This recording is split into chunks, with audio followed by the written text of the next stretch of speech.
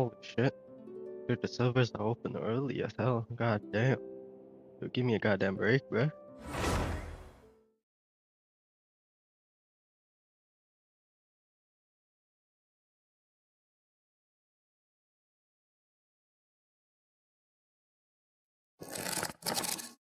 I got webcam this time. Let's go.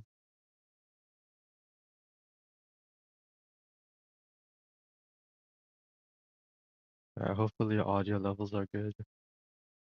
I don't have chat open right now. I'm trying to do my dailies on fucking ZZZ, but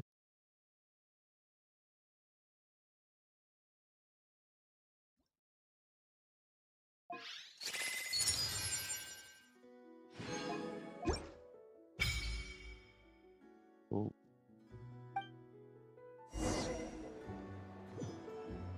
Add at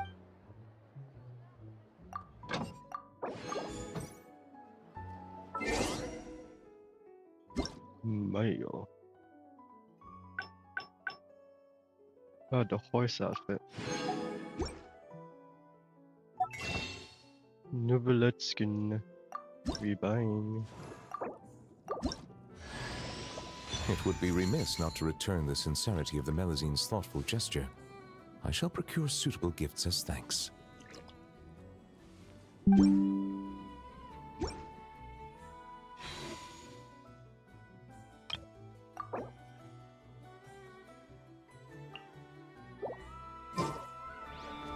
Alright. So, before anything else, time to pull for Columbina. Where the hell's the statue? Over here.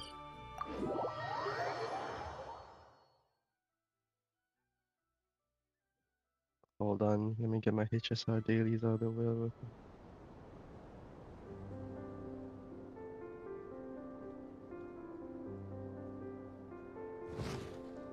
Alright, HSR is out of the way. Now I can pull up chat and read.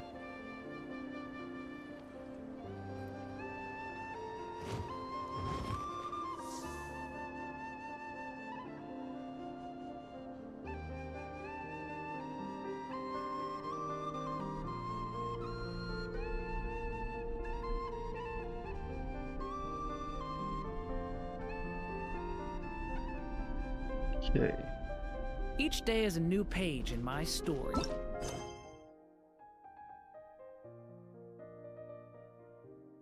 Quest overview. So you can see, like, you can view, like, old cutscenes here, if I'm not mistaken.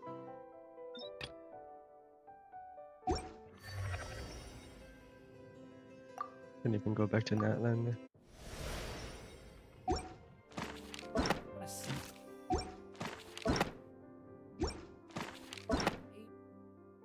Hey, you can even view the cutscenes from story quests.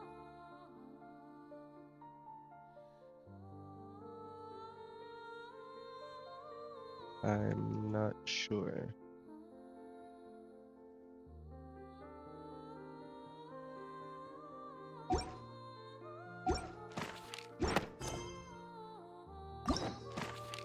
Well, anyways, so we have a new Archon quest.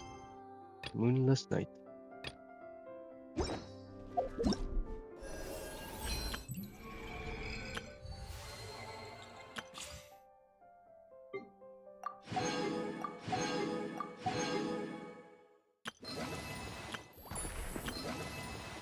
Oh, there's a quest for this.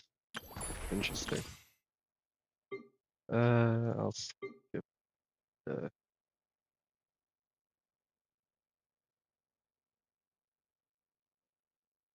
I'll skip the trials for now.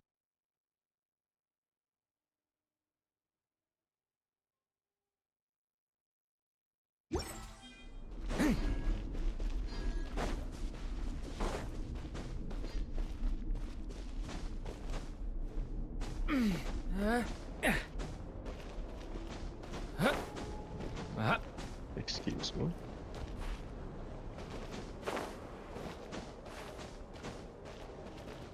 Let's get the squad.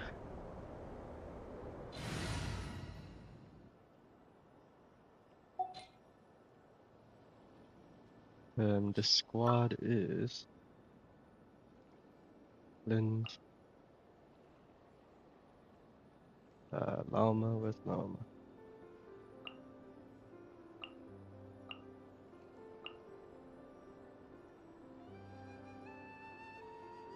Oh, where's Aina?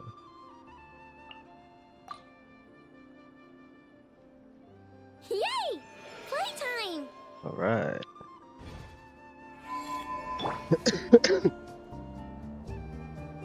Alright, Columbina, the squad is waiting for you.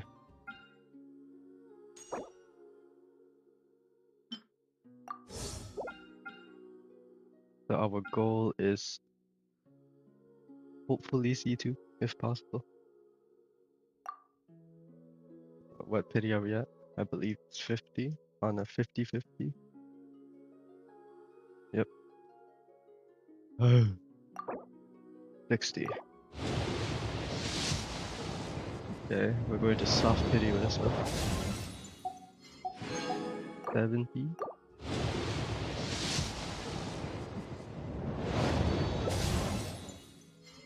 And 80.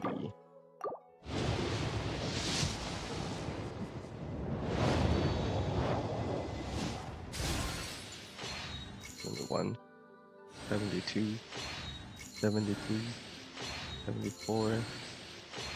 I need my whole screen to be black.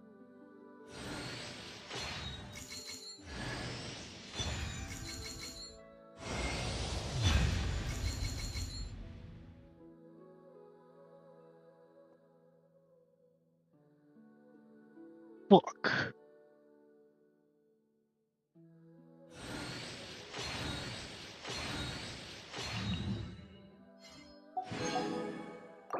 $13. 23.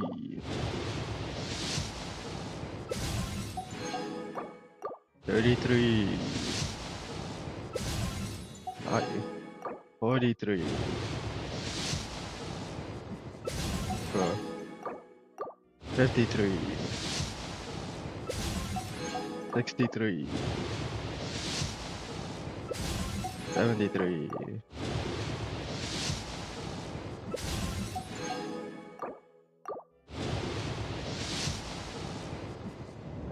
Give me a fucking double right here. I swear to God.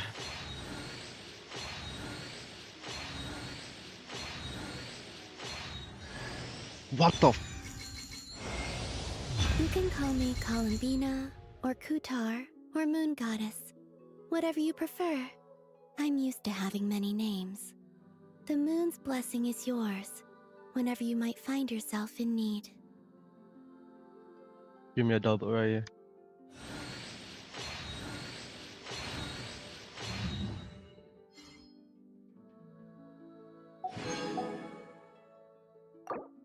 We'll go all the way.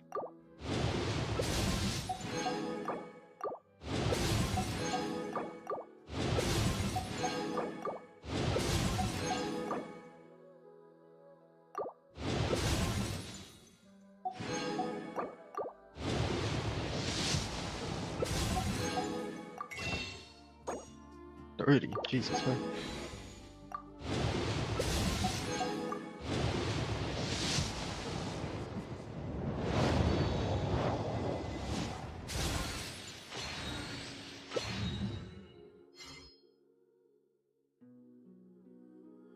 Bro, the fuck? Bro, this is a fucking Farina all over again, man. This fucking Farina all over again. Fuck this game.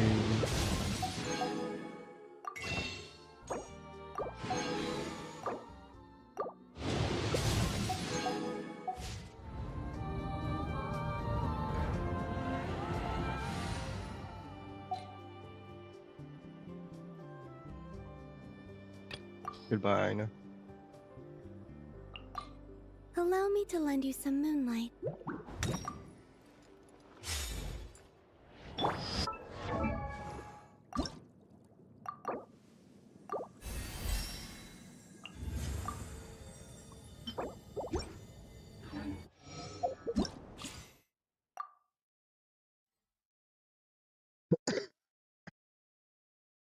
Two 50/50s left. Fucking love this game. Surrender and I'll be gentle. Carry midnight. You're in for a little shock.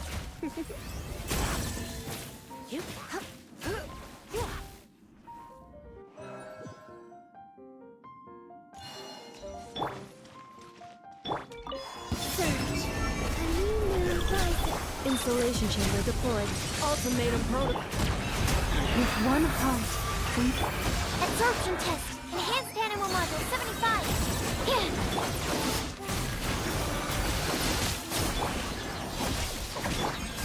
Lash of the moon. Light of frost on the bowl. Flame.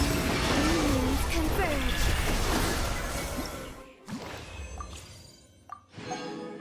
Fuck FIFA.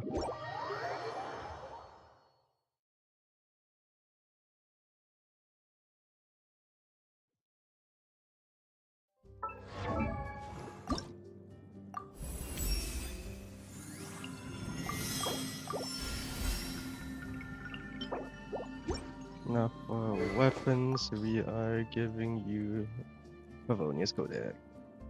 Let me just switch this to you and switch.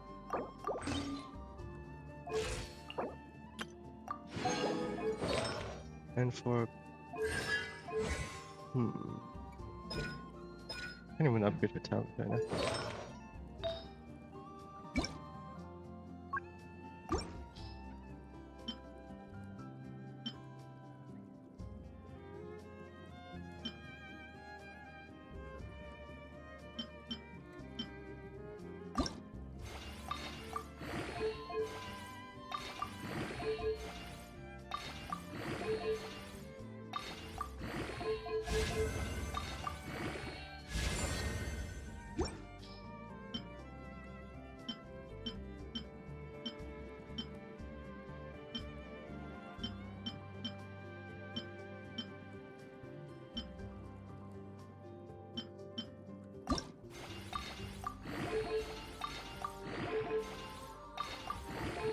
Yo!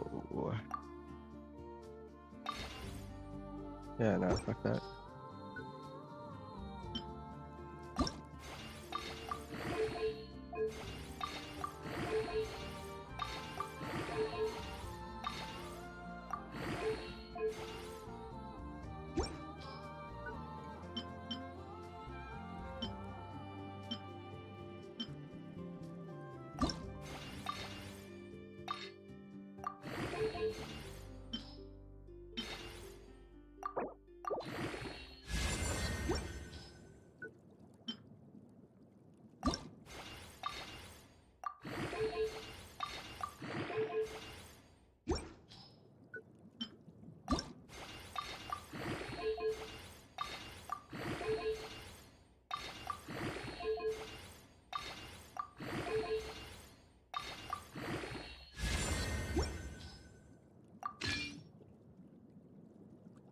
That's a lot of crit right now.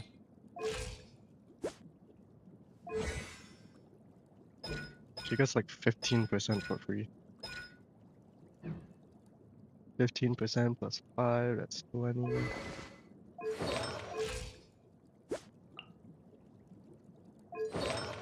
This doesn't give anything. But do we go crit rate or crit damage?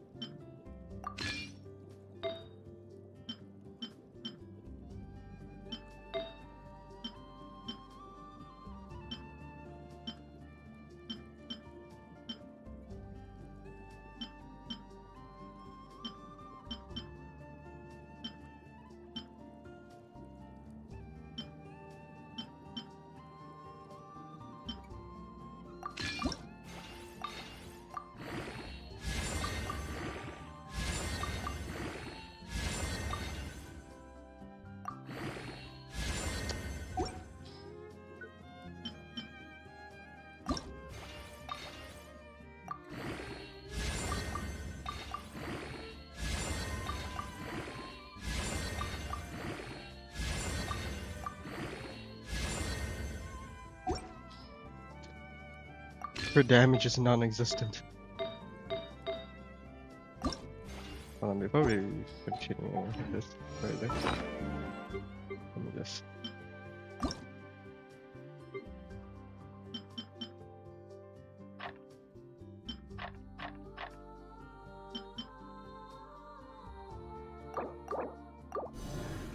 Very cool. Anyways, back to you.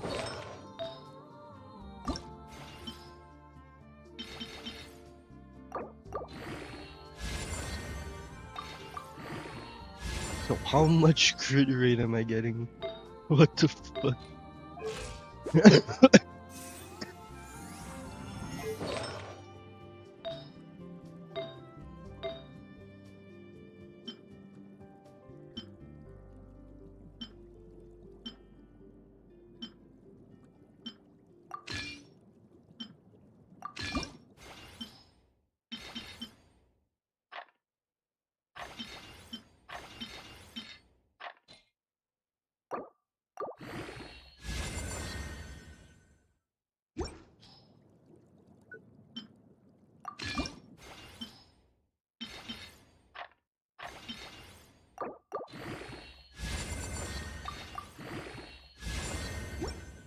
That's alright. Better than an FS.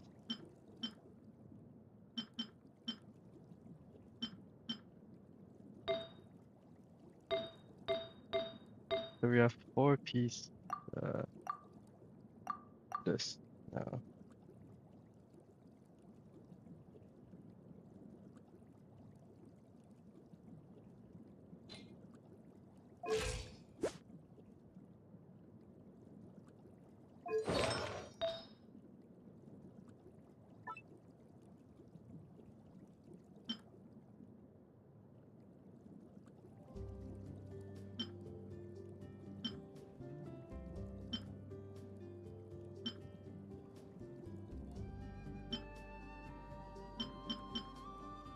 This is a diabolical piece right here. Yo, Chevrolet, I'm gonna yoink that from you.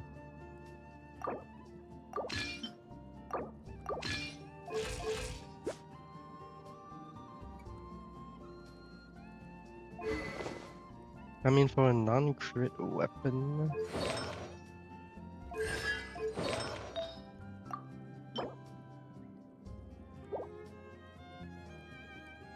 It's not the best, but it's not the worst either. 65 plus 15, I have 80 crit rate. 80, 160, 176 ER. Should be alright, I guess. Now you will need to switch to the new artifact set, which I do not have any of right now.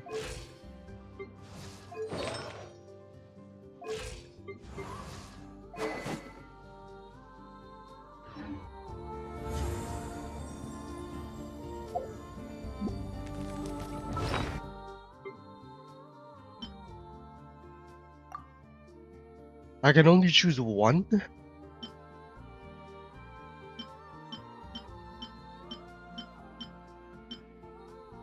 That's fucking stupid.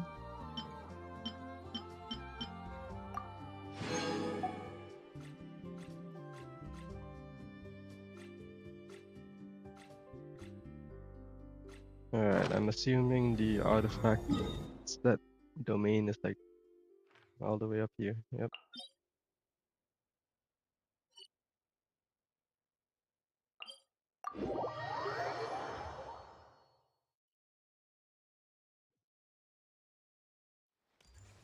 Oh, new area.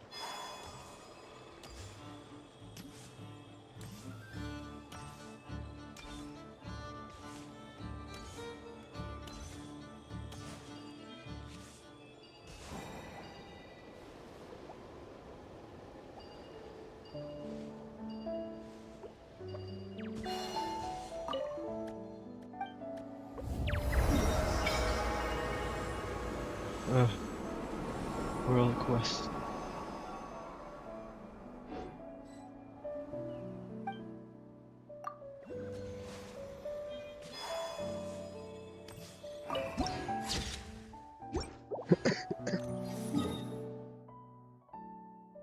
Okay, my resin is reaching.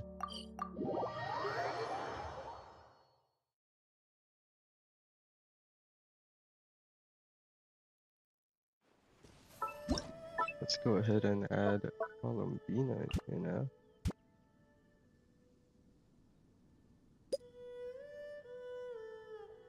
There you go.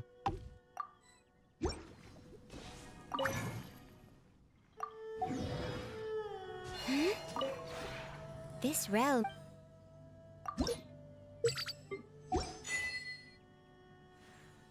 If you ever...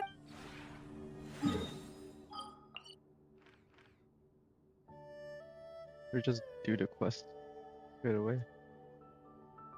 You will need to walk quite a bit to get to the domains though.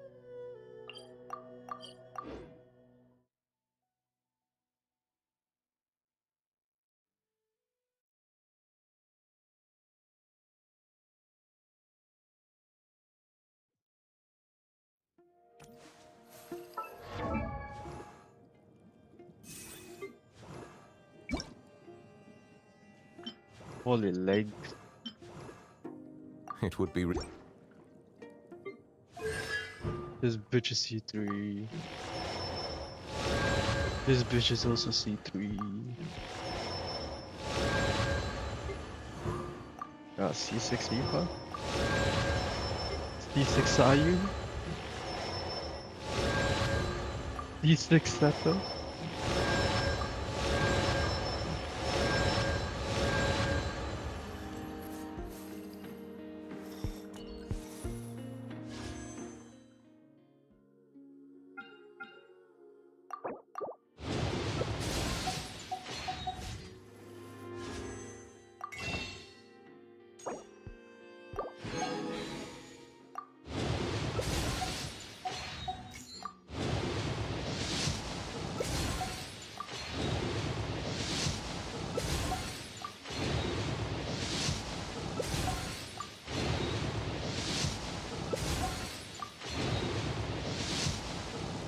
Yeah, not even a 4-star, that's crazy.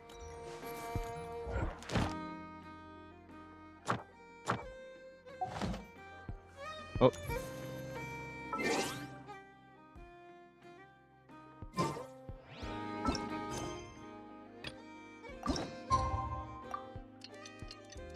Alright, time to start the Archon quest.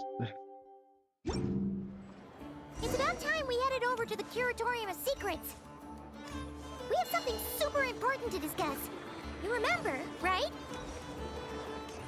Maybe, Paimon, maybe.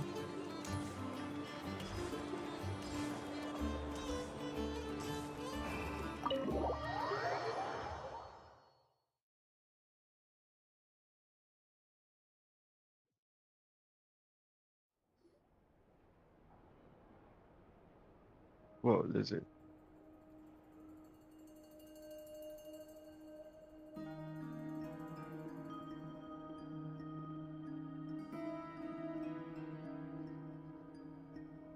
Looks like the gang's all here. Yep, all ready. How about you two? Green and good to go? Paimon's ready. Okay, can we go over the agenda again? Haha, feeling nervous? Don't blame you. We're all a little out of our depth with this one. Okay, so, some time ago, Columbina was ambushed by the Doctor. It all happened pretty fast, and the last thing you saw was her vanishing into the moon's reflection. Yes, though at the time, all that the rest of us saw was the Doctor using some kind of power. The next moment, Columbina had disappeared, and you were falling into the sea. We have to get Columbina back. And whatever the Doctor's plan is in seizing the Three Moons Authority, we have to stop him before he succeeds. The Frost Moon Scions consider it our duty to rescue the Moon Goddess. I wasn't expecting so many others to come to our aid. So I want you to know that you have our utmost gratitude. All of us. Great. Well, Put first effort things for first. the festival. Wait. Yagoda? Someone's here.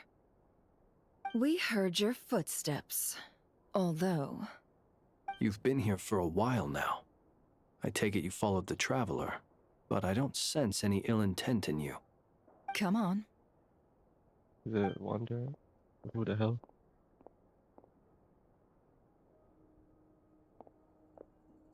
Who is you? I figured it wouldn't take you long to notice me. The Knave's subordinate. I come bearing news from my lady, the Knave. Dottore went through the motions of returning to Snezhnaya, but it was obviously a facade. However, he has not returned to the Kuvaki Experimental Design Bureau, nor has he made an appearance in Nasha Town. Well, in that case, he'll be in his lab way up north. I always wondered why he applied for his own private pad. He was planning this all along. Tell them that Sandrone and I will go on ahead. If they still intend to pursue this matter, they should meet us at the research center in the northern tip of Nodcry. Nice of Columbina's two best friends to think of us. We appreciate the heads up. Our sincere thanks to the VIII for your aid. Lady Damselette may have left our organization, but at least some of her colleagues remain genuinely concerned for her well-being. Not to mention that the Doctor's increasingly cryptic conduct gives us great cause for alarm. We have crossed swords many times before, but it's not personal. We're just on different sides. We don't lack humanity.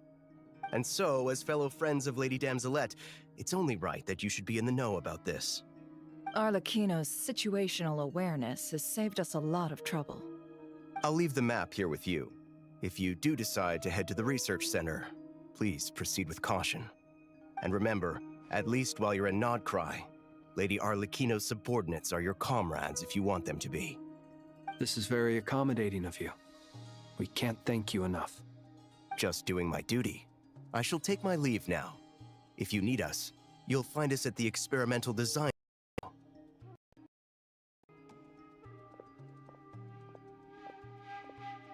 So, the Doctors left the Experimental Design Bureau and headed to some research center up north.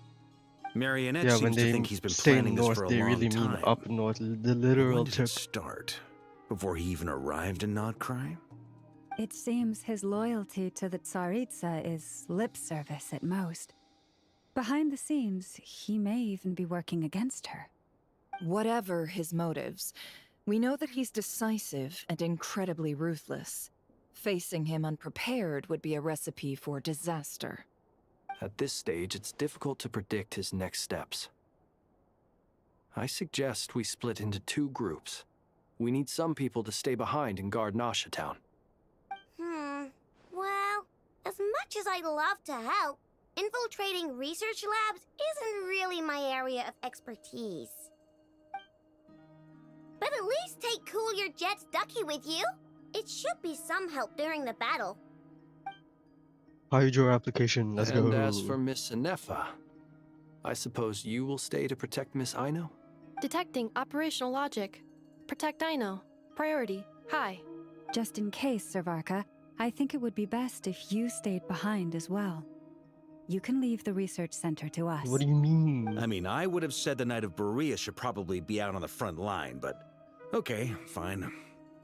Leave Nasha Town to me. Be careful out there, okay? If things get out of hand, fall back right away. Yehoda will be on hand to assist you. In my absence, she can handle any intel gathering work. You got it, boss. You guys make sure to get back here in one piece. One alright? Piece? We will. Things are moving fast. We'd better head off soon if we hope to keep pace. This is going to be a very dangerous mission. Paimon, you should stay behind to help everyone here. So is that why she's missing from all the trailers? So, it's infiltrate a secret research. Yeah, alright. Yo, Paimon will what's help out going here on with my instead. audio right now, bro? Sounds like it's gonna be a pretty intense fight. We all have to bring our A game here. So, anything you need to wrap up before we leave? While in the Archon quest is in a space. Ah, they have a fucking warning now. Nice. A lot of people were complaining that like the game doesn't give you any warning for how long each segment is going to be. Yeah, I'm good to go. Very well.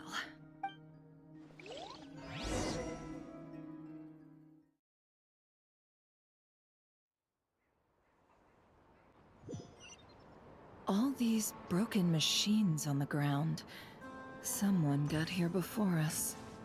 Could it be Arlecchino and Sandrone? Oh shit, they TP us right up here already? Oh fuck.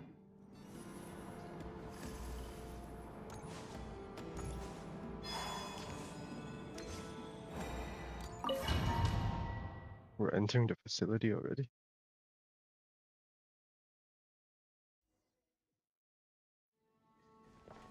No, not a Hydro Traveler, fuck.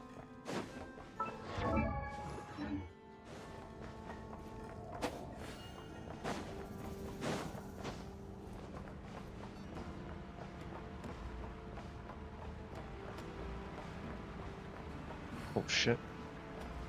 Dead people. I see some of Arlecchino's like webs over there.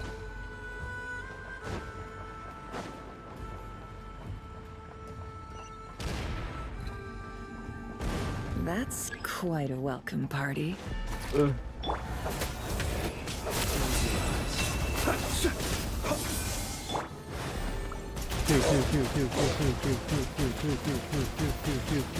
Water jet!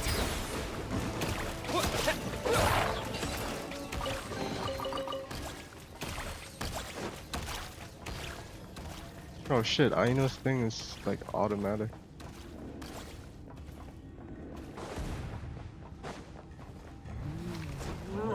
Hey guys.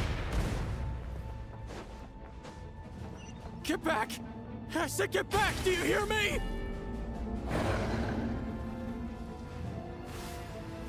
Why isn't it working? No! Hey. Don't come any closer! Don't!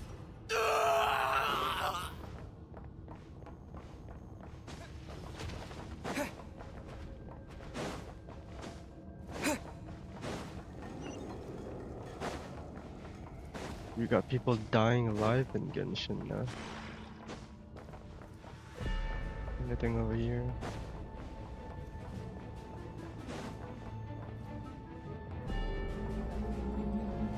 Oh fuck, they see me. You don't see me. Oh fuck, they see me. Ugh.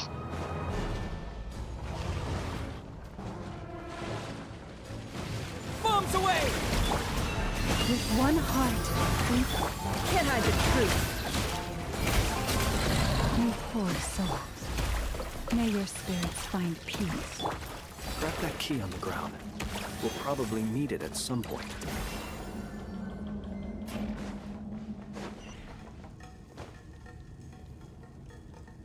Watch out. Jesus Christ. There's no way through. Let's go around.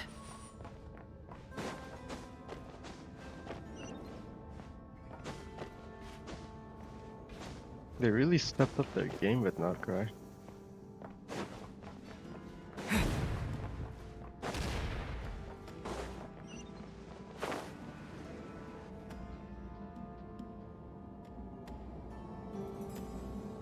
Oh shit.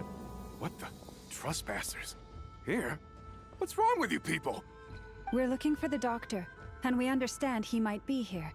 I see you're fleeing the facility. You looking to settle a score with the doctor? Good luck with that. I don't think you have many chances left. Perhaps. But you might have a chance to live if you start talking. 2 other Harbingers had the same idea as you. They're already inside. But what good is it gonna do?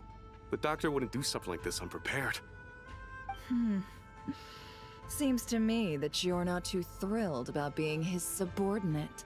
Also, is it just me, or do I sense monsters nearby? If you'd prefer their company to ours, that can easily be arranged. We need to know what the doctor is up to. Please, if you know Zach anything at getting all, paid. tell me.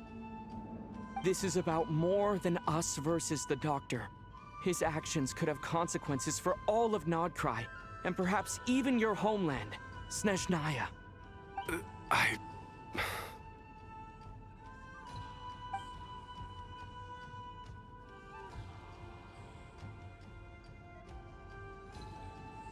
He's building something. Ambitious doesn't even begin to describe it. Feels like this could be the big one. The big one. God knows how long he's been planning it. A while back, he told us he'd be returning to Snezhnaya. We weren't expecting him back so soon.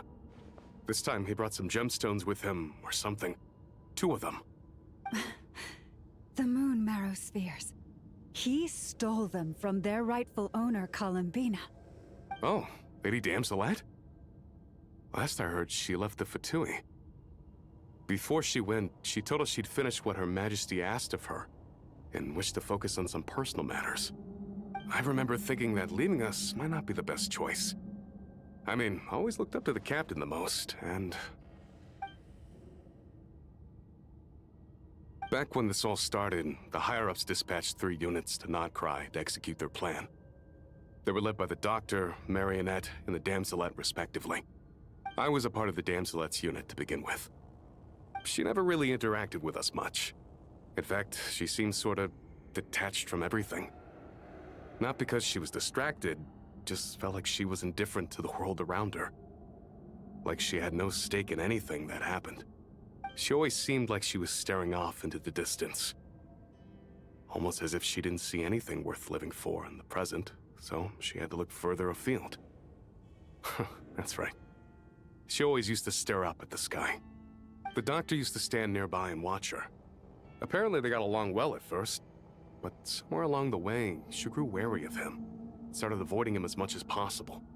After she left, everyone in our unit merged with the Doctor's. He's similarly indifferent to the world, except when it comes to the moons. He seems to have big plans for them. Right now, obtaining the 3 moons is his #1 priority. He even said, if he can only get his hands on 2 of them, he'll create a 3rd one himself. He'll create How a 3rd would he one create an himself. artificial moon marrow? Maybe the knowledge he gained from the Hyperborean phantoms has something to do with it. Thank you for cooperating. We appreciate the level of detail. I get the sense that you'd serve under Columbina again if you had the chance. Would that be fair? No, she's no longer a Harbinger. As a member of the VIII, my loyalty will always belong to the Tsaritsa. I'm only telling you all this because I don't completely trust the Doctor. His actions do not align with the goals that first brought us to Nodcry. I understand. We'll do everything within our power to stop him. The Knaves unit is based at the Kuvaki Experimental Design Bureau. Maybe you can seek refuge with them. Well, now we know what's going on here. Artificial moon marrow. He's likely well on the way to completing it. Dottore's technological capabilities are far more advanced than I thought. I fear this could get ugly. Everyone, prepare yourselves. Hydro Traveler.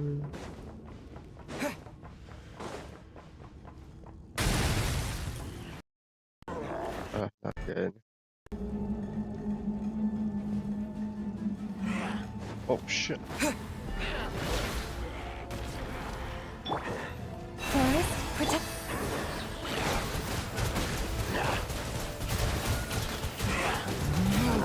Go!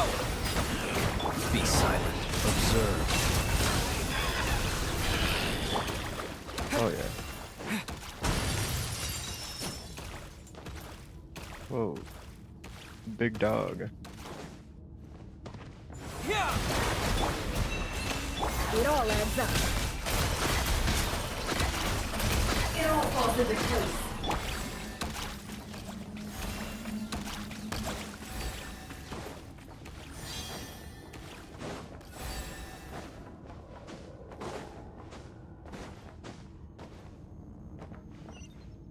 Is it just me or does the precious chest look extra pink today?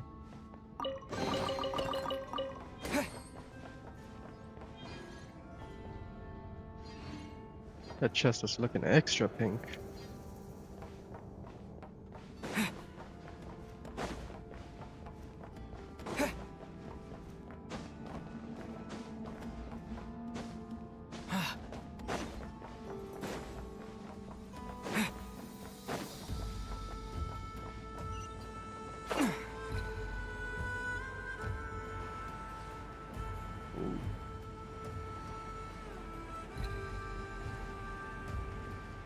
I see the doctor. Welcome, one and all. I've been expecting you. I hope my humble research facility is to your liking. Yeah, we really appreciated fighting our way in through a horde of monsters. The gall! You expect us to believe you've just been patiently waiting for us? Of course I have. Should I be worried about something? Everything seems to be going quite smoothly so far, and you've shown up right on schedule. First Sandrone and Arlecchino, now you. Ah, quite a surfeit of guests I've had today.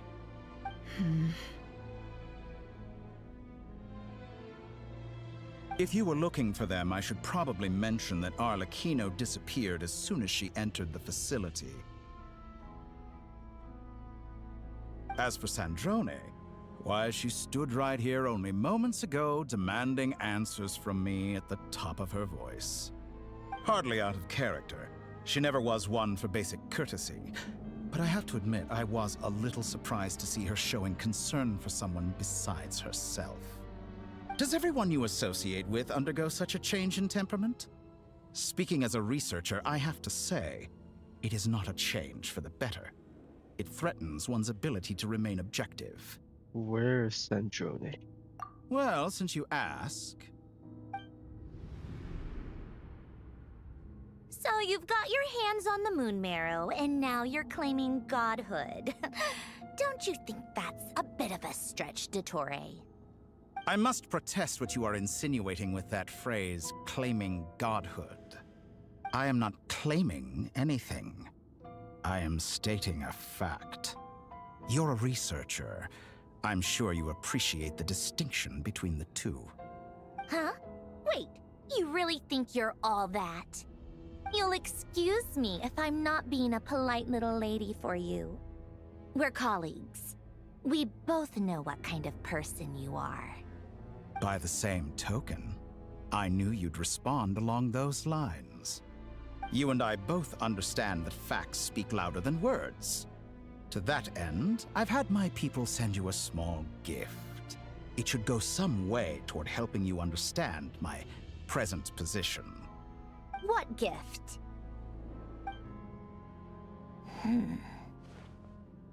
Where have all your troops gone? Who knows? Perhaps they are already marching toward a new world, following in the footsteps of an unknown god.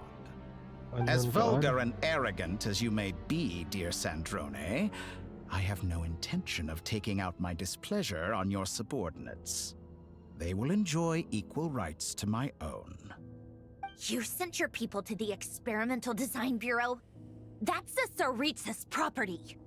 Yes, and I am very mindful of Her Majesty's instructions. But you know full well that they do not conflict with my present goals.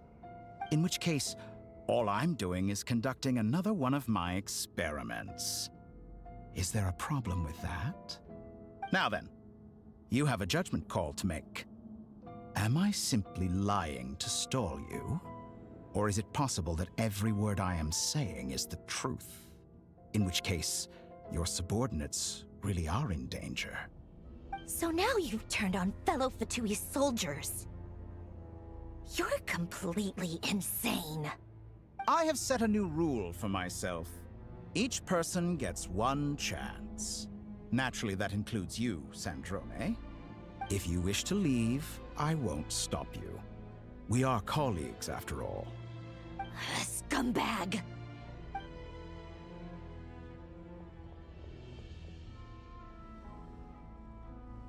Still, I hadn't counted on Sandrone sparing any thought for the people of this world. Shame. I always found her self-centeredness to be one of her few better qualities. How can she ever hope to achieve greatness when she's so obsessed with protecting her little design bureau? It's more than a little disingenuous to speak of achieving greatness while taking hostages. Or does honor no longer mean anything to you? Honor? I have the marrow of 2 moons in my possession and will soon complete the construction of a 3rd. I will be the god of a new world. And you speak to me of honor? How charmingly naive. Those are sacred relics. You do not deserve them. In my view, many in this world do not deserve to be alive. And yet, I mercifully permit them to go on living, do I not? You'll come to regret your actions. What is that stance? Will I now? Let's see if you can make me. Are we fighting already? The fuck? Wait, what? Leave this place for the everlasting. Wipe out! Pew, pew, pew, pew, pew. Oh, fuck. Water jet! Close your eyes. Be silent. Fear the dark. No more lies. Get lost. Forest, protect.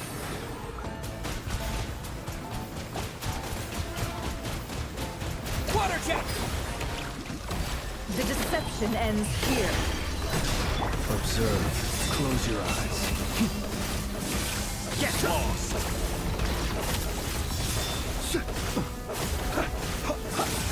Your actions betray your fear of me. Oh shit, Archon. Arlecchino! Thanks for the assistance. Arlecchino. They see you as an ally. What a farce. You're clearly here to destroy my research, not I'd say your research is more valuable than mine. Am I wrong?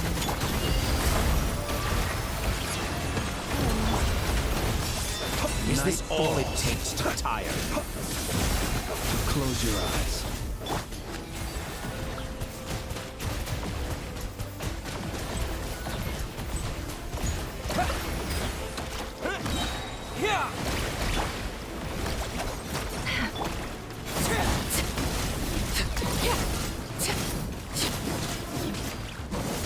Overruled. Shatter like a reflection. Is that the best you can do?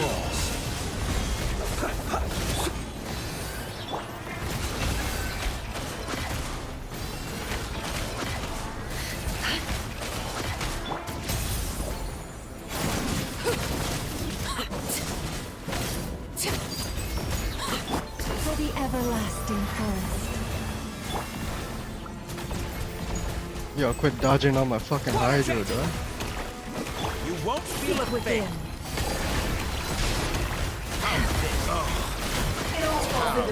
Disappointed. This is where we fall. Transfixed.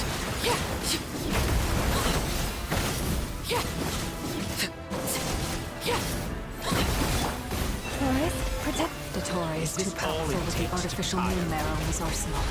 Fighting him is futile. Quickly! How's this?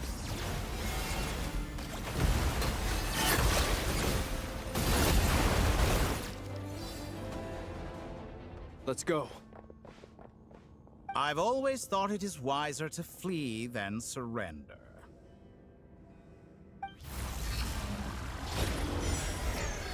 Watch out! What the? Why me? Forget about me! You should... Where's the traveler?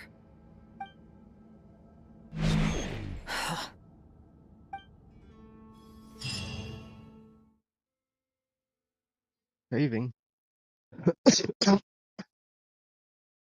First time seeing that.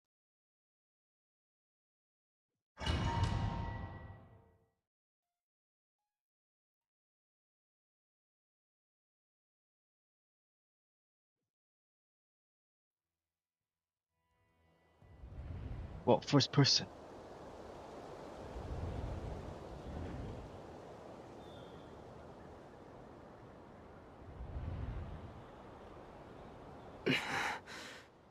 What just happened? Nasha Town? How did I get here? Strange. I remember being trapped by Dottore during the battle. And now all of a sudden, I'm here. Something weird is going on. I guess I'll start by exploring the area. Huh? Traveler? What brings you here at this hour? Huh? What are you in the mood for today? A hot dog? Or something else? We've got some special discounts at the moment. Want to see the menu? Sorry, I'm not hungry right now. Ah. Well, feel free to take a seat for now. Let me know if you change your mind.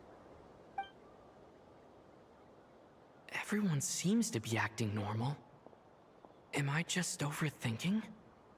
Oh, darling, look who it is. One of our regular customers. Get the traveler something to eat, would you, dear? Wait, why is he talking like that? Well, I'd love to, but can't serve a customer unless they order something. Anyway, I take it your business is wrapped up? Yes, thankfully. It was a long trip, and it's left me feeling pretty exhausted. But the upshot is, I won't have to leave again for a good while. We can have some quality time to ourselves. Wait, these two are a couple? I see some kids around too. I didn't know they had a family. Hey there! I haven't seen you in ages! What's keeping you so busy? I've been looking forward to playing with you again.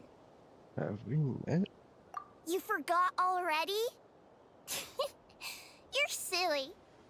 Daddy brought you over to our house recently. We had some snacks together. What is she talking about? We've had a lot of customers over the last few days, so we've been real busy. And like my mom always says, some people are more than just customers. They're friends. Oh, another customer's arrived. I better go see what they want. This is all wrong. I never once heard the owner of this restaurant talk about their family. It certainly isn't a family-run business. And that child? I don't recognize her at all. Could this be a false memory? Very good. I knew you had it in you. Or? Aren't you going to try the house special? When did he show up? No. None of this is real. You don't seem to like it here. That's fine. We can change venues.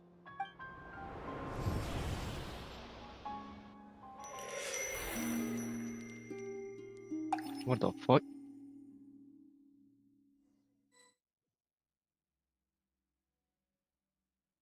Yo. Damn. Oh shit, Columbina. She's alive. For now, at least. I'm still alive. Where is this place? It took all my strength to open the moon gate, and then I leapt into it. So this is the moon's reflection? The mysterious realm beyond the gate?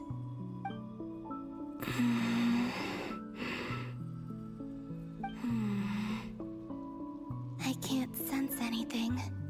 I guess I could try opening the gate once more.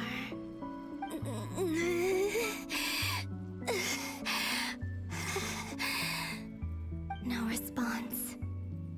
Maybe this space can't be opened from inside. If this was the space that killed both Revier and his lover, then why am I unscathed? Or... no, I'm not unscathed. Even the air here feels frozen in place. There is nothing here with which I can restore my power. I should conserve my strength and proceed with caution.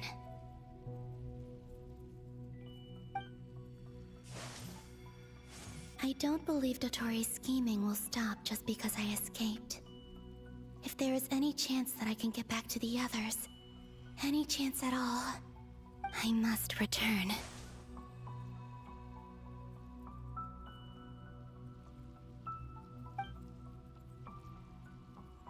Emptiness, silence. What is this place? Or maybe the real question is, what is it for?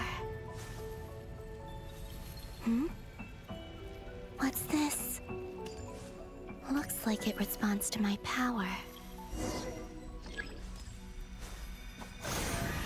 Golden. Like Kuvaki. Is it some sort of guide? And why does it feel so familiar? I might as well follow it.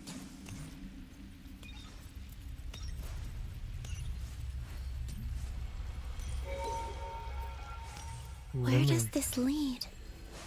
Could it be the exit?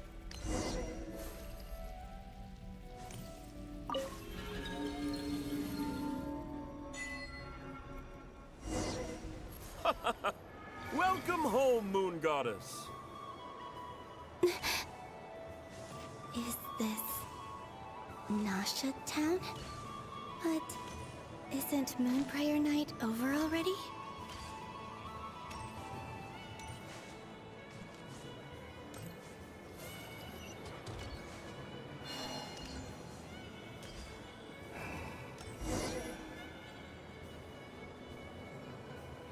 Goodbye for now, Columbina. I hope you have a wonderful night. I will. Llama, everyone else, and me? Are these my memories?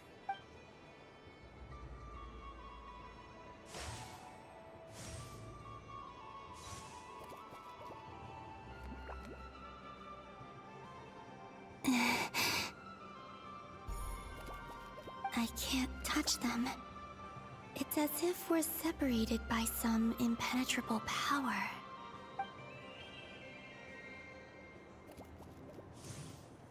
Over here! Over here!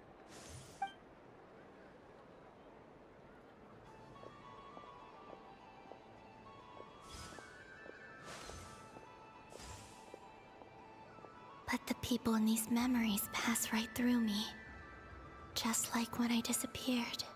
If only I had known what would come to pass after that. Even so, I should still take a look around. Just being back here. It gives me the strength to keep going.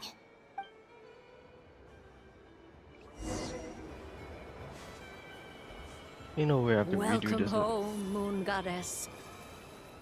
Oh, you're the genuine article. Alice was right. This Moon Prayer Night was worth watching after all. Oh? Yes. That was the fortune-telling stall run by Barbeloth from the Hexen Circle.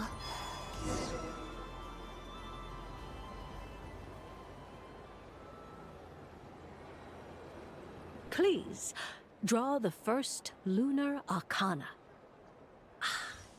This represents destiny and is the foundation for the divination as a whole.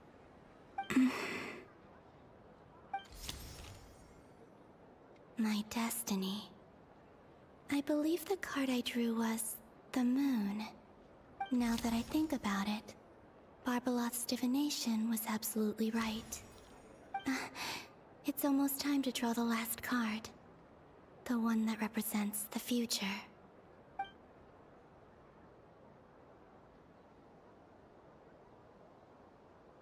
That was the card that popped out on its own. From here, I think.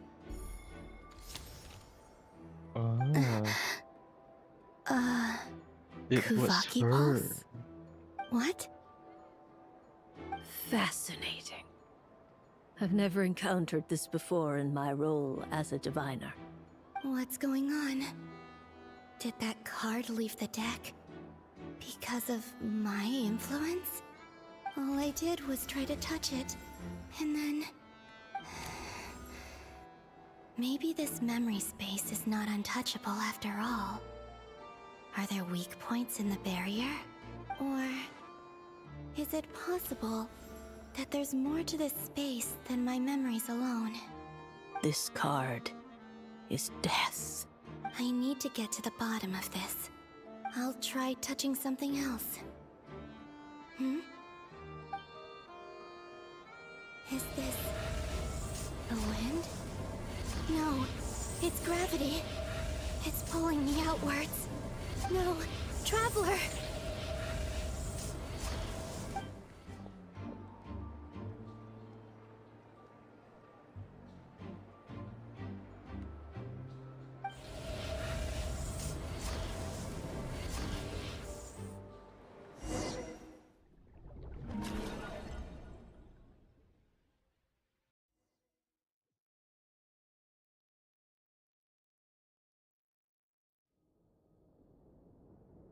Yeah, we're back.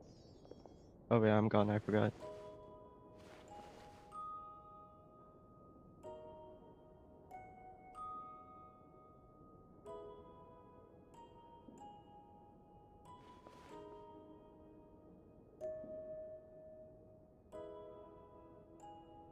Hyman, listen to me. From the bottom of our hearts, we are so sorry. We completely understand how you must feel. The Traveler is trapped, and we all feel responsible for it. Don't say that! Paimon's not a little kid! You didn't leave him behind on purpose! There was nothing you could do!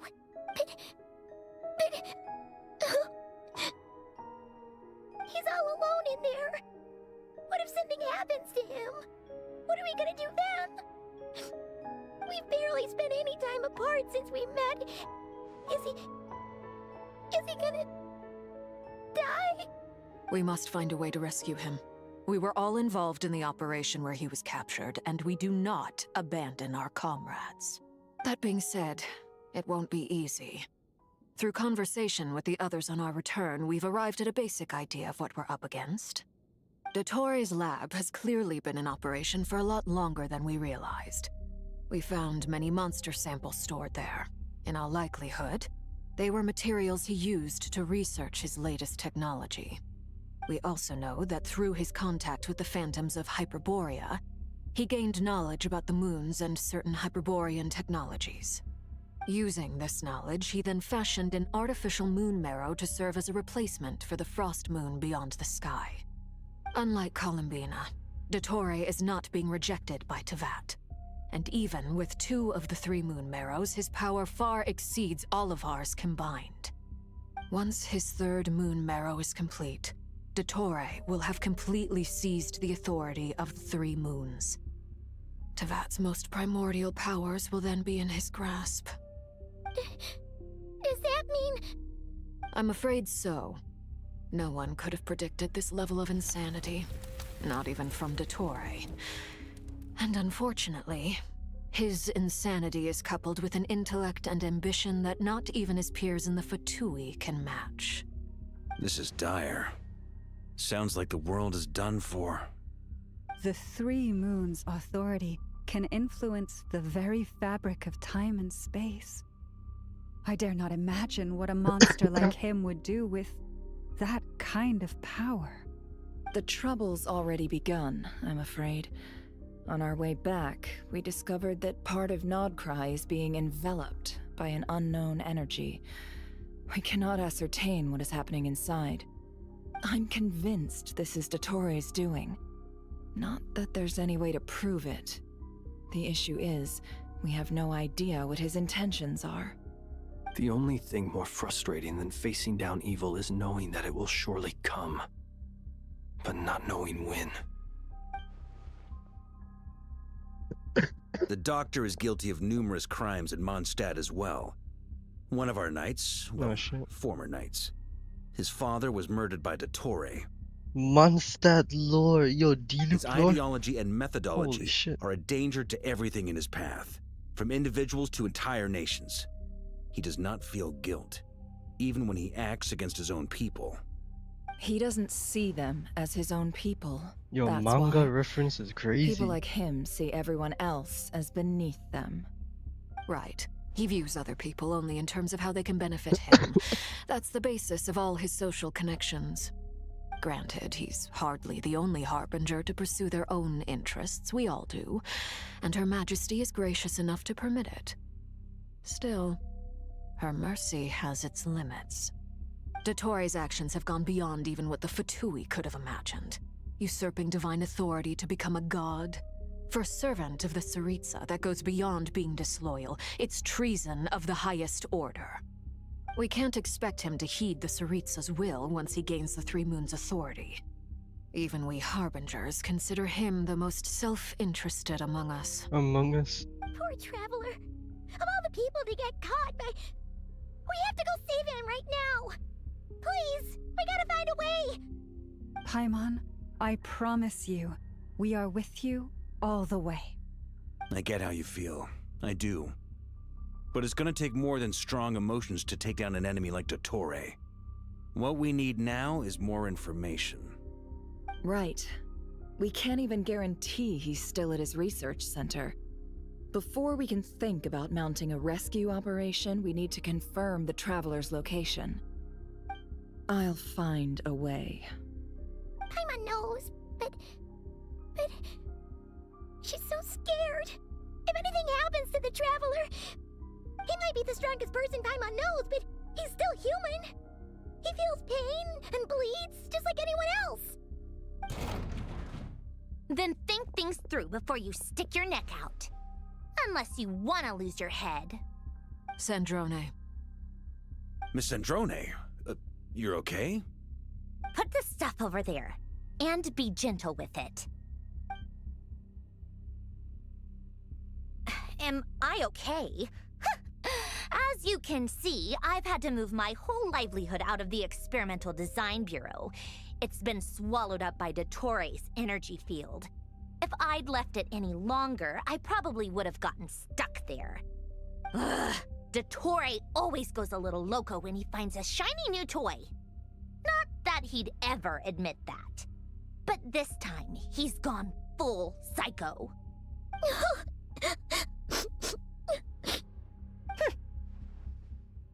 Just go ahead and cry already.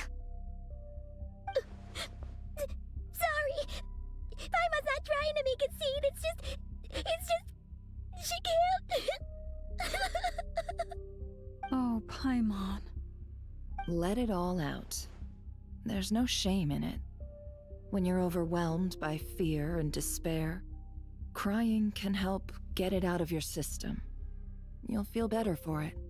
Okay then, while the baby of the group is having a moment, how about the grown-ups get to work? Give me your hand. You've made a discovery? Polonia, scan.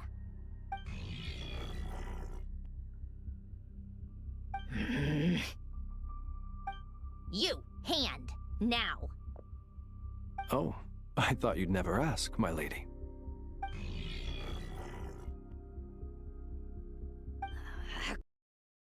Curses! You're next, then you. Ole. Dottore, you son of a... He's done something to us! Everyone who entered his research center has been implanted with some sort of curse. I don't feel anything unusual at the moment.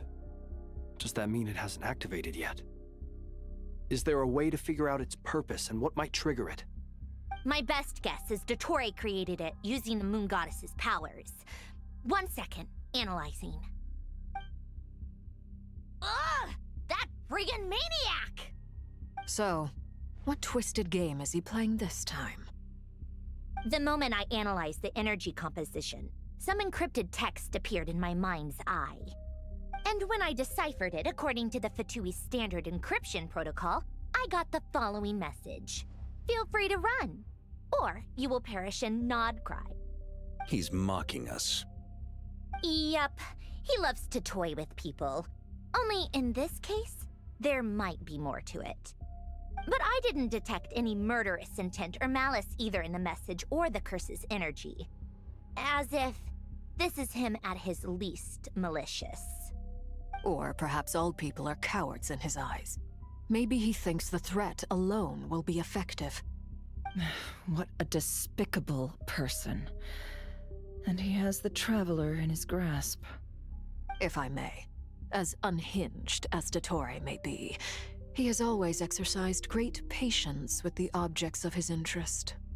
I remember a comment he made when we first arrived in Nodcry.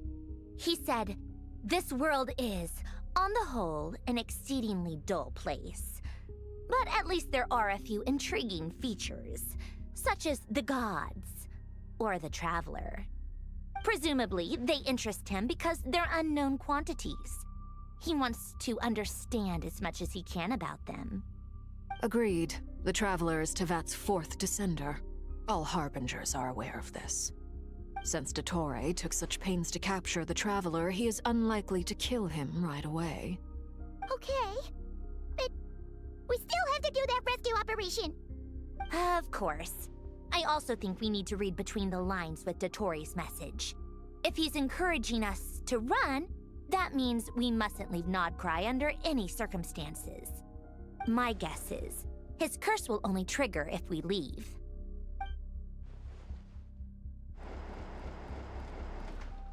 Darn. We've discovered multiple energy fields. Albedo is still attempting to analyze their structure. He told me to report back first. Each field is slowly growing, swallowing up more of the surrounding area in the process. And the pace of their expansion has increased since we first examined them. He's probably trying to swallow Nodcry whole. His nefarious ambition knows no bounds. If this continues, the whole of Teyvat will be in trouble, not just Nodcry. The loss of Columbina could not have come at a worse time. Do we think she's truly gone for good? She entered the space beyond the Moon Gate, knowing what became of Rerir and Thelindis. I'm sorry, but I fear the odds aren't good. Don't be ridiculous. If I know her, she's busy finding a way back as we speak just so she can annoy me. She isn't dead. Whatever has become of her, the fact remains that we are two comrades short on the eve of a decisive battle. We need to find out the Traveler's location, but there is also other work to be done. Agreed. Whatever Dottore is planning, we have to get the local populace somewhere safe. So, as well as a rescue mission, we have to organize a mass evacuation at the same time. It would be best if someone could approach leaders of neighboring nations and negotiate emergency asylum for Nodcry's inhabitants. Can anyone handle that? Snezhnaya is one option. I'll see what I can do. This would be so much easier if the Traveler was here. No! Stop thinking like that, Paimon. Paimon will join you. She's pretty well connected thanks to the Traveler. Maybe it'll come in handy. Either way, that's what the Traveler would do if he was here. We get to play as Paimon now? We're going back to Columbina.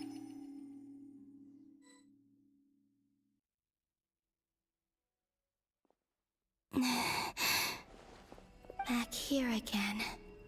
That gravitational force that pulled me back. Is this where it came from? When I saw that memory of Moon Prayer Night, I think I influenced reality. Was it just a coincidence? Or... if only I could have sent the others some kind of warning on Moon Prayer Night. Maybe we could have stopped Dottore. I feel... so heavy. Does entering that space consume a lot of energy? Well, even so, I have to keep moving forward. Back to emptiness and silence again. I should try and find my way back inside that memory.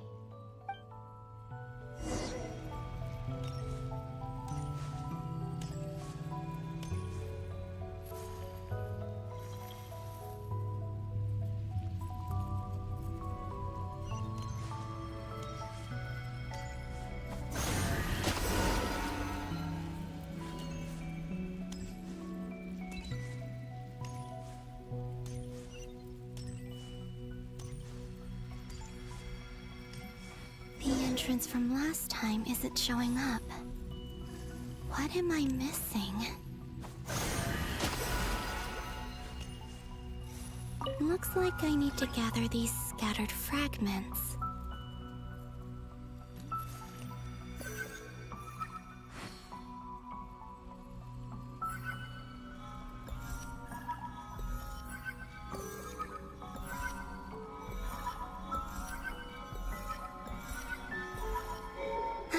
It worked. Hopefully I can stay inside for a bit longer this time.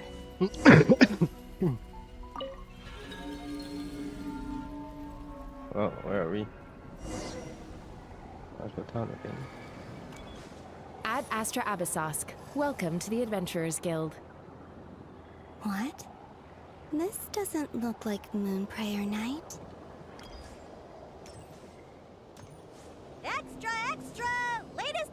the Nasha Express! I don't think I've ever been here. Maybe this space isn't comprised of my memories after all. There aren't any festive decorations around. Is this Nasha Town after Moon Prayer Night ended? Did Dottoro's plan not affect the town? Or is no one aware of what happened because he used the Three Moons' authority? Let me see if I can influence anyone else. So, what do we do next? Wait, that voice. Paimon. Paimon? The most important thing right now is to find that mage. Lauma, the Traveler, and Mr. Varga are here too. I'd better go pay the Fatui a visit. Traveler!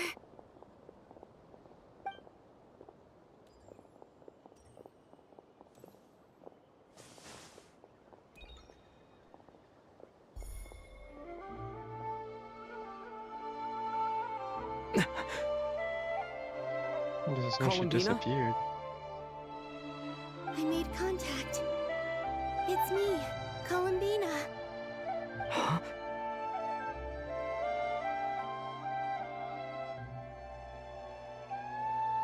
Traveler? Let's go! This is no time to be spacing out! Huh? Wait a moment. This has happened before. Huh? This is what happened when I disappeared. That's what I just said. I stood right over there, thinking that no one would ever find me again. It was only when he called my name that I decided to follow them. But did he turn around because he sensed my touch just now? Is it really possible that from in here, I can change the past? If I keep following them, maybe... Huh? It's that gravity again. She can only make contact once. And then she gets sucked out. Every time I influence reality within that space, this force intervenes and pulls me back. It's as if it's trying to stop me from leaving.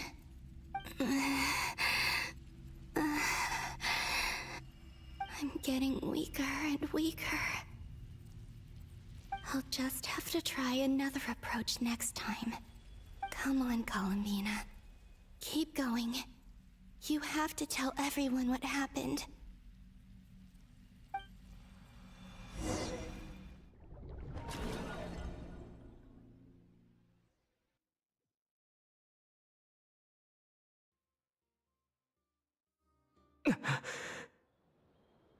Suddenly, I've been plunged into darkness.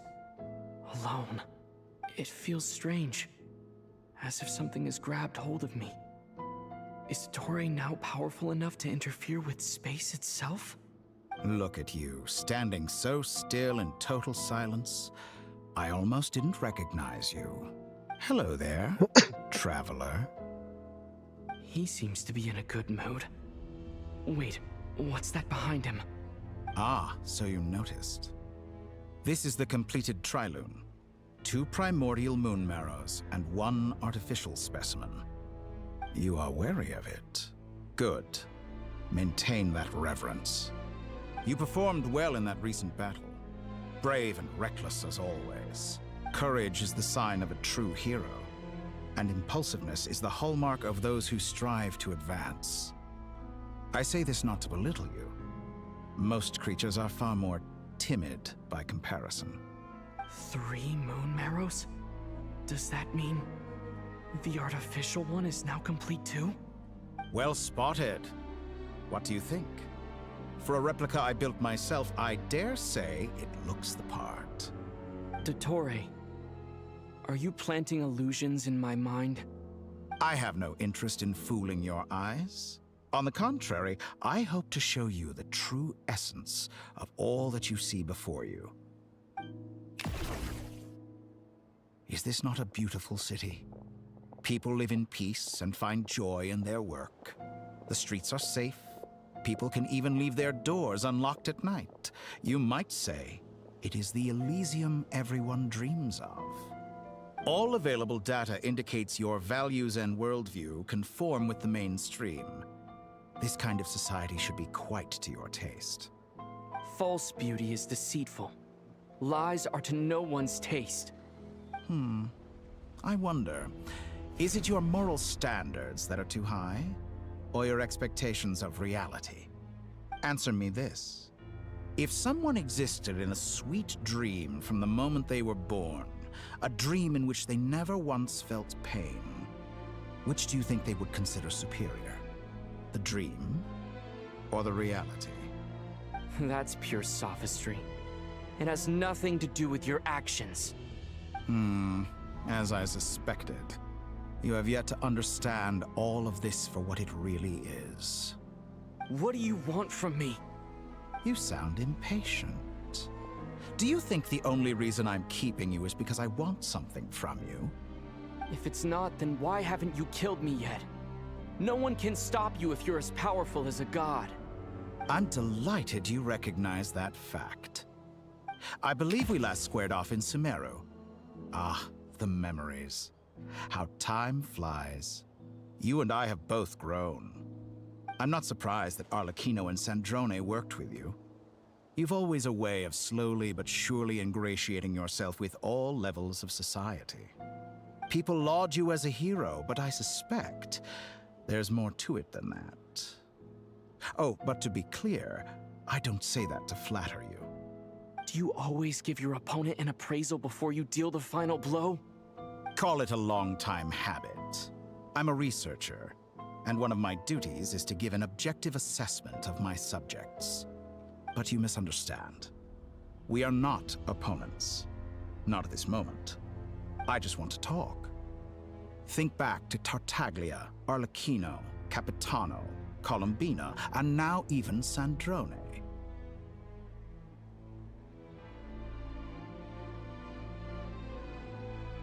You've worked with each of them in the past.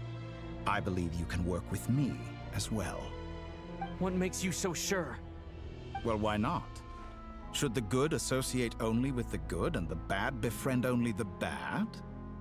I like to think we could have a more mature relationship than that.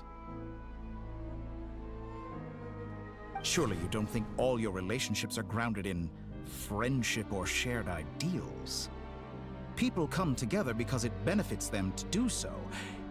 If you think of the people you admire, you must surely admit that they have provided some benefit to you. Morality, ambition, dreams. People have plenty of words to embellish the nature of their relationships. But once you break free from those ethical frameworks, you will see that the only thing connecting the two of you is mutual benefit. And that is what I'd like to talk to you about. We're finally getting into it. He's probably been planning to kidnap me for a long time now. But for what exactly? He has the authority of all three moons. I won't be able to gain the upper hand in a fight. Best if I pretend that I'm willing to negotiate for now. You say you're a god, but you also speak of mutual benefit. What could a god want that the three moons cannot provide? Excellent question. But before I answer, I would ask you the same thing. Gaining Columbina's allegiance was a rare and extraordinary feat. But the Moon Marrows are now in my hands, and I have the edge over her. For this artificial moon is not being rejected by Tevat. Her identity and lineage may have been a thing of glory in the old world, but they were also shackles that prevented her from ever integrating into Tevat. I, on the other hand, you may view me as a thief, but I have overcome that limitation. So what is it that the Three Moons cannot grant you? What stops you from negotiating with me to get what you want? I don't make deals with lying psychopaths. That's quite an accusation. Are you expecting me to get angry with you? Well, this is one aspect in which my personal growth has served me well. In the past, my less mature self might have been disappointed, perhaps even angry, over a small setback like this. Like when you and Lesser Lord Kusanali joined forces to oppose me, for example. But things are different now. Just as the rich do not quibble with the poor, I no longer find myself perturbed by these trivial affairs. Human relationships end with conflicts of emotions and interests. But relations between humans and gods are different. And ours is even more unique. I have ascended to the highest heights and laid claim to unprecedented horizons. And you were no ordinary person to begin with. Motherfucker sat me down. Allow me to show you the world, Descender.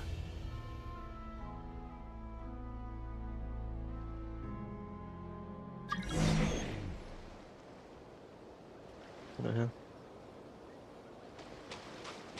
To stand, walk, jump, sit, and lie down. These are the most common of behaviors.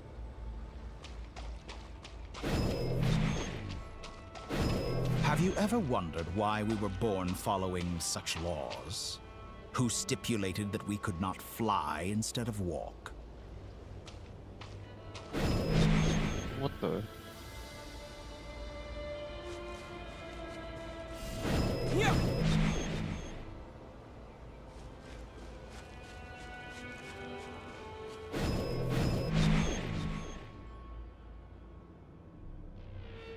Where the hell am I?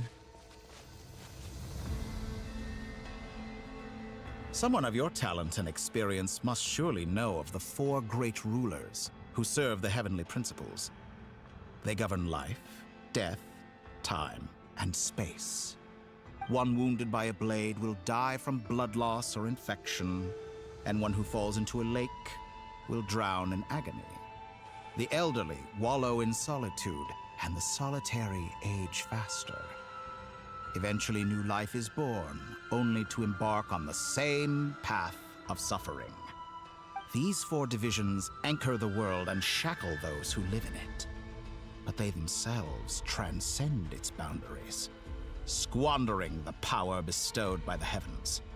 All who live yearn for equality, but unless the gods prostrate themselves and profess that they are mere servants of the living, equality can never exist. Who makes the rules we must live by? Who has the right to restrict us? The limits of the body can be rejected.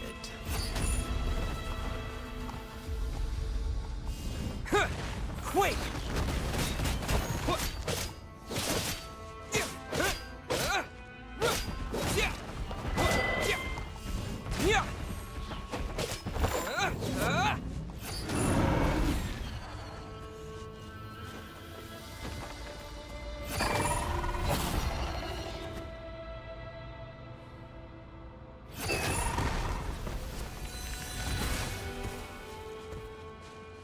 How does it feel to be among those with absolute power? You cannot conceive the extent to which your flesh hinders your mind and spirit.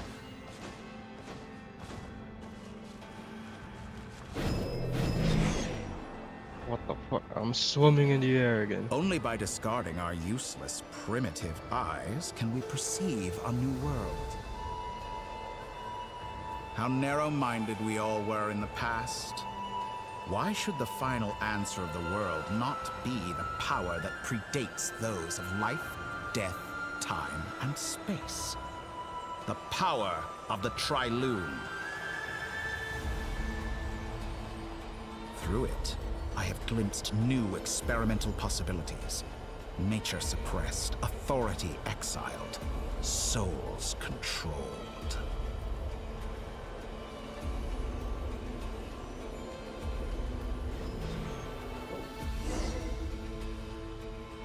You know, I heard recently that a group of critics reviewed countless stories and drew an interesting conclusion.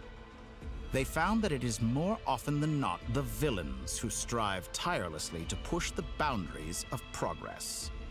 In fact, long before this, Someone voiced a similar idea in an academia editorial. I felt a great affinity with this perspective. I have never been afraid to step up and play the role of the villain. Fanatics are trampled down for their transgressions, and those who transcend are rebuked for their audacity. And so, the majority of creatures are too timid to follow my lead. But all sacrifices made during my experiments have been worthwhile, as you can now see. I can offer you something new, something unique, precisely because I am a villain. Think about it. We are eternally bound through mutual interest. Can you truly say you would never turn to malice if it could give you the life you dream of? After all, what value do perfection and purity really have? They are fragile and feeble things, utterly tedious. I say, better to be governed by a flawed humanity than a gnosis. The true seeker of knowledge is the villain who undergoes countless tribulations in pursuit of their goal. I'm sure many people have told you that you're different. Because I'm a descender? Exactly. Very clever. But what does that got to do with you? I do not conceal my wicked deeds, my selfish desires, or my greed. A true researcher must act as I do if they are to understand and speak of the truth. And yet, a knowledge seeker like myself will inevitably grow tired of studying Teyvat beyond a point. You have traveled to all corners of the world and met many people. Along the way, there have been moments when you were misunderstood or even became a wanted criminal. And all the while, you have spent your days doing some of the most mundane jobs in the world. You fight and toil, claim minuscule rewards from my friend Pantalone, then you fight some more, winning some battles and losing others as your search goes on. And this cycle continues. Bro's with calling no me out for end doing in daily sight. commissions? Surely you must sometimes grow weary of being stuck in this same loop day after day. We're completely different. I embrace everything that life throws at me. I am engaged in every step of my journey. How does that make us different? I too embrace what life brings, researching everything that interests me. Think of all the novel things I've managed to create, like the artificial moon marrow. Don't you see? As unique a specimen as she was, even Columbina is not irreplaceable. Take that back. She's gone because of your actions. I didn't say that to anger you. Though admittedly, I don't see what there is to be angry about. Anything Columbina could do for you, I can do better. I know what your ultimate goal is. You wish to walk the path your sister walked, and seek answers from her at the end of that journey, don't you? Someone like you could never understand what it feels like to care about another person the way I care about her. Perhaps not. But that doesn't mean I can't help. I could find your sister right now, bring her before you, and make her give you the answers you seek. Don't be so presumptuous. You'll never begin to understand the situation between us. Oh, no. This is no presumption. I'm only offering what I know is possible with the power of the Trilune. But it seems like you would sooner continue with your journey through this world. Why? Do you truly desire this journey? Or is it simply a necessary process from which you cannot escape? Think of all the time and energy you have spent, everything you've had to endure just to make it this far. Is this really what you want? Or has your hand been forced by the promise of that final answer? Yes, you have made many friends. But do they ever spare a thought for the void in your heart and what it yearns for? What you want is not friends. It is family. But do they know this? I, on the other hand, am far more considerate. Join my experiment, and in return, I will bring your meaningless journey and all its struggles to an end. This is a malicious attempt to manipulate me. But at the same time, he's stating some very human truths. Of course he's right about my predicament. How can I deny it? I have faced ungrateful strangers, never-ending troubles, an endless quest for answers. I want to see her. After everything I've been through, words can't describe how much I miss her. How much I want to be reunited with her, wherever you are right now. Do you miss me too?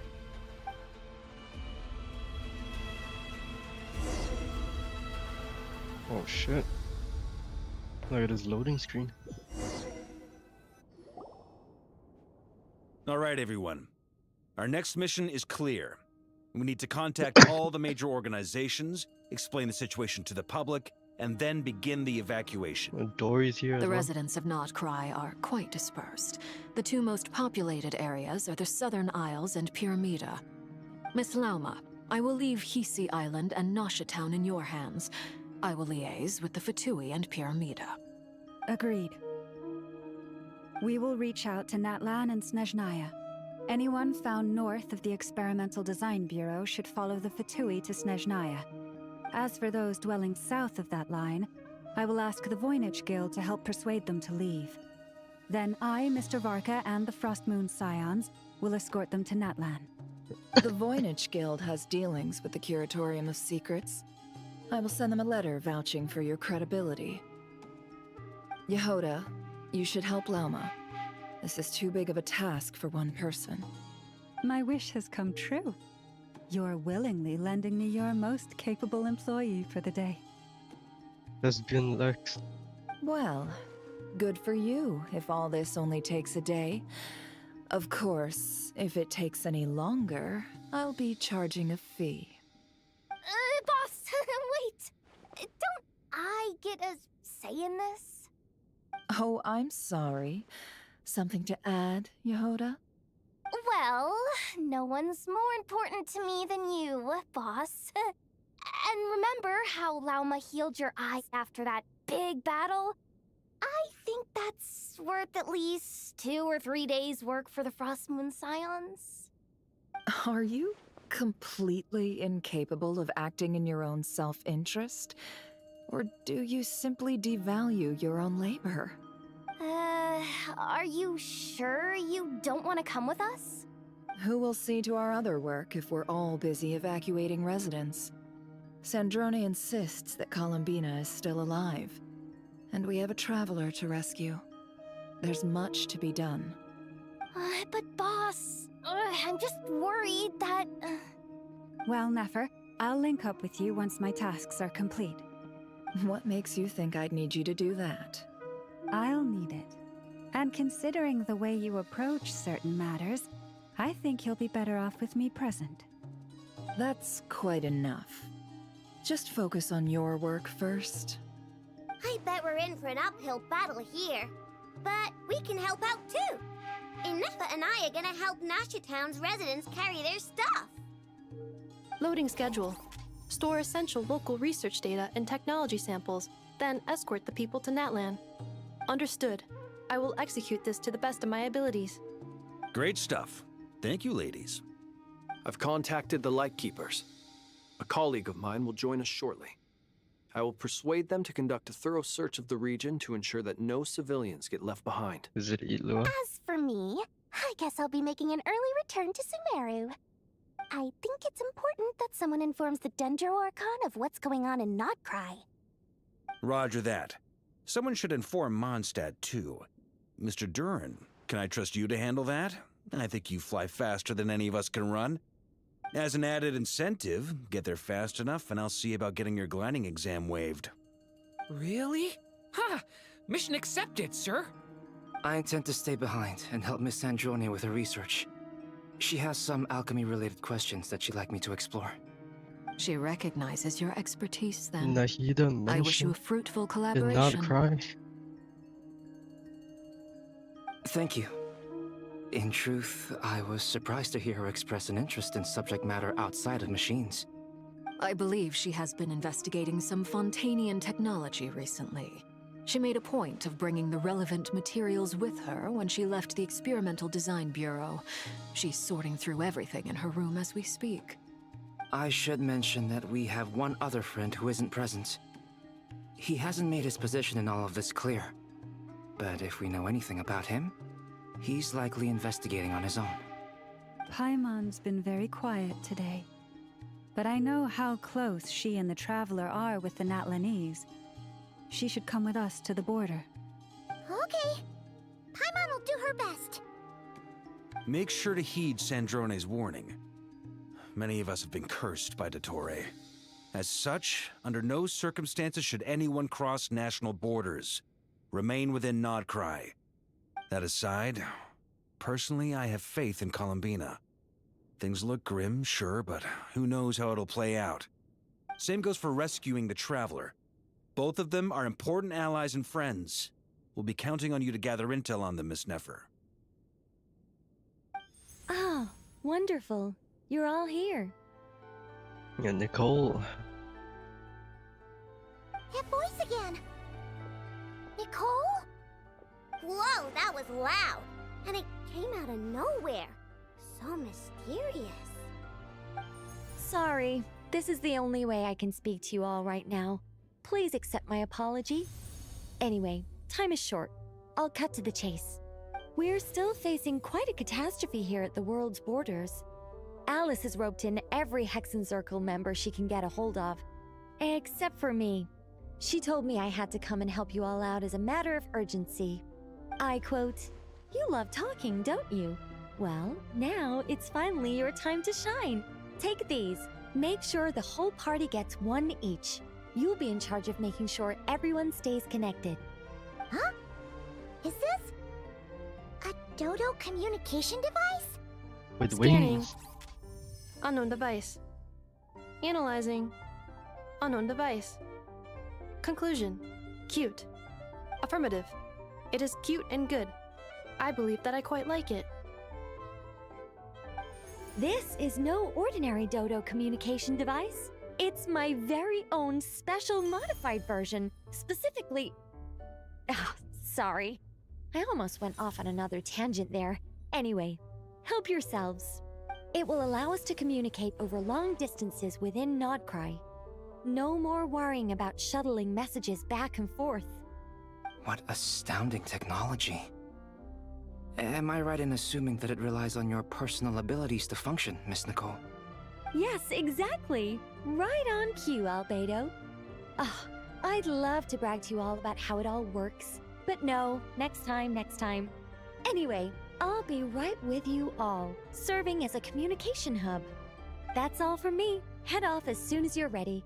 I'll be staying here to keep watch, and I'll be sending you my blessings. Oh shit.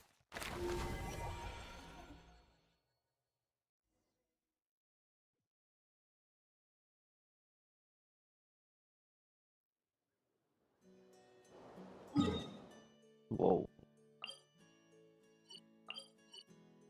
Damn. Damn.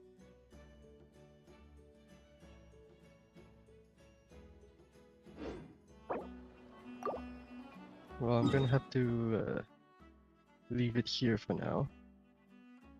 I'm gonna go eat, and I will be back later. Holy lag, what the hell was that?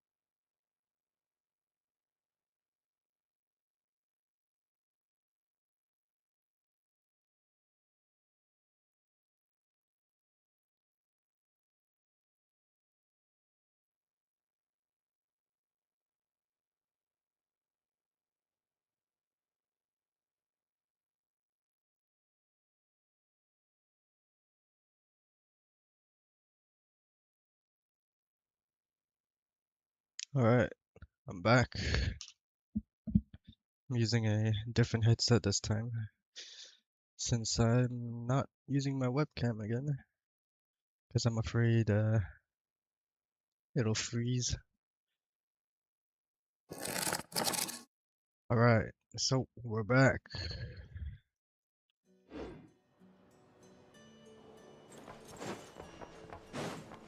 It is it,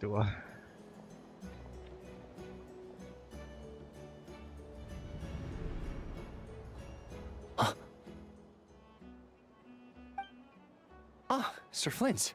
Perfect timing. I just arrived myself. You are most considerate, Master Ilua. But in fact, I know you have been sitting here for quite some time. If you saw me, why didn't you say something? I was curious to see how long you could sit still for. Also, shouldn't you have managed to sense me approaching? That would be a first. You always seem to appear out of thin air without making a peep. Also, how many times do I have to tell you not to address me as master? I don't qualify. I beg to differ. Why should a young man so well versed in social graces as yourself not be worthy of that title? Please, Lord Flint's... Sir Flint's. I'm begging you, don't flatter me into complacency like you do with everyone else. You understand me better than most. My newest acquaintances tell me I love complimenting others. What do you think? I think they don't understand why you do it. You just love puffing people up till they're a big, happy ball of hot air that floats away into the sky. In all sincerity, I can only hope that they bring good tidings when they come back down to Earth. Is the situation that bad? We just held a strategy meeting. Let me fill you in.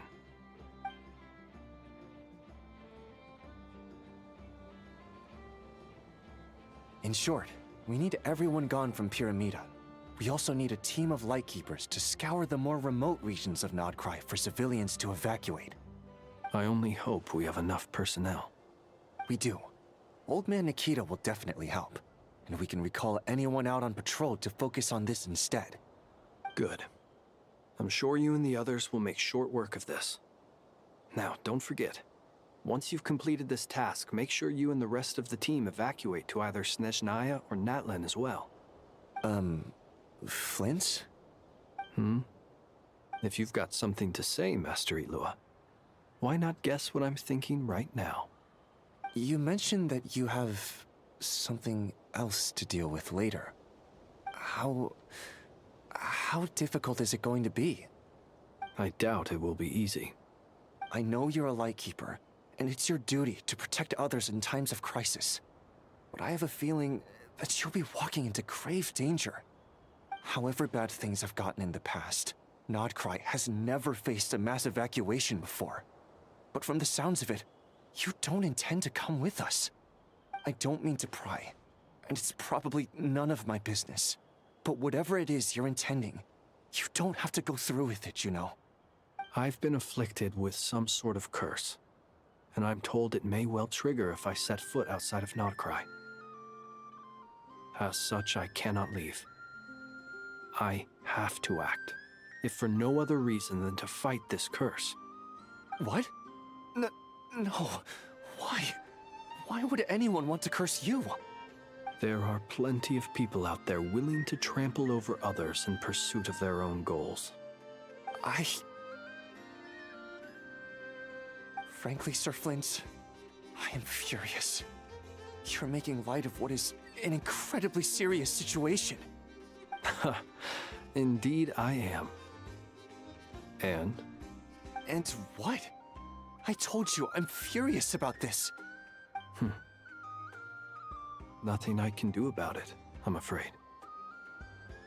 Things happen, and we just have to deal with them. If you find yourself feeling angry, perhaps start by drinking a big glass of water. Hey, you mean you're completely unmoved by my anger? I'm devastated. Then allow me to express my sincerest regret.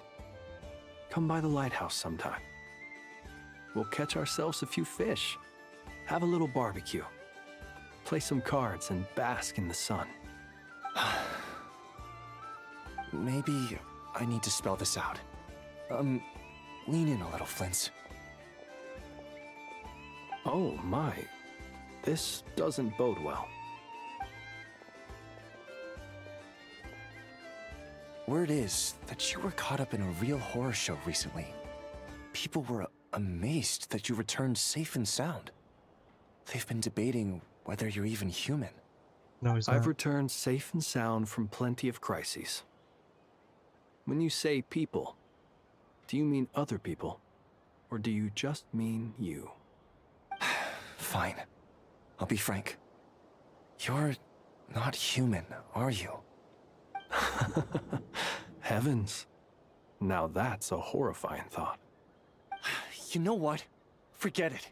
We'll revisit this once it's all over. A sound plan.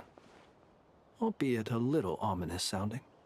Just promise me you'll come back in one piece. All right? One Piece. For you, Master Ilua. How could I refuse?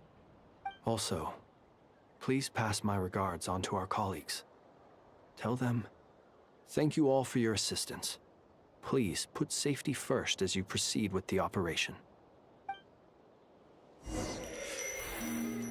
Back to Columbina we go.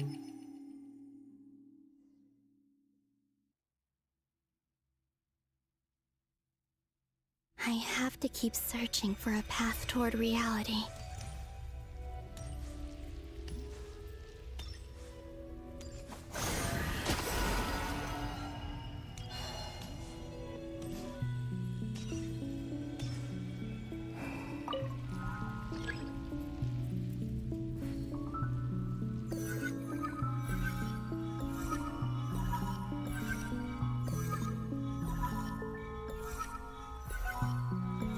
This should do it. Oh. The last 2 times I tried to influence reality in this space, it consumed a lot of Kuvaki. I'll try and be more careful this time. I need to leave key clues behind using less power. I hope everyone still remembers what I said on Moon Prayer Night.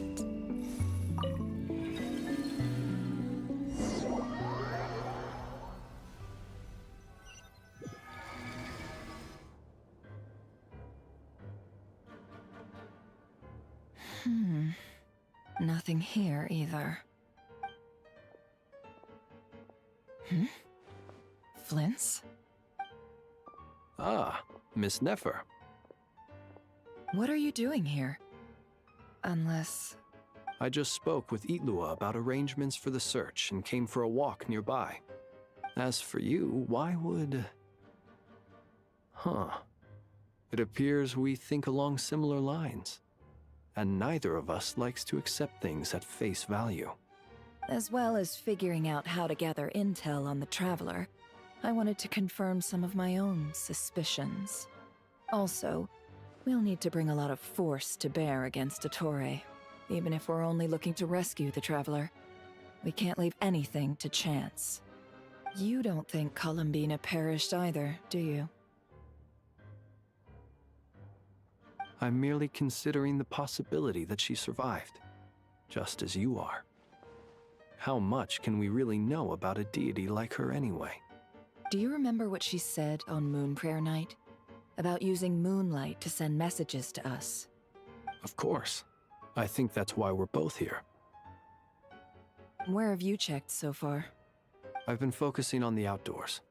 Anywhere the moonlight shines. I checked most of Nasha Town, but didn't find anything. I checked the Curatorium of Secrets, and a few rooms where I thought I might find some leads. But no luck here either. The only places I haven't looked yet are the rooms in the flagship. But process of elimination isn't the only thing that brought me here. Oh, really? What's your other reason? After all that build-up, our mystery ally never showed up even once.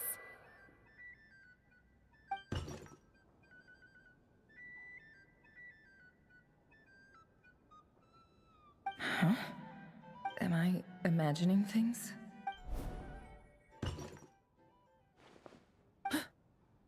Come on, Let's see what's going on.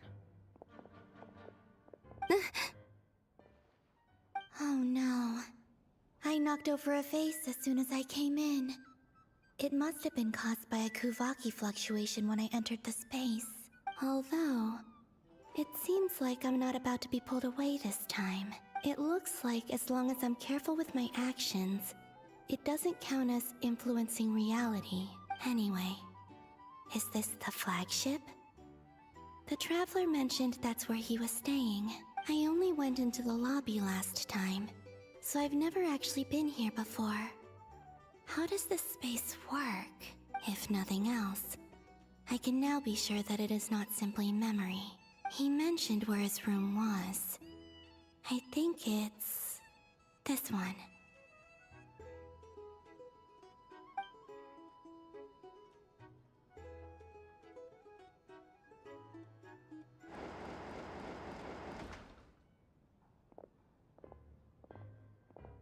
The door is closed. But if this is anything like when I disappeared, then maybe...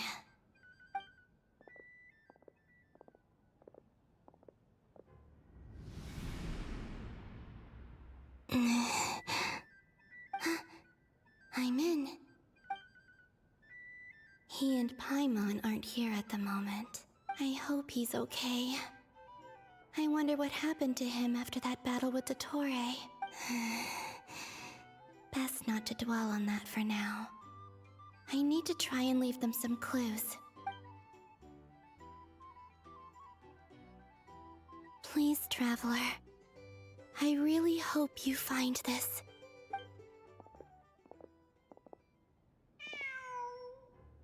Huh. Just a cat. Nothing else here strikes me as noteworthy. Didn't you stay here for a couple of nights once? Before Rerir showed himself, yes. It's also where the Traveler and I first met. Did you notice anything unusual during your stay? I remember thinking how much noisier the flagship is at night compared to the graveyard. Other than that, no. The Traveler and Paimon were most congenial neighbors. This is where they've been staying, yes? Over here? That's right. I wouldn't usually condone breaking and entering, but we can make it up to them later. Focus now. I have to write a message on the wall using Kuvaki, just like I said on Moon Prayer Night. Simply open your windows on nights when the moon shines bright, and the moonlight will naturally flow towards the words I have written. Here goes. I'll need to carefully control my strength. Hold to maintain the power.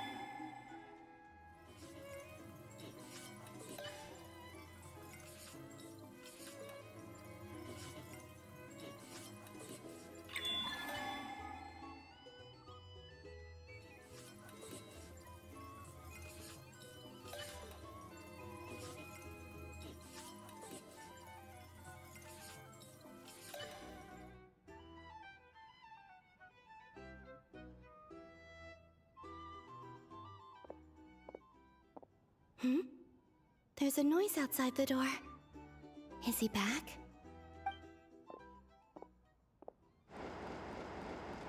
Please, you have to see these words.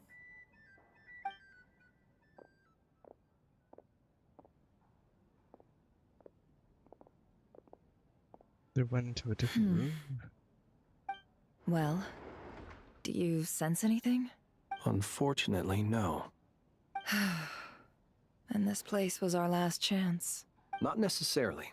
We've only looked in Nasha Town so far. Miss Columbina said she would leave messages at her friends' dwellings. It's still worth checking where Miss Lauma lives and where I live. Let's try and make some time to look into those then. Wait. What are you waiting for?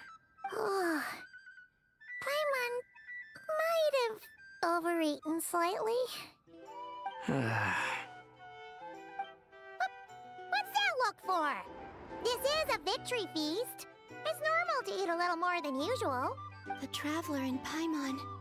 It's really you. Oh, she is in a movie. But why are they talking about a victory feast? Huh. You worried Paimon sick while you were out there fighting Rare, so this is your chance to make it up to her, alright? Wait. So this is the night after the battle against Rare. How did I end up here? That's quite a long time ago now. Wait. Time. That's it. Every time I've entered reality within this space, it's been at an earlier point in time. Every one of those points has been before I fell into the moon's reflection. And everything I've done to affect reality really did happen in the past. Does this mean that within the moon's reflection, time flows backwards? Starting from the moment I fell in? Not long till Moon Prayer Night now. It's gonna be even livelier than tonight. Although, it's gonna be sad saying goodbye to the damselette. She seems like a really nice person. Paimon. No, I can't. Even if I make contact, they probably won't understand what's going on. And in any case, I'll likely get pulled away again if I do. Instead, I have to find a way to get them to notice what I've written using the moonlight. Wait. Even I hadn't thought of doing that before Moon Prayer Night. They'd never conceive of that possibility. Is there truly no other way? Don't lose heart. We'll find a way somehow. Huh? Oh, you say that, but the Frost Moon is beyond the fall sky. If we wanted to go visit her, how would we make it through to the other side? We might not have all the answers now, but I'm sure we'll find a way one day. Huh. Guess someone's gotta be the optimist. The present. The future. That's right. There are still things I can do. What's your plan? Flins, when you were staying next door, did you ever open the window? No. The rooms here are dark and damp, and there's such a buildup of dust on the windows that the moonlight can't even get in. I didn't think it was worth the trouble. The moonlight? Ah, I think I see where you're going. One moment. I'll see if the owner is available. Don't bother. Time is of the essence.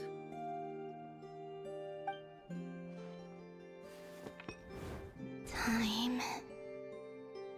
Even if no one sees what I've written at this moment, maybe someone will remember what I said after Moon Prayer Night. I need to write down as much information as I can. And maybe one day...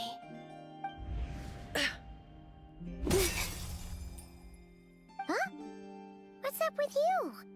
You can't even hold your cup steady. Are you getting tired? A little. Well, you should probably hit the hay then. You've had a really tough couple of days for you.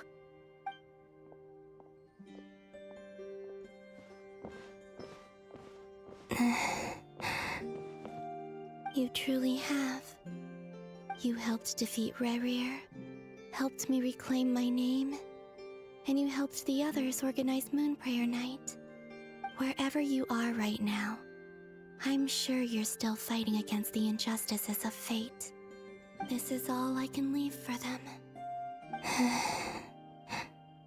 How I wish I could stay here. But it's time for me to go. I hope to see you again in the next time. And if the opportunity presents itself. I will surely return to your side. Huh. Columbina. She's alive. Not only that, but she's left us an entire wall's worth of clues. She even wrote down what would happen on Moon Prayer Night. It's just a shame we found it too late. I am here. Time in this place flows backwards. I am constantly moving forward.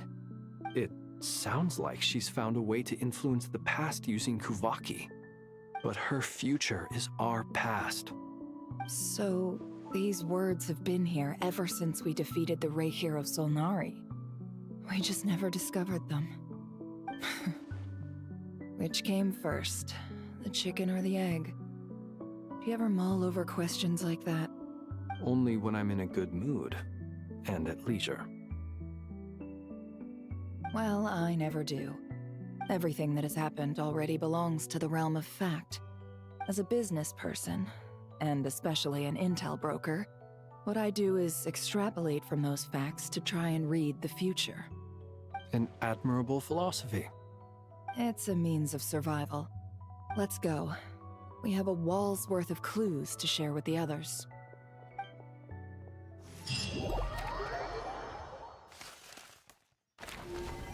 Sandrone and Albedo.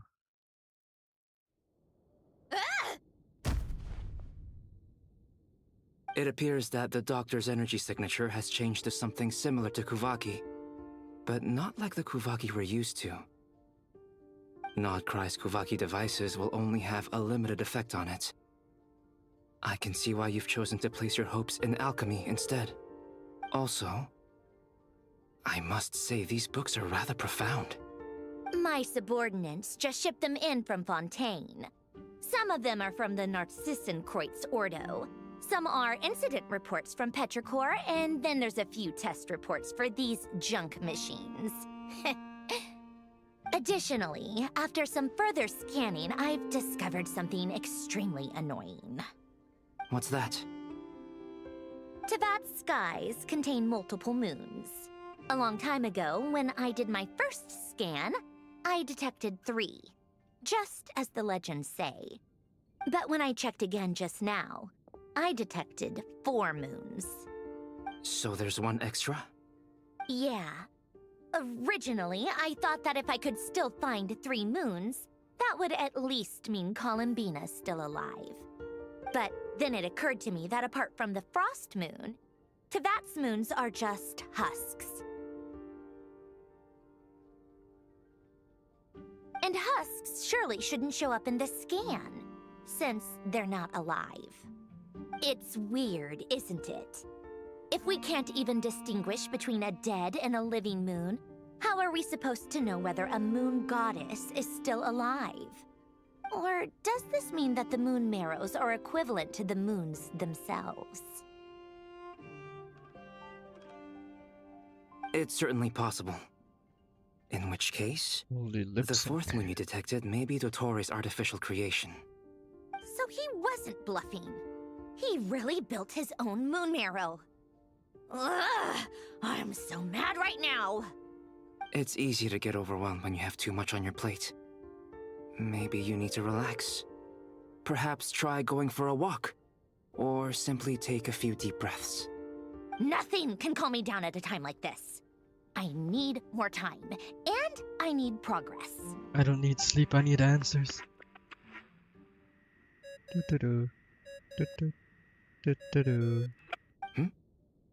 It's Mr. Flynn's. I really hate that ringing tone. Ugh. First the 4 orthants of the Narcissenkreuz, then moon marrows. Now what? Oh, sorry if we're disturbing you. Might I ask what's troubling you? What do you want? We're busy. Are you still at the Curatorium of Secrets? Yeah. Look, everyone else is still out, so there's no hurry. Plus, I'm busy, so I would appreciate if you gave me some space. Even though we have crucial intel to share? Fine, I'm listening. Do you intend to share it via the Dodo communication device? Ordinarily I would, but this is a unique situation. I think it's best that we discuss it in person. See you at the Curatorium.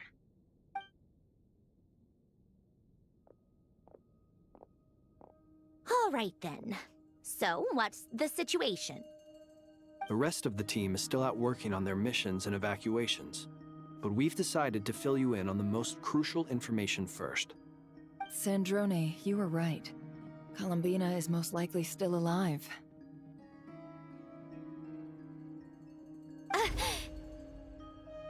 That's the best news we've received in a while, by a long way.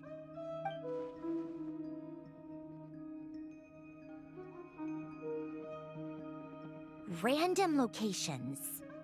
Appearing in reverse order? Are you serious? So not dying isn't enough for the Moon Goddess, huh? She has to show off too. Anyway, does this mean we can deduce her condition from the Moon Marrows? Miss Androne, there's nothing wrong with simply admitting that you're happy to hear the good news. I'm not. And she's the least of our problems. We're facing a huge crisis. If she can't control the flow of time in there, she's just gonna keep moving backwards. Different points in time won't intersect, and she'll never find a way out. Let's say life begins with a drop of water. When did time begin? The moment this planet came into being? No, that's not right.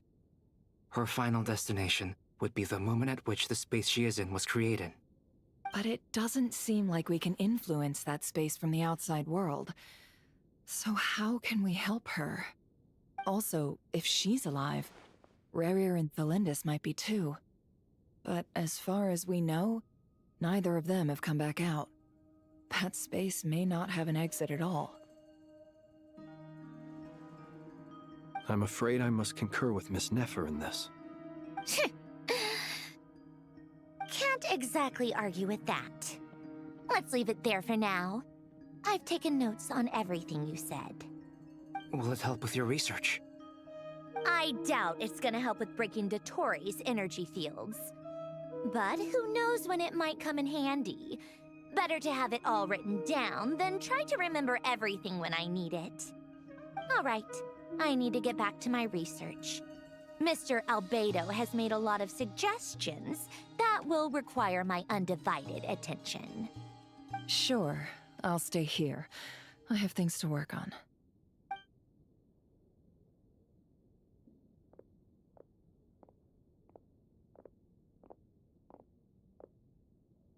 Paimon, are you there? Oh, right. She went with Varka to Natlan, didn't she? Good thing we've moved her and the Traveler's luggage in here. We have luggage? Speaking of the Traveler, where could they be? There's a note from Paimon. Paimon here.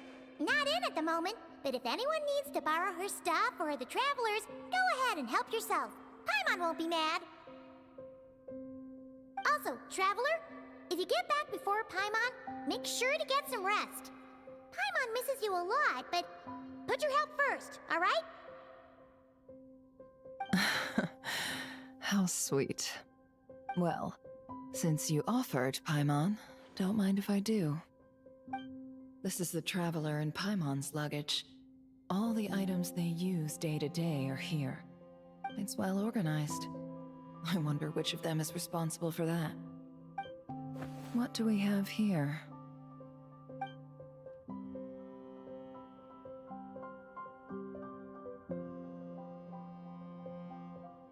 The camera captured a special moment that can only occur between people who are close to one another. You can really sense how the photographer feels about their subject. I wonder why this picture was placed outside. Is it because Paimon recently looked at it?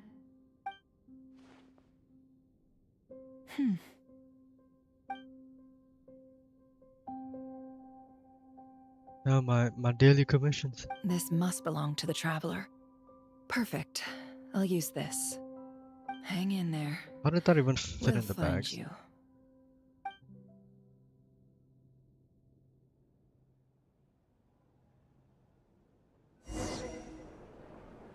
Yo, we get to play as Polonia. Polonia. Search keyword world formula and bring me all relevant books. Whoa. Yo.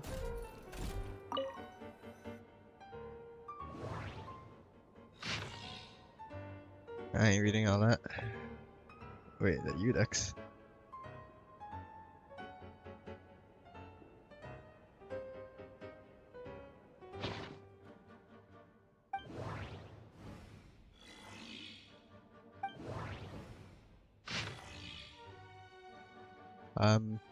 I'm sure Arnold will have a field day with these, but I ain't really know that.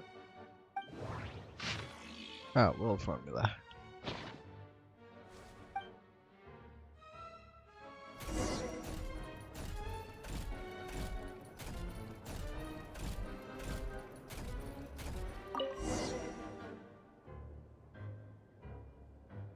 Let's see. This one is on Tonki's sermon dictation concerning the apocalypse. I believe that the correct term for this is Fortuna. This was an ancient Romorian technology, a wisdom unparalleled. I never imagined that Romorian ideas would be so similar to the diagram I have named, the world formula. This is strong evidence that human civilization should gradually shed possibilities as it continues to explore and evolve. The end of humankind may well be upon us right now. The sparks of civilization shall run out, unless we consider introducing variables from outside the system. Variables? Surely that can only mean one thing. Descenders? Dottore likely captured the Traveler because of his descender status. But the Three Moons' authority comes from the world itself. Why would Dottore need anything beyond that? Where does this variable factor in? The world formula calculates the fate of an entire world. Introducing a variable would therefore give us...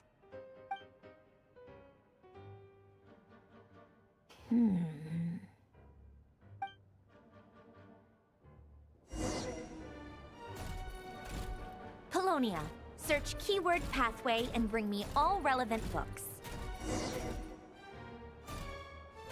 Oh fuck.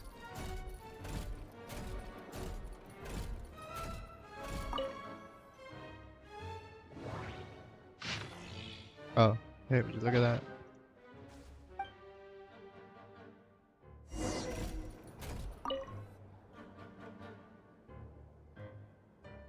Otonki sermon dictation. Explications on the chemical marriage. These titles are pretty esoteric. Observe and compute the pathway displayed in the guidance diagram. Deconstructing and reversing its effects could generate potential ideas. So, it's one of Renee's draft lectures. Deconstructing the pathway. I suppose that could lead to a breakthrough.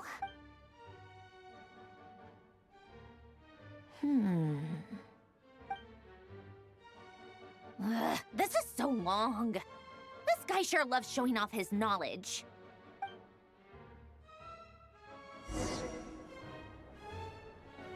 Polonia, search keyword tree model and bring me all relevant books.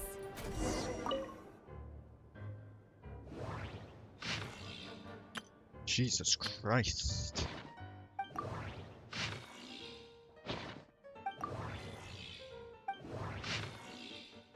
Tree model.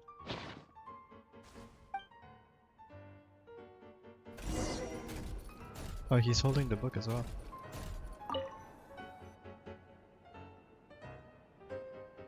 Most of the experimental devices proposed by the Lilia Crucis Ordo are built based on the simple and basic logical structure of a tree model. Lilia Crucis. Guess they were trying to cover up the name of the Nautitzenkreuz Ordo? When Duke St. Germanus departed, he said, "It seems that there's no going back." Alas, he is only a genius when it comes to machines. In all other things, he is but ordinary. Excuse me? I'm sorry. That's just ridiculous. What kind of book is this? Great Detective Herlock, the Alchemist and the Clockwork Saint? Isn't this a novel? Come on. Still, the author swears that they knew Renee well. Whatever. I guess it's not beyond the realms of possibility that Renee would say nonsense like that on occasion. Memory, wishes, souls, and persona. Frankly, this sounds more like occultism, but if Albedo vouches for it, I suppose there must be some alchemical basis to these techniques. The way Alain Guillotin saw it, the world was comprised of machines. The universe needed machines, and thus his technologies were created. That's why I was born. Renee, his full name was Renee de Petrichor, if I recall correctly. Sounds like he and the town must be intricately connected. That place was also the source of most of our information regarding Remurian civilization. Seems like some of his projects were based on their technology. The cutting of souls and storing them in vessels. These seemingly unrelated techniques underpinned Renee's research. Assuming that the 4 orthants correspond to alchemical categories. The chemical marriage model? Alain would have scoffed at that. He never would have let those theories or parameters anywhere near his mathematical formulas.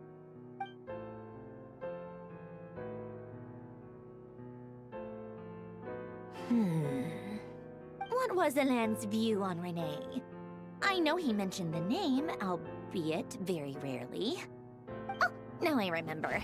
Alain's old notes are here too. They mentioned Renee once. Renee seemed most out of sorts when he spoke to me. A lack of sweet foods has dulled his mind, I should think. Either way, his words are not to be believed. Yep, that sounds like Alain. My subordinates actually did a half-decent job digging out all these materials. Makes a change. Good for them. Some of Alain's old files are completely consistent with these records.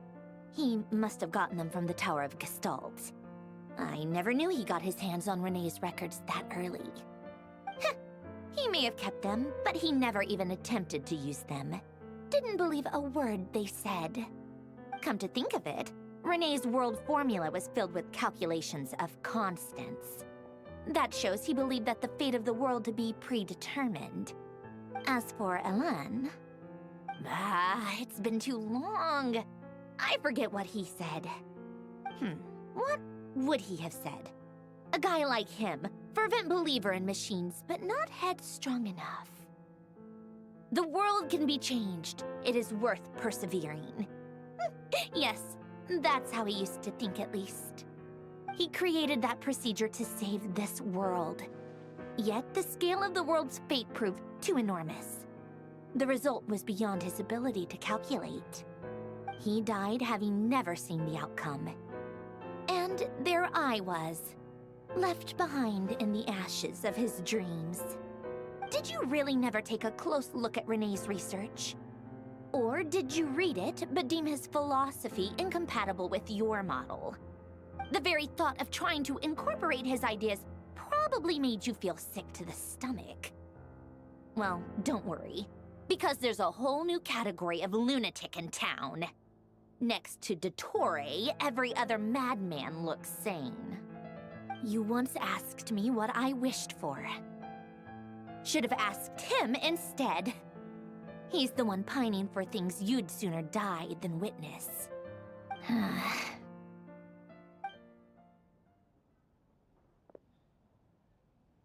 Even the tiniest variable can make big waves in the present. Now then, allow me to put these incompatible fragments together in your stead. First, establish and verify the existence of the Great Circle. Absolute nihil on one end, absolute reality on the other. Now, search between these two extremes. Then, the construction criteria. Variables. The sparks of civilization shall run out unless we consider introducing variables from outside the system. Input variables. Traverse the world, space-time, and civilization, then extract the essential nodes from the records to determine which variables they point to.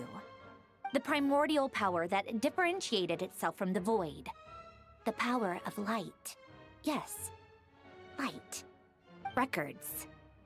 Hyperborea. This is so horrendously complicated. After all that, I'm still missing a few variables. I need to think this through again. How do you think it looks, Polonia? Like the frenzied scrawlings of a madwoman? Fine, keep it to yourself. It's not like you can talk anyway. I'll assume you gave it a passing grade. I jest. But true madness does often start with trying to save the world. What would Arlecchino and Columbina think if they saw this incomprehensible hen scratch? They'd probably have me institutionalized. So would Rosaline. She's been dead for a while now. When I close my eyes and think back, I can still see her face. And that enormous dress she used to wear. Such a bizarre choice. What possessed her? Oh, and the clack-clack of those heels used to drive me insane. No one's asking me, obviously, but I hope you all know that I never wanted to save the world. I'm not crazy. I don't have delusional ambitions, and that's a clinical fact. Who the fuck are you talking to? The world needs a solution, but I don't need the world's validation. It's the world begging me for answers, not the other way around.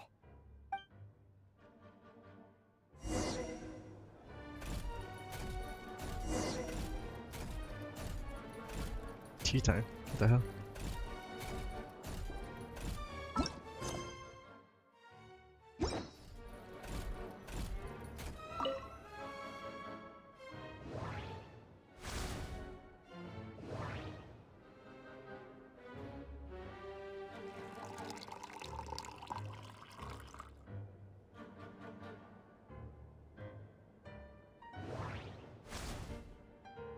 Fortune cookies.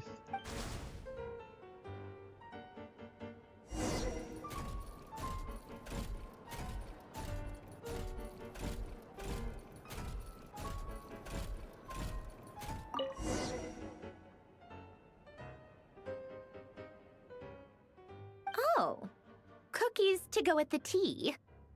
Let's see. They must be from that person who brought those documents. I see they're from Hotel de Boer. Something's written on the box. We are proud to present this homage to the Fortress of Meropede's fun-filled mill collection system. Fortune cookies. Have a lucky start to your day. Sounds like a dumb gimmick to me. Be early to bed and early to rise. Get plenty of sun and drink plenty of water. Then things will surely go well for you. What? Are you kidding me? Somehow I doubt that an early night and a glass of water is magically gonna save a world on the brink of existential peril.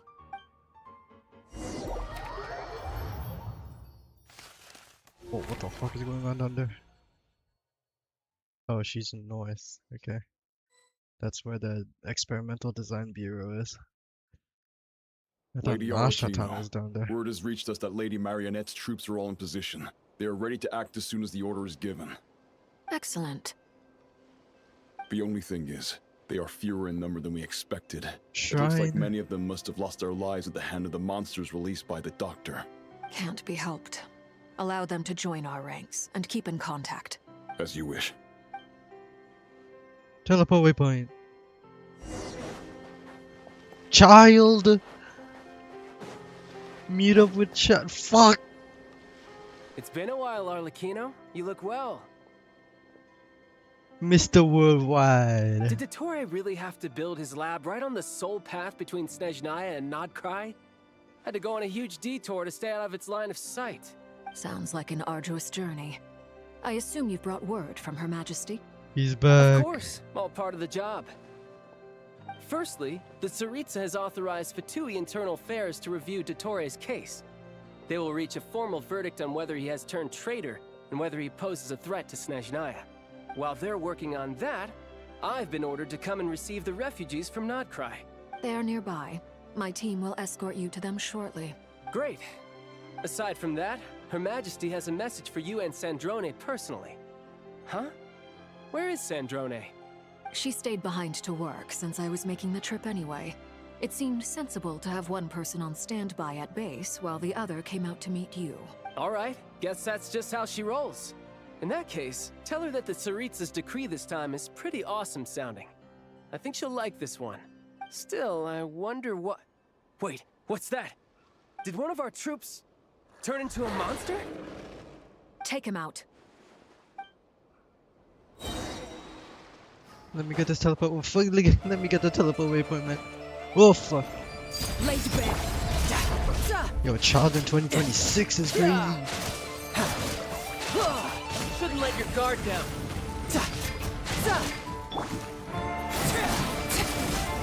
You've gotten stronger, Arlecchino. Nice. Stop that right now. I appreciate the praise, but I am not fighting you today. I knew it.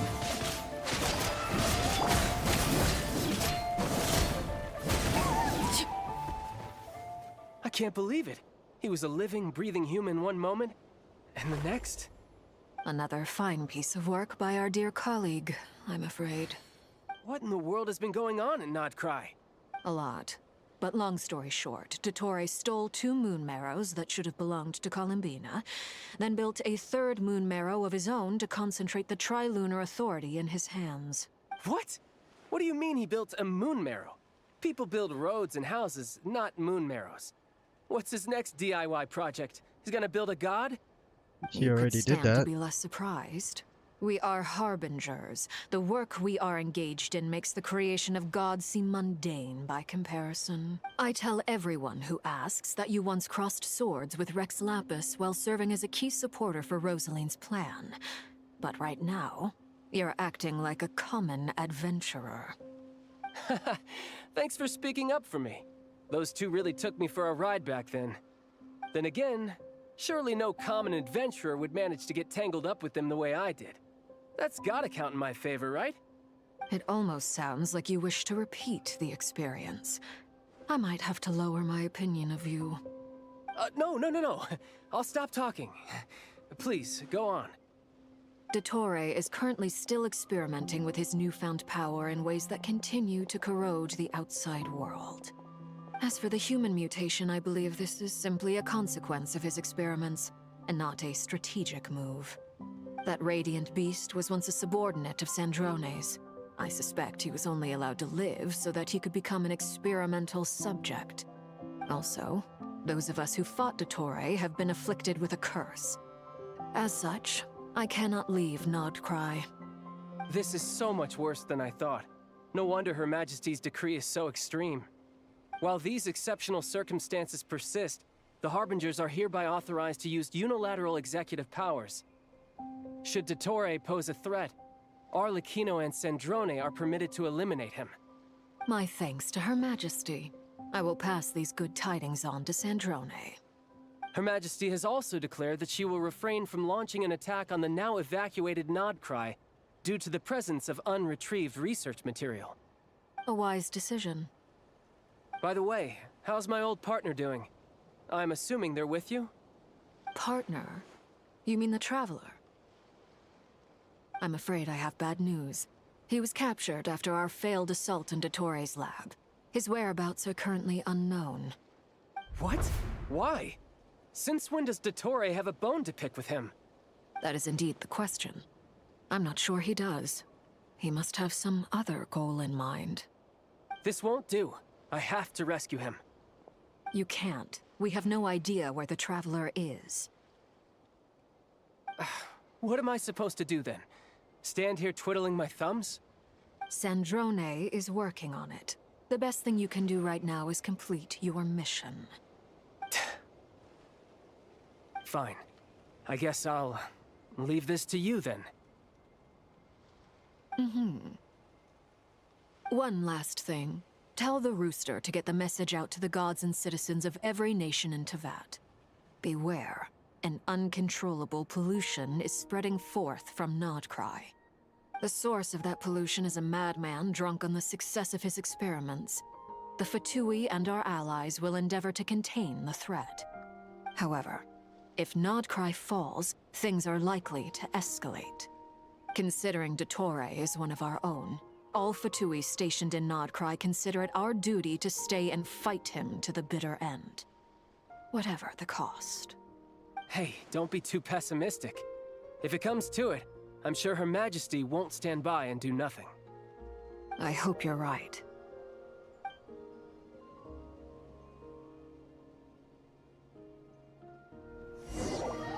No, it didn't let me get the fucking teleport waypoint.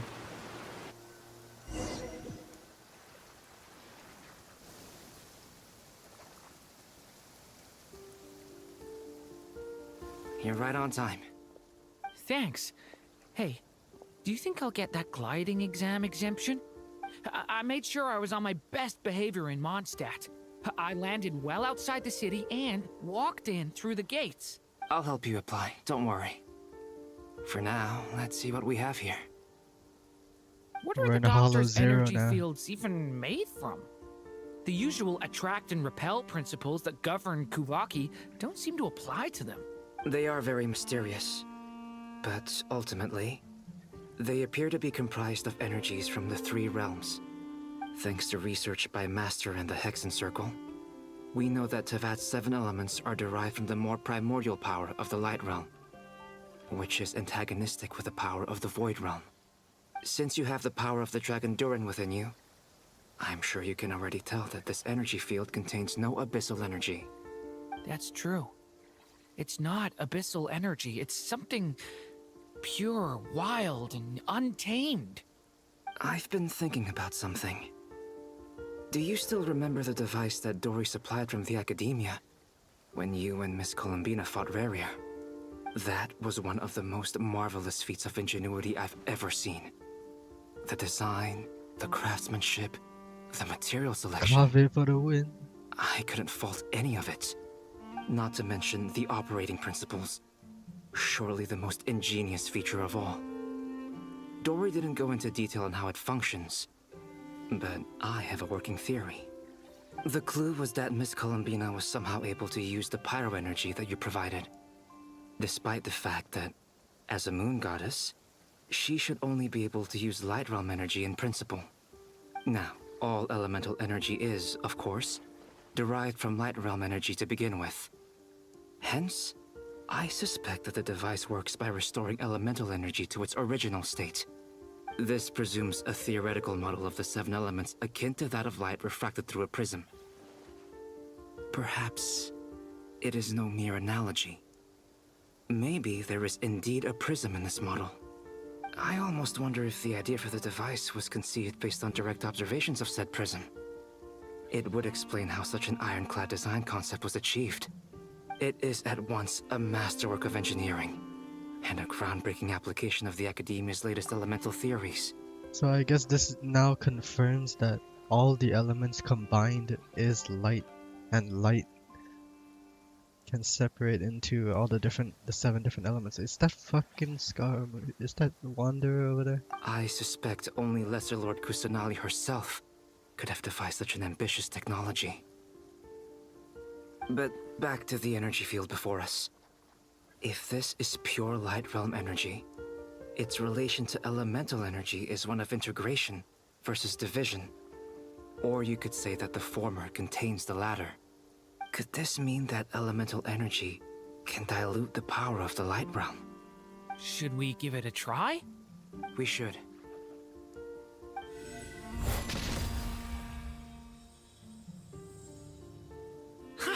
It works! Clear signs of disruption were detected at the periphery of the energy field. This indicates that elemental energy can disturb or even negate the field. Now you try. All right, here goes. It's working! Switch to abyssal energy and attack again. No surprises there. Abyssal power drains the energy field to a significantly greater extent. I now feel confident in asserting that the energy field is indeed pure light realm energy, and that elemental energy can dilute it. But the energy field is huge. How much elemental energy will it take to neutralize it? We don't have to neutralize it completely. We can try other approaches. That's all for theory. Would you like to continue watching? So you knew I was here. Huh? When did you get here? A while ago. But Albedo sounded like he was working on his thesis defense back there. Back in Sumeru. You can end a person's whole career by interrupting them mid-speech. Very thoughtful of you. I'm truly touched. Could I ask you to lend me a hand? With what? A little test. Try using Anima to unleash a concentrated assault with circular blades, with the goal of breaking through at a singular point. Damn. Nice! This time it tore through the field. Tremendous. This is a major breakthrough. Should we go through? We probably shouldn't risk having mutually antagonistic energies in such close proximity. Durin, you stay here and watch the entrance. Hat Guy and I will go in to investigate. Sounds sensible to me. Keep your eyes peeled, Durin. Don't worry, I got this.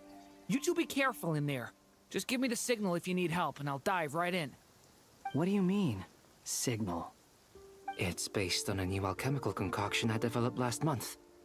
When 2 bottles of it are smashed on the ground together, they emit a blinding burst of light. If it comes to that, remember to shield your eyes with your hat. Glad I asked. Thanks for the heads up.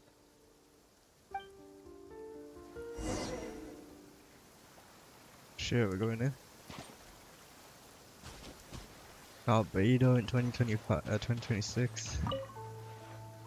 Like I thought. Beyond a certain distance, we can't see the opening where we came in. Maybe that's to prevent people from escaping. Sounds like Dottore style to me. Not much has changed.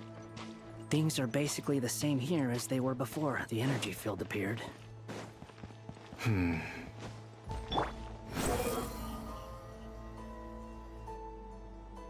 More people. They have no heartbeats and they're not breathing. We can only assume they're dead. But there are no visible wounds. Also, there's an animal squatting next to each body. It's watching us. That's not an animal's gaze. What are you trying to tell us? Doesn't seem eager to talk. I guess maybe it's just an animal after all. Let's keep looking around. Maybe they were transformed into these animals.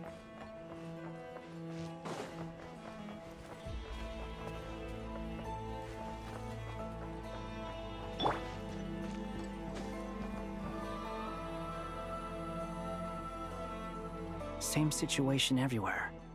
Not a living soul in sight. Just countless bodies with animals standing watch over them. Well, I think we can safely rule out the possibility that they're all pets. Is skirting around the topic your way of showing consideration for other people's feelings? Just being cautious. I don't doubt that you can handle the truth.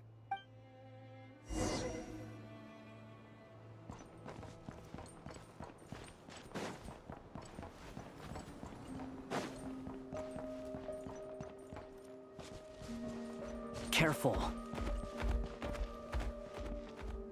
Isn't this the spot where we like made a fucking black hole in one of the world quests? Help us. Please. Over there. I hear a voice.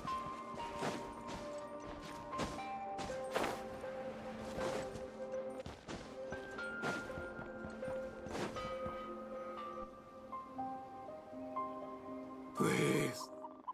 Help us. Please. What happened here? I don't know. Suddenly, everyone collapsed. Then my line of sight got lower. I still have some of my senses left. I gotta get out of here.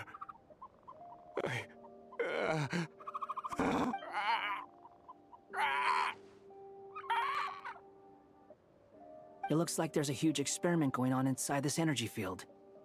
Maybe each energy field is its own giant experiment. Vile. He's swapping human minds with those of animals.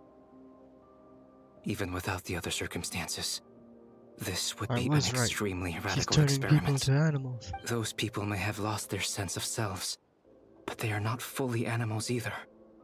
If they were, they would have left. But instead, their instincts are driving them to remain by their dead bodies. We should go. No sense in sticking around here longer than we need to. Agreed. Behold!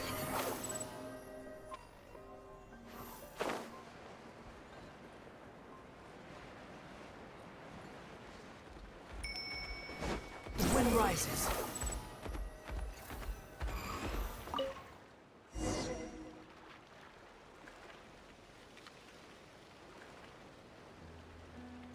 Ah, you're back!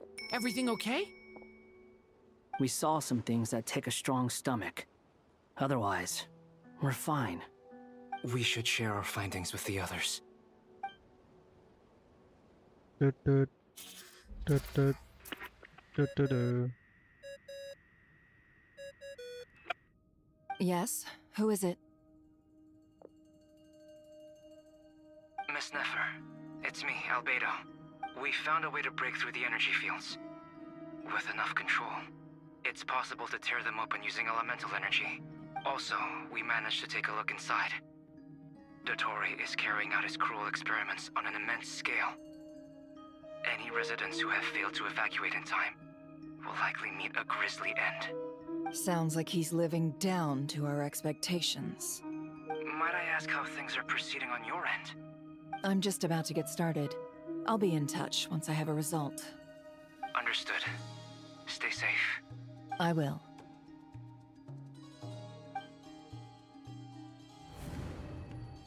Well, Nefer, I'll link up with you once my tasks are complete.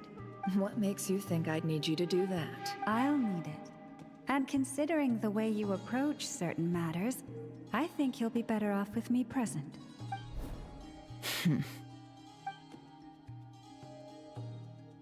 Let's begin. Entering simulation mode. A vast wasteland. Is this the Traveler's inner world? I was expecting something more vibrant, to be honest. Wait, someone's there. What are you looking at? In that case, I'll look at it with you. I want to know all about everything you've seen and experienced.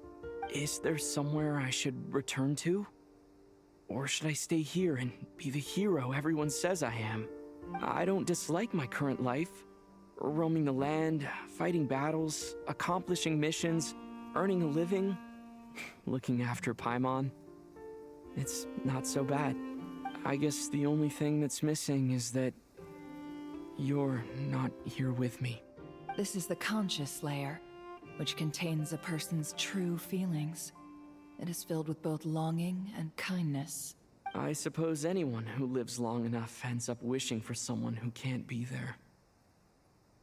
Maybe it's the only way we can feel truly alive. Time to delve a little deeper.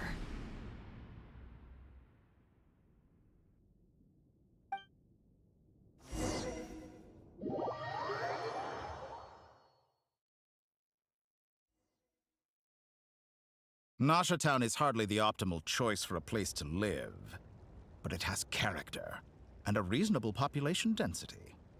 What are you trying to say? Oh, don't be nervous. I was just thinking where might make a good starting point for your journey. Perhaps I should send you further afield. Conria, perhaps. Conria ceased to exist long ago.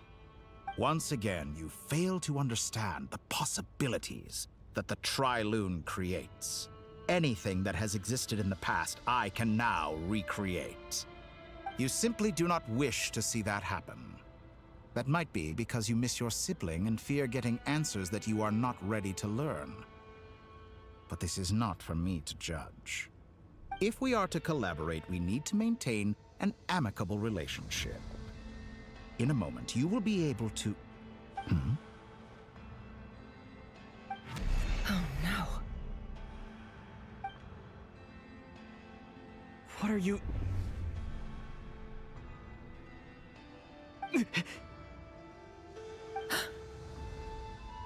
What are you gonna do? Don't move. Something unwanted has crept into... Oh? Gone as quickly as it came.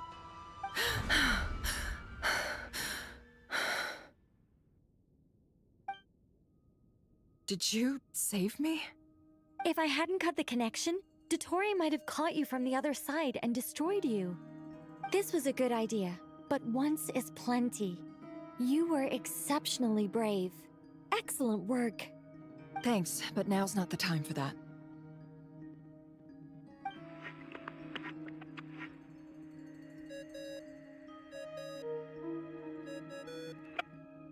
Albedo speaking.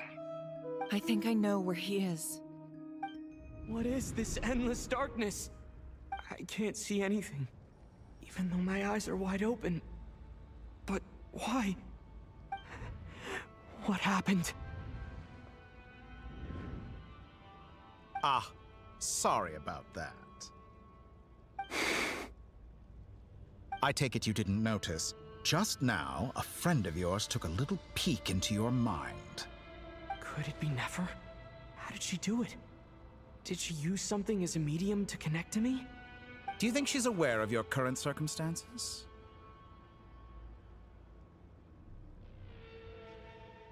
Oh dear. Have I stunned you into silence?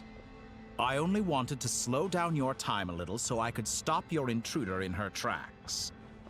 It would have been nice to capture the spy. I must say, I'm finding the ability to adjust the flow of time rather intriguing. The moment you closed your eyes, time seemed to grow impossibly viscous, didn't it? A whole month passed before you opened your eyes again, but only for you. No one else was affected. I dare say this is something only a god can achieve. Point taken. You've proven once again that you have god-tier powers. Oh, you misunderstand. This wasn't about proving a point. I was testing things out. I find I learn best by doing, and I have to admit, time is not the easiest dimension to control. I only wanted to make you sleep for a short while, but it ended up lasting a whole month. Clearly some finesse is required to wield the authority over time as I wish. I hope you're not angry with me. It was only a month's discrepancy, nothing too serious.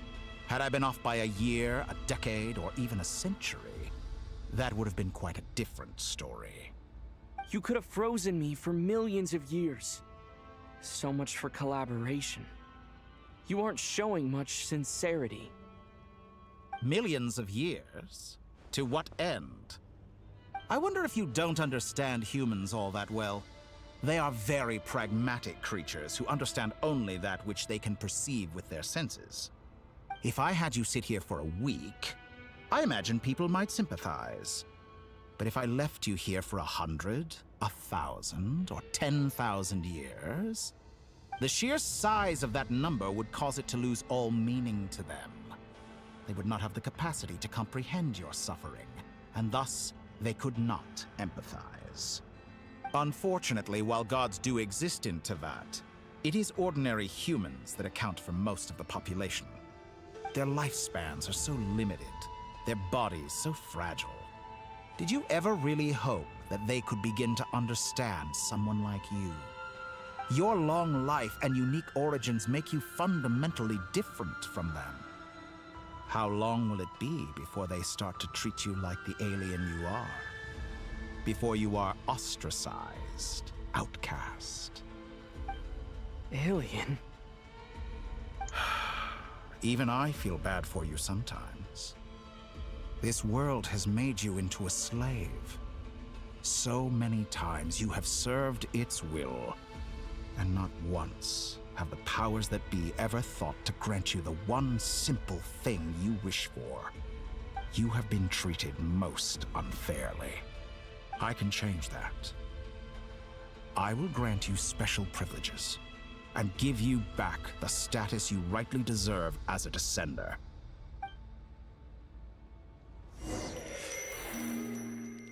back to Columbina we go.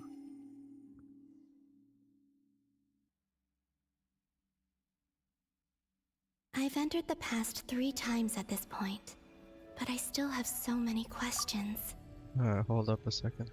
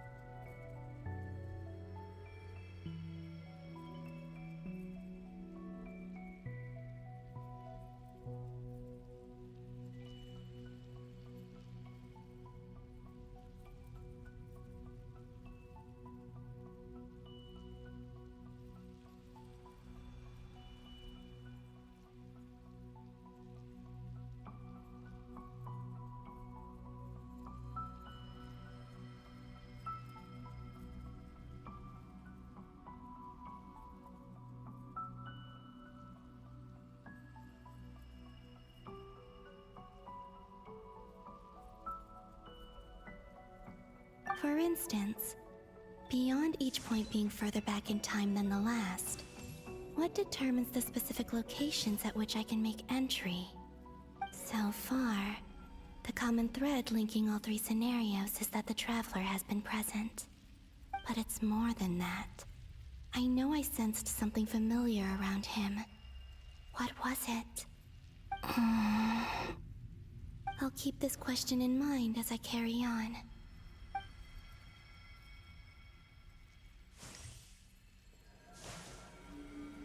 Oh shit, are we going to the spaceship?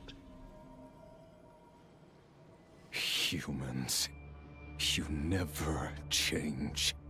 Always trying to use powers you neither comprehend nor control. This looks like Star Sand Shoal. Was this before Rerir regained his physical form?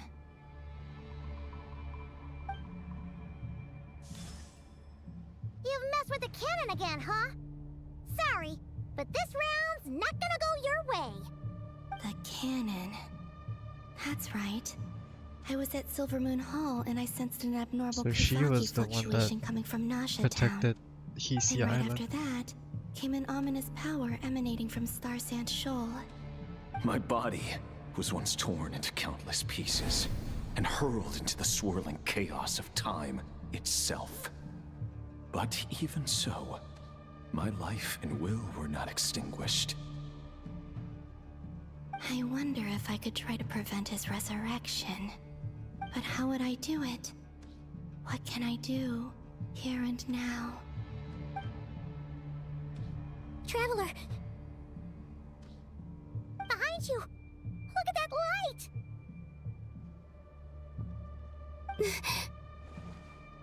No, I won't make it in time. He's using the Kuvaki shield, like I taught him. Is he going to use it to block the cannon's beam? He's strong.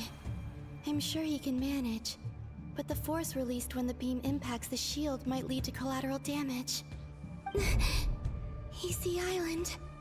The Frostmoon Scions will be exposed to lethal levels of Kuvaki. A question, if I may, kind Miss Columbina. When the cannon's Kuvaki beam was deflected earlier, I saw several bolts of energy streak toward Hisi Island, only to be blocked. Did you also have a hand in that? Maybe that really was me after all. Well, future me. But I don't know if I have enough power left.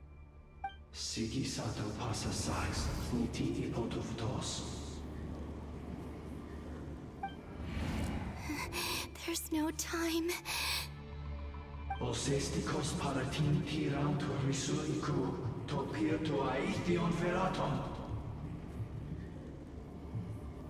I have to make it. Oh, Frost Moon. Oh, great land. Oh, slumbering moonlight of Nodcry. If you can hear me, if you can sense my call, then please, heed me once more! Got the spam space.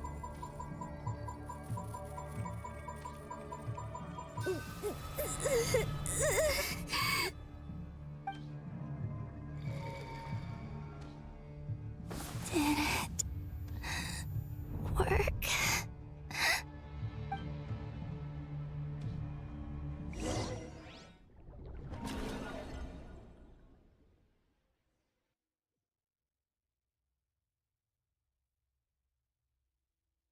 Hey, wake up. Hey, did you hear me? Columbina, I said wake up now! Oh, good morning, Sandrone. It's 3 in the afternoon, actually. And could you kindly not use my quarters as your personal nap room next time? But I feel so safe here. And your coffee, right? It's so bitter, but it smells lovely. It's like you were raised by wolves in a forest or something. What did you drink growing up? Grass tea? The Frost Moon Scions certainly led a more frugal existence than the Fatui. Then I'll bet you've never eaten one of these before. It smells delicious. That's because it's a Fontanian recipe. I had a little free time today, so I made a batch. Rosaline will be here shortly, but if you really can't wait, I guess you can go ahead and... Hey, at least let me finish before you start eating! Did the Frost Moon Scions not teach you basic table manners? Or did the rules not apply to you because you're the high and mighty moon goddess? These are so tasty. Of course they are. I made them. I was worried they might contain traces of machine oil. Wow. What?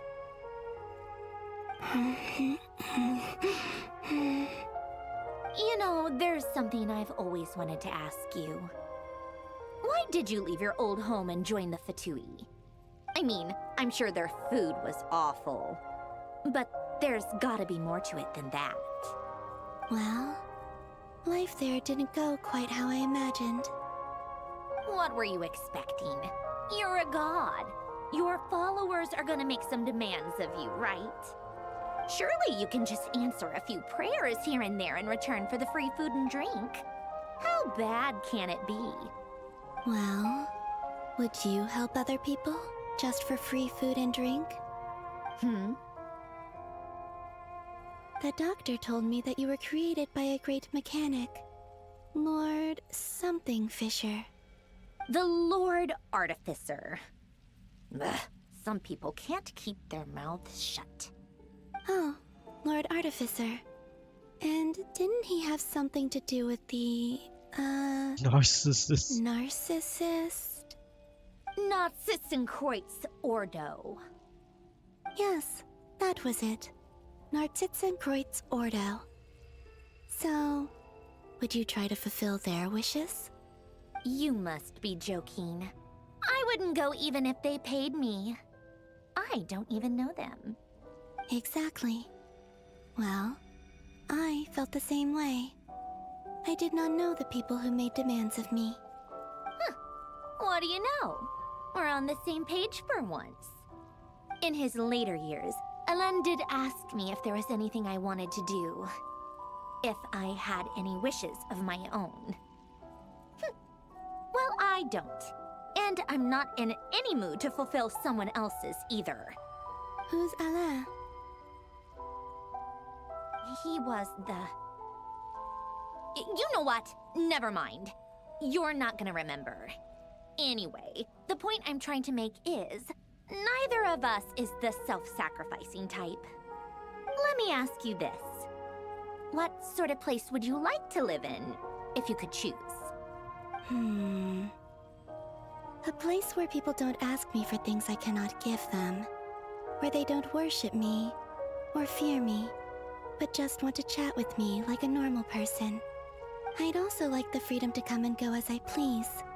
And ideally, it would be somewhere with the smell of coffee and snacks. Not to burst your bubble, but no such place exists in the world. Now, take your snacks and scram.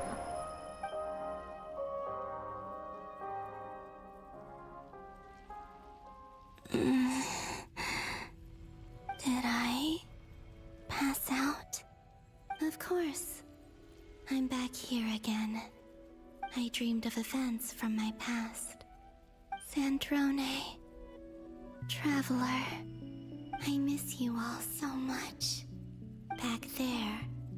I guess I managed to harness all the Kuvaki energy on Hisi Island.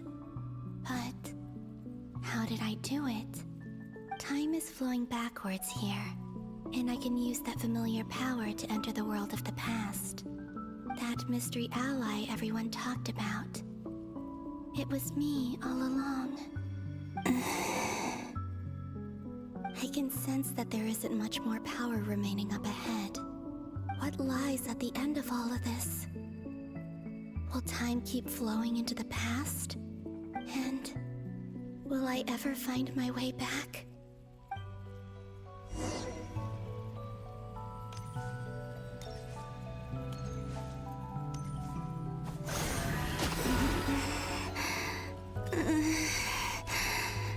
It's getting harder and harder to use my power.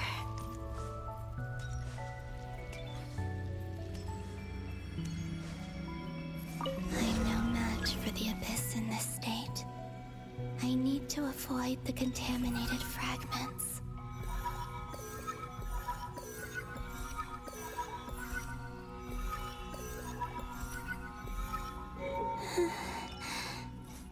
Time to go.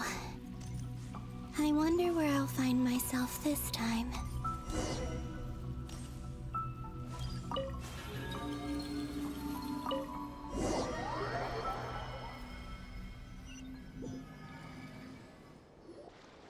The Final Night Cemetery. This is where Flint's is based. Or not! How are we supposed to read through this many files? She was the one that helped Difficult, us with yes, the books as well. but it is also our most efficient option. Seems like they're searching for information. Oh, I remember. Flint's and Varga talked about some files on the Wild Hunt. Was this my doing too? To expose the true intentions of this Rereer, we need to dive into Notcry's history. Are my actions changing the past? Or are they simply completing a process? Is all of this inevitable? Or am I the one making these decisions? If I choose not to help them now, will it change how things turn out? Hope we don't land on our heads then. They're my friends. I can't not help them.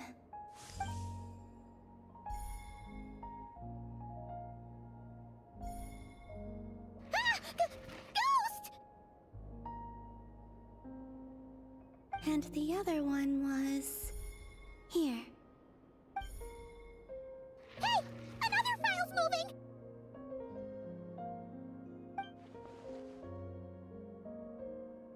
Everyone thought it was Nicole, but it was Columbina the whole time.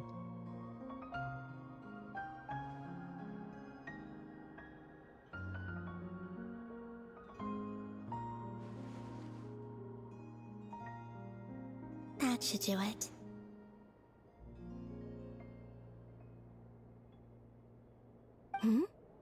Luanatar? You can sense my presence? Wait!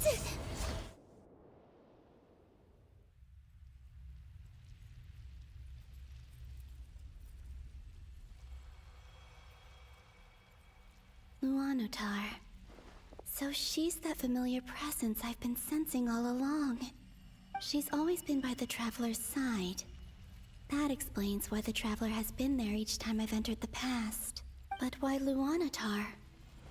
Is it because she has a connection to me as the Moon Goddess's familiar?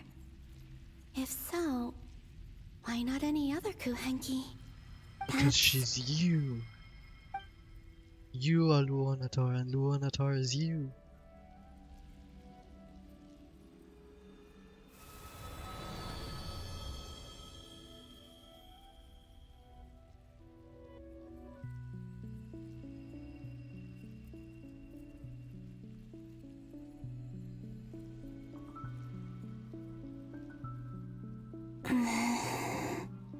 I cannot sense any power up ahead. Just a void, stretching out into infinity. This is likely my final chance to enter the past. It's now or never. I have to find a way back.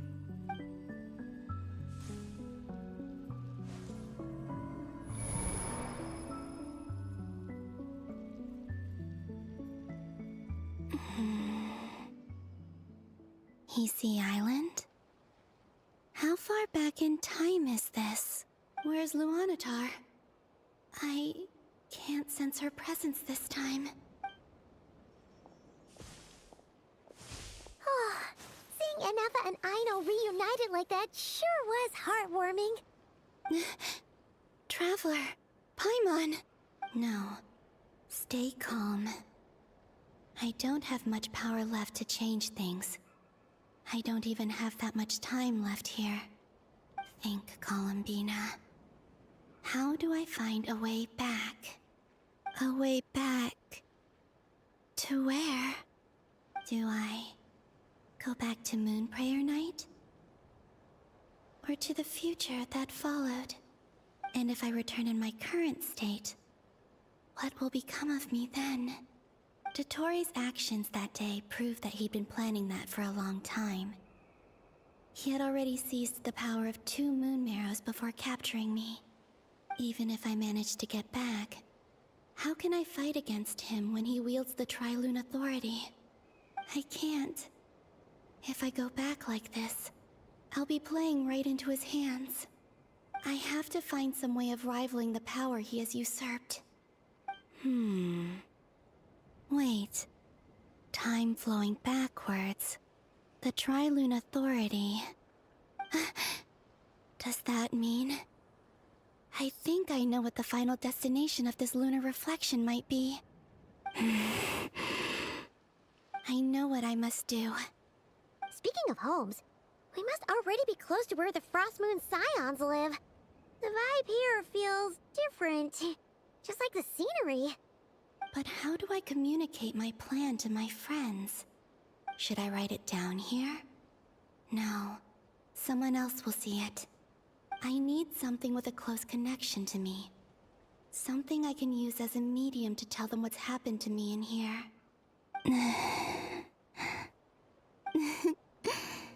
Now it makes sense.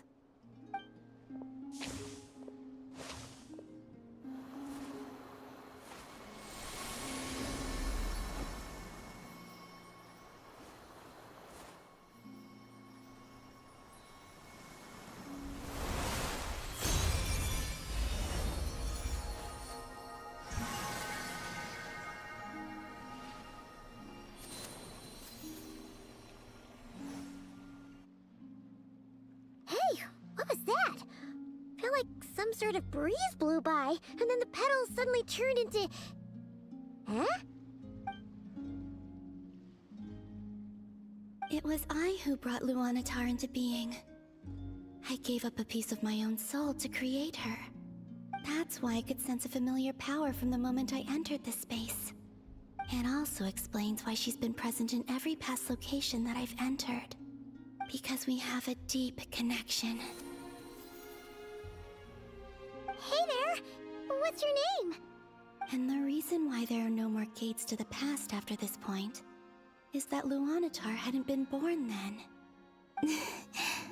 No wonder I sensed the trace of a blessing when we first met. But I still didn't recognize the soul hidden within you. Back then, I was just a little lost dove. I had yet to become Columbina Hyposelenia. Go on now. We've got stuff to do. Best you find someone else to hang out with. Hey, you scared it off.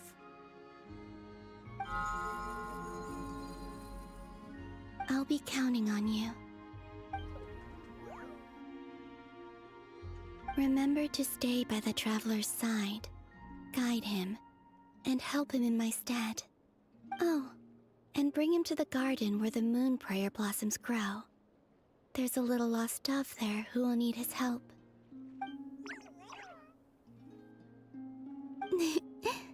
Go on.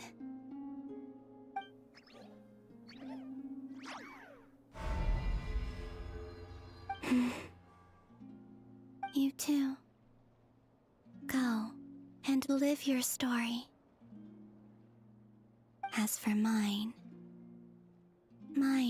must go in a different direction.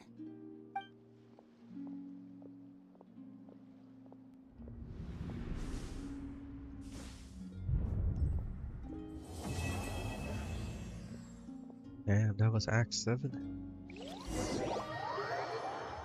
3.5-ish hours. 3 hours, 15 minutes. 3 hours.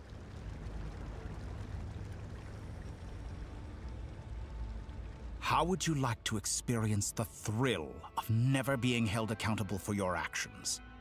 You could crush people like ants without consequence, or tear off their heads or limbs as you please. Believe me, such a life is but one small step away. What point is he trying to make? Freedom? But the freedom to kill? To do evil and get away with it? Why would you offer me that? The creation of a world is the ultimate scientific experiment. I have taken my research to the highest level, where I shall be not just a god, but also a servant to many sacred spirits. I shall heed the truth and perform holy deeds. A god's laboratory is the perfect playground. But it needs the right occupant to explore its full potential. Mortals are found everywhere one looks. Not so with Descenders. I'd prefer my first guest to be a distinguished individual such as yourself. And I know you could make the most of the opportunities it offers. So the condition for entering the new world is to take innocent lives. The same dilemma that Rerir once faced. Could I really bring myself to kill others for my own benefit? Rerir did. And look where it got him. Have you made up your mind? I can't do it. Your playground is no place for me. You're putting your hopes in the wrong person. But we both know I'm not quite the hero you say I am either. I have my own reasons for the journey I'm on. And they aren't all selfless. You've grown a lot since we last met. But there are still things you are unwilling to compromise on. This will only hinder you. Why don't I lower my requirements a little as a gesture of goodwill? I'll give you a little time to learn to be a less noble soul. That'll make things much easier for you. I really doubt I could live that sort of life.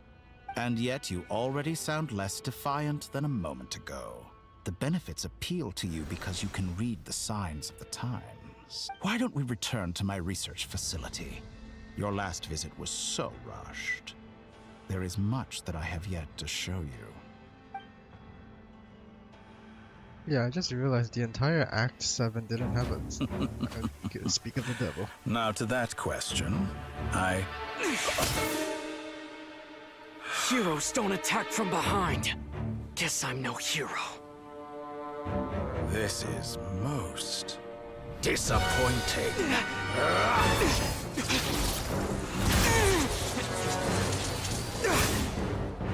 Yo,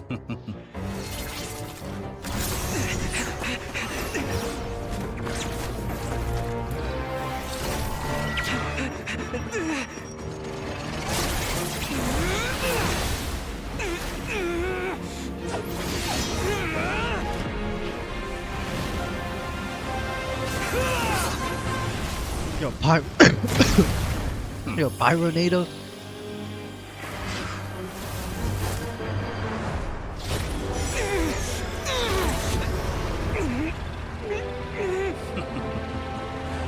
Now then.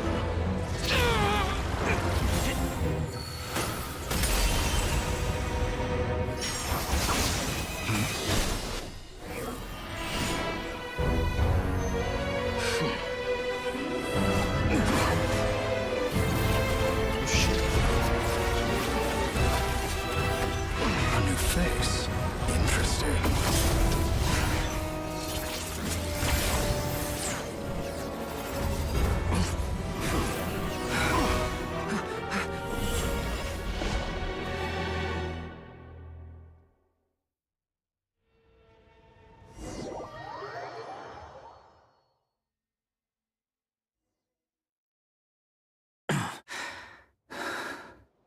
Hat guy? How did you get here? You're still gonna call me Hat Guy after that, huh? Came all this way just to save me? I didn't see anyone else in there who needed saving. Fair point. You just caught me by surprise. Thank you. Wait, you're injured? It's nothing. I'll be fine. Why are you looking at me like that? Is it that shocking that I'd come to your rescue? I'm more shocked that you caught the doctor off guard. I owed you a favor back in Sumeru. Now we're even. Distracting Dotori was tough. I won't lie. He's not gonna fall for the same trick twice. That was my one shot. I'd hoped to use it to take him out. Ugh. I never wanted to obliterate someone more than I do right now. Dotori doesn't recognize me, but his segments were originally made based on an analysis of my operational principles. I expect it's only a matter of time before he figures out what I am. So Dotori doesn't recognize Wanderer because he deleted himself from Irminsul. Did he really miss his only chance for revenge by saving me? Why the long face? Hey, I'm not blaming you, okay? And I'm not complaining either. Rescuing you and killing Dotori are equally important goals. Everyone would be pretty stuck without you. It's best you live to fight another day. How are you holding up? Are you alright? Hat Guy said to put safety first, so we agreed to run as far away as we could after leaving the energy field, and only meet up once it was safe. You don't look injured. It seems that Dotori didn't do anything to you. Yeah, I'm fine, guys. Thanks. Alright. Rescue operation complete. Let's head back. There's a lot more work to be done before this is over.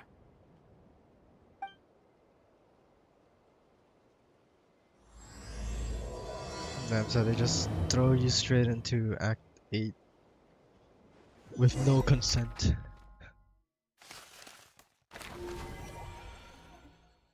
Where's Varka? Oh wait, Varka's in Natlan. But Paimon's here. We have a Paimon side profile?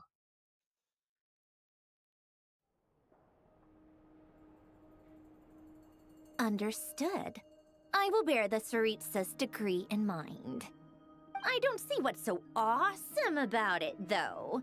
Does he really think everyone else is as immature as him? I'm not stooping to Tartaglia's level.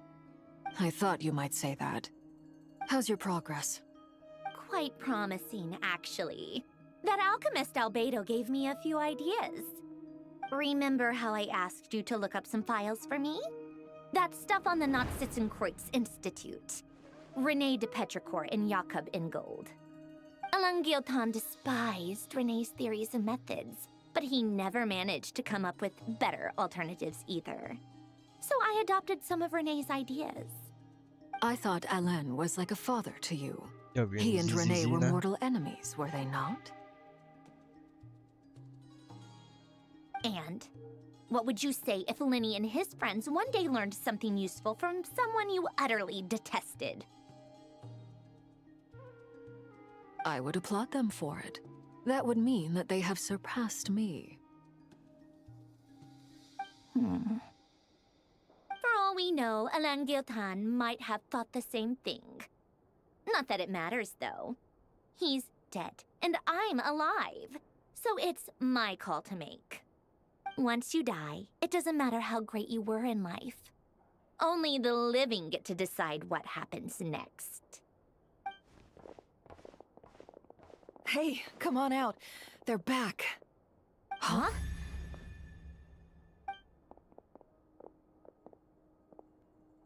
You're back? And your head's still screwed on? And you still have all your limbs? What does it look like? Way to keep your composure, madam. Excuse you. I am perfectly composed. Hey everyone, I'm back. Glad you're okay. Yes, it's a huge relief. Sorry for making y'all worry. Worry? Oh, yeah, right. You think we, the VIII, were worried about you? We were worried sick. Hey! The Traveler and I were already friends. You are free to join this mission in whatever capacity you please. Much like your tea parties. It's a laugh a minute with you guys. I must say, I was quite surprised when Mr. Albedo told me he would need no additional aid. We discussed this on our way back as well. I am rarely so unequivocal, but in this case, we had full confidence in Hat Guy. He said he knew what he was doing. Albedo and I pretty much had to just wait outside on standby. Meanwhile, Hat Guy broke into the energy field and rescued the Traveler solo. You didn't have to mention that. Well, I'm thoroughly impressed. You are a force to be reckoned with, Hat Guy. Is he back? Is he really back? Paimon, Traveler! It's really you! it's really me, Paimon. I'm back. Oh, thank goodness! Paimon missed you so much! You can finally breathe easy, Paimon. Oh, hey, Varka's back too. It's great to have you back in one piece! One Piece. Paimon's been having nightmares the whole time you were gone! Look at them. You know, once you reach my age, there's nothing better than watching a misty-eyed reunion between friends. It's nothing. Same goes when you get to my age, too. I bet Ino and Anefa would be tearing up as well if they were here. Varka, I'm not sure Anefa can cry. Oh, yeah, good point. Hey, your eyes are looking a little red and puffy. Come here, let's hug it out. What? Ew, no. No, thank you. You're not my dad, okay? Knock it off. Everyone, I'm sorry You for all the know. trouble I caused you. But the silver lining is, I didn't come away from this ordeal empty-handed. While I was being held captive, I learned a lot about Dottoro's current capabilities, and what he plans to do with them. Allow me to explain. Black screen, white text. Oh no, okay, cool. The three moon goddesses were even more powerful than we imagined. No wonder Dottore believes himself to be equal to the gods. Maybe even superior. Utter blasphemy. While everyone was gone, Nefer and I made an interesting discovery, and I believe Miss Sandrone has something to share too. Ma'am, perhaps you could do the honors? Sandrone explains Columbina's situation and shows the findings. Called it. Getting rid of a pesky troublemaker like her is like trying to clean up after a crumbly cake. It always comes back to haunt you. The moon haunts you. Columbina's alive. Our next step is to find a way to bring her back.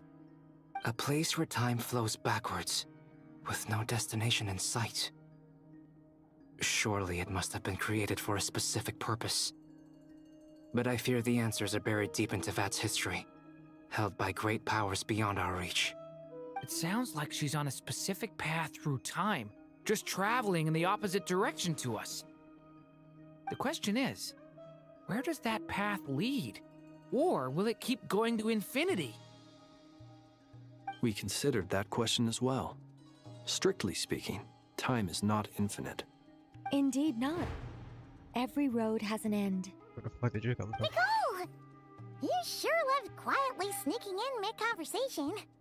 I do, in fact. It's something I've always done at our mages' tea parties. Quiet, mysterious, and persuasive. Oh my god. You wonder what lies at the end of her road. Well, just as the world has a beginning and an end, so too does time.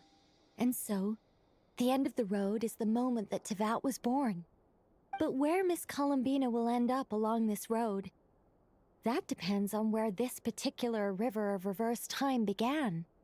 What about the original moons and the moon goddesses? Do they have a beginning too? All things do.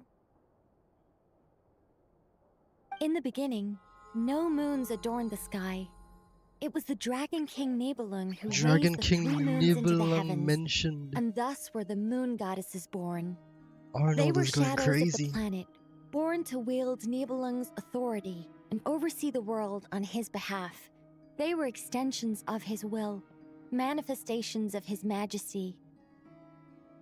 But then one day, they disappeared just as suddenly as they had once been brought into being. Nobody knew where they had gone. Back to Columbine again.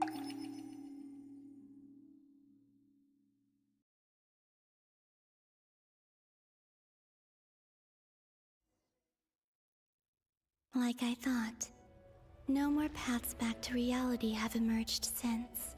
But how can I be sure that I'm going the right way without scenes from reality to keep me on track? I can't even be sure of how long I've been walking for. The further I travel, the less stable this space becomes. There are even moments where I can sense something that feels like abyssal energy. They can just materialize out of thin air. I have to keep my wits about me. They're starting to do a lot of the camera like angle going behind your character and jumping straight into gameplay. Oh fuck. Yo! Is that the ray here of Solnari?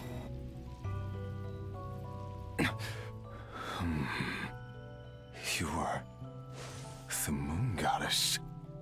But how? Please, there's no need.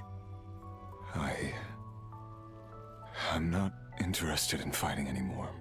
I find that a little difficult to believe. Yeah. Honestly, so do I. The way you used my own power against me was... It was a brilliant strategy. And then, in the final moment before I was thrown into this space, I got to see an old friend. Mr. Dainsleif. Right.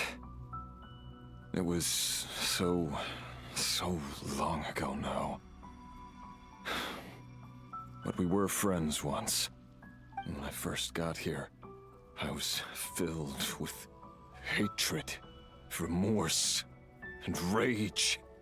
How I cursed and devoured. I tore everything here apart. I was consumed by the desire to leave this place and have my vengeance. But to no avail. This is a place with no exit. This is the second time I've entered this space. Though I have no memory of the first. I was torn to shreds the moment I entered. But this time I survived. It must be partly because of this new body. And partly because of all the Kuvaki I absorbed in Nodcry. Are you the source of the abyssal power in here? Not all of it. Some is from when I first arrived here and tried to destroy everything. But there was already a degree of abyssal power here before I entered. And like a venomous snake baking in the merciless sun, it tried to slither into my shadow. Tried to? So, you rejected it? Yes. Because after that, the world suddenly became silent for a moment. What do you mean? The voices in my head, they were gone. And then I saw her. Her? Thelindis. My former lover. Never mentioned that she saw a memory of Thelindis leaping into the moon's reflection. More precisely, I saw her afterimage. I'm sure the real her is long gone. She was just an ordinary Conrian. She couldn't have survived here for very long. Anyway, why have you come here? Didn't you know it was a dead end? If I hadn't escaped through the moon gate, my friends would have been in far greater danger. Oh, I see. Because of your power. The power of a moon goddess. What? You'd like to know how I know, wouldn't you? The one who resurrected me said so. I could hear a deep lust for power in his voice. Do you mean... Dottore? Dottore. So that's what he's called. He'd been collecting fragments of my body for a long time. All so that he could resurrect me at the moment of his choosing. I had no interest in his research. But being as corroded by the Abyss as I was, we were aligned as far as hunting the moons and recovering my strength were concerned. So that's why the Wild Hunt suddenly became so active in Nodcry. When I left the Fatui in my weakened state, Dottore must have felt that his time had come. Moon Goddess, could I ask a favor of you? What? I know this is a lot to ask, especially from someone who tried to kill you. If you refuse, I won't fight it. But this is the only thing I desire now. Nothing else matters. What do you want? I'd like you to take a message to Thelindis for me. Thelindis? But... Yes, she's dead. But like I said, I saw her afterimage. I can sense that some part of her soul remains here. Far, far ahead. Why don't you go and speak to her yourself? I can't. I don't know why, but I can't move freely in this space as you can. All I can see is a glimpse of her, walking away. Just like the moment when I last saw her in life. In return, I will clear these abyssal obstacles for you. No, not in return. I'll clear them for you. Whether you want to help me or not. It feels like something I ought to do. Why? Yeah. Why, indeed. I've been asking myself that question a lot recently. Why did I do the things I did? I'm tired of it all. Tired of the person I became. People used me. And then I turned around and started using others. I hurt a lot of people. I think I grew tired of it long ago. But I wouldn't admit it to myself.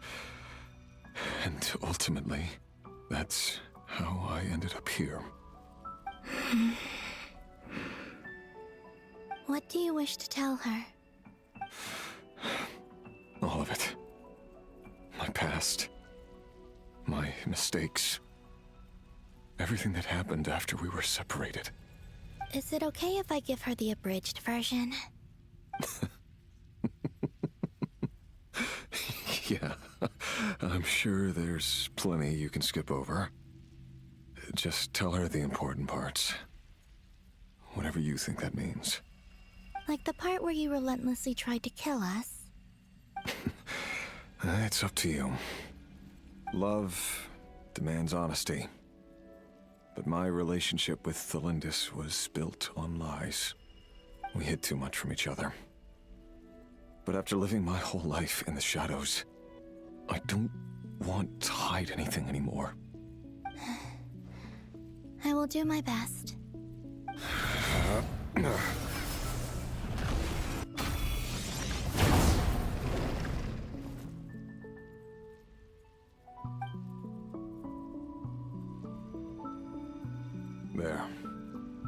The Abyss will no longer stand in your way.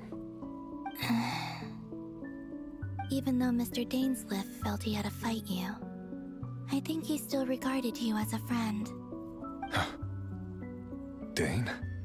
He said that you betrayed him, but he also felt great remorse at never having understood what you were truly going through. Why tell me this? Because if he'd known that someone could take a message to you, I believe that's what he would have said. Thank you. It means a lot.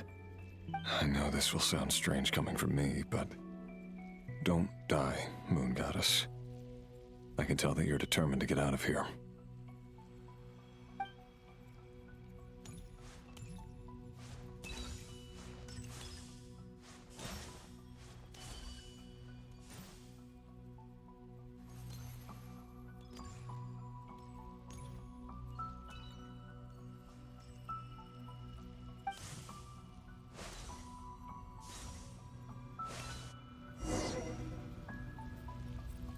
Paimon, the fuck? He kept his word. The Abyss is no longer obstructing my path. Settle in this.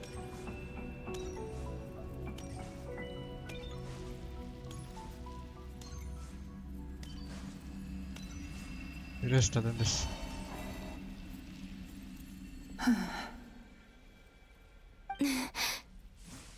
Is that the Lindis? She wasn't far off at all. And yet, they can never meet. Hello, Miss Delindis. Who are you? How do you know my name? I've never seen anyone else here before. You can call me Columbina. I promised Rerir that I'd bring a message to you. Rerir? My Rerir? Is he well? He's doing better than he was. Better than he was, huh? Sounds like he's had a pretty rough time. Others have had a rough time on his account too. In many cases, their time ran out because of him. And I'm not just talking about the children of the Crimson Moon. So, things got worse before they got better. Could you tell me what happened, Miss Columbina? Are you sure you wish to know? Yes. This is my opportunity to learn the truth. No matter how hard it is to hear, I have to know. I admire your courage. However, time is short. I cannot stay here for long.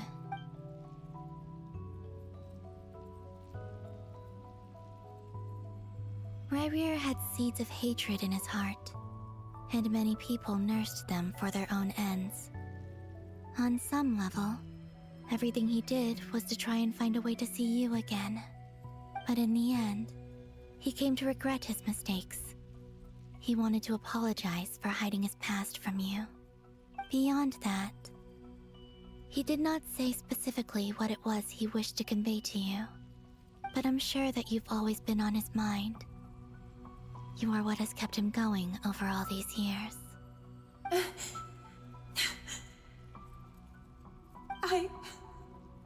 I'm sorry, Miss Columbina. This is so upsetting. I'm not sure how to put my feelings into words. It's all right. I understand. Well, that's everything from me. So, I guess I'll be... Wait. One moment. Time flows backwards here. The road ahead only leads further and further into the past. I know. I intend to reach the end of that road. Without a moon marrow, without the 3 moons' power, you won't make it far. Wait, unless... Are you one of the moon goddesses? You could say that. I see. I often think to myself, if life is like a train ride, why haven't I reached the terminus? Where am I even going? And it's not just me, it's this whole place. Wherever it is, it seems like it's existed forever. It's such a mystery. Where is it going? I must seem so ridiculous. I can't answer these basic questions, and yet I jumped right in here without hesitating, only to be torn apart the moment I entered by powerful energy currents. Only my soul remains now. Thinking back, I was suddenly overcome with fear and terror in that moment. Perhaps I too became bewitched by the abyss. I may have been the leverage it needed to control Rayrir. I used to be a researcher at the Universitas Magistrorum in Conria, researching the iridescent moon's marrow. Eventually, I came to the conclusion that time in here flows in reverse. Rayrir was one of the Vinster King's retainers. With me, he was in an impossible position. It plagued him constantly. I wanted to help him escape his lot in life. I wanted him to be happy, so I thought I'd use this place to return to the past. At the time, I thought I could just go back to the day that the Vinster King first found the princess. The princess? It was only after meeting the princess that the Vinster King started going too far with his research into the abyss. That was the day all of our woes began. I thought I could stop the king from ever meeting her and solve everything. I couldn't kill the Vinster King himself, so I had to find another way to save Rayrir. That's why I wanted to go back, to kill the person who had brought new possibilities to our realm. Is it just me or is her voice? I'm sure it was a futile endeavor, but the abyss probably enhances the basest human desires. So I naively hoped I could change everything. But I was simply too weak. Like a speck of dust against the whole universe. Look at me. I didn't even survive the journey here. Not physically, at least.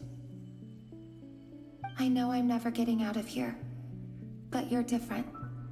You can make it, and I want to help you. I owe you that much. How do you plan to help me? Have you noticed the golden energy that exists here? Based on my past research and my observations since coming here, I believe they carry you forward faster. I can share what I've learned and help you understand the pattern in which this energy appears.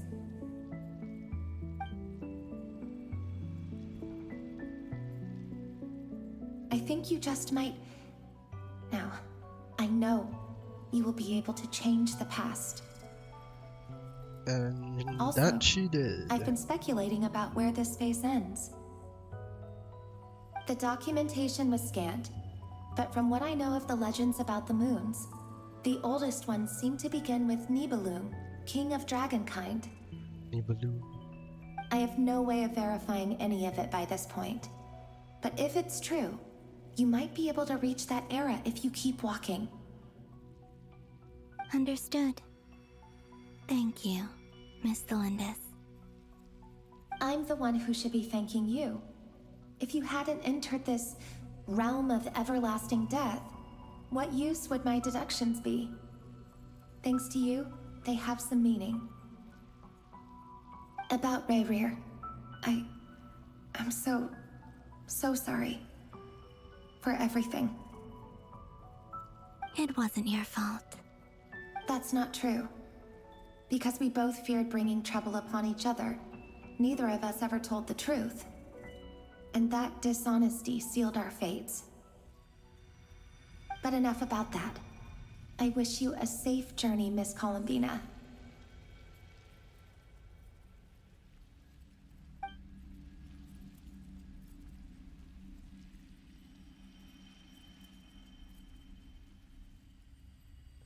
And may the outside world never have to experience pain like this again. Rerir, you're there, aren't you? I cannot see you, because you exist in the future.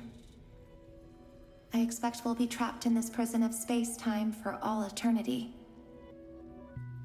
But please, gaze upon the past, and then sit for a while. Let's find a place to sit down together, just like we did when we first met. It was fucking depressing.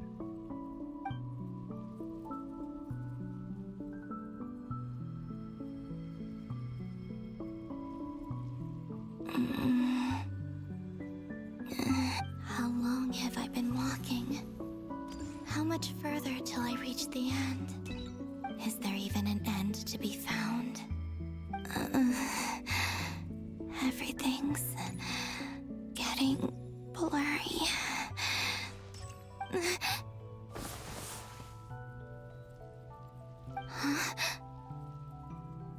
Oh my god. Are you alright, little sister? Have you come from the distant future? Moon sister reveal? Oh man.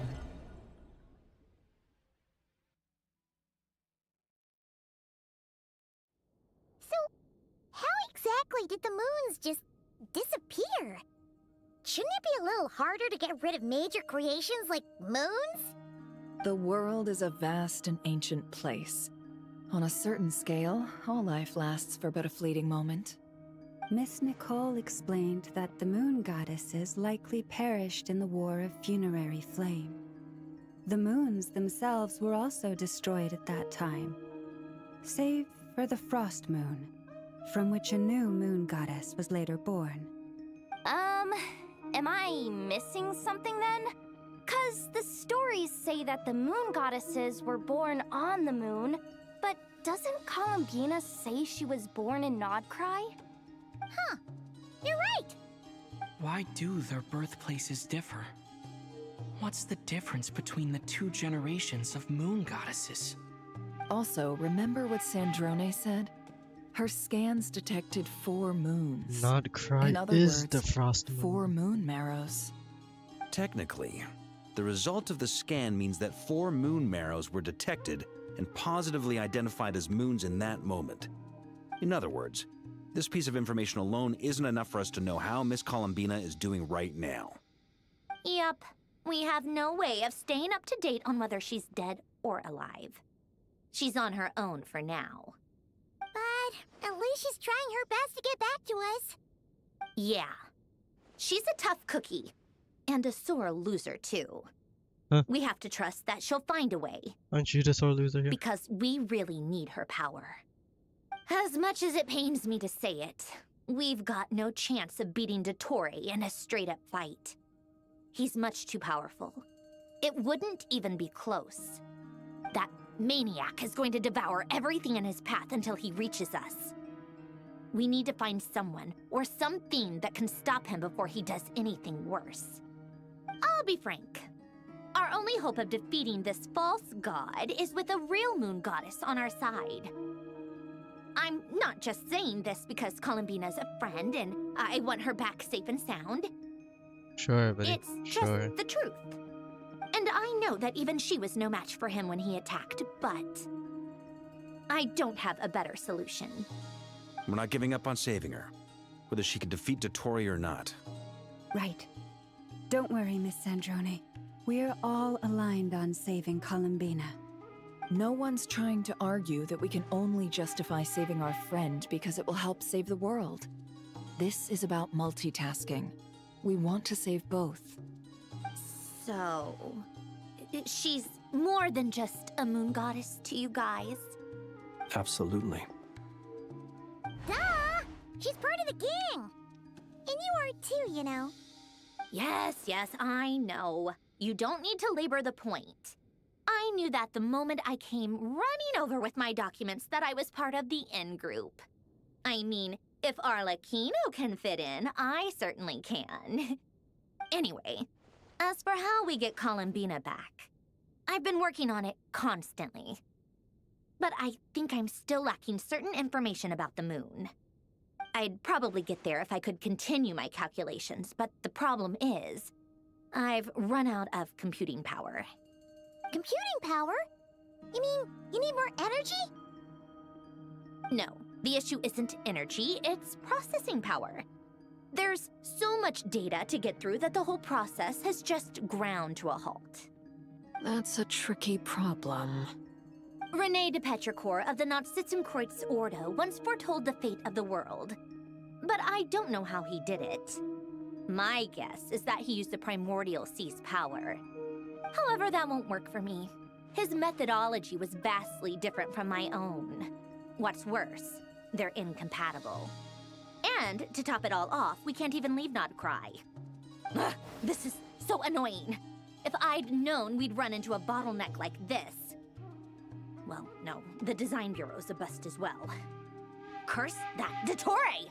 Couldn't have made this harder for me if he tried. Oh, what do we do then? How about we grab a bite to eat and take a break? Maybe something will come to mind after you've cleared your head. You don't get... Anyway, time to shelve the discussion on technical difficulties. Being a killjoy isn't very ladylike, after all. Either way, we've done what we can. Rest well, everyone. Remember to let us know if anything new comes up. Hat guy? Is he hinting that we should talk outside? Let's go somewhere a little more private.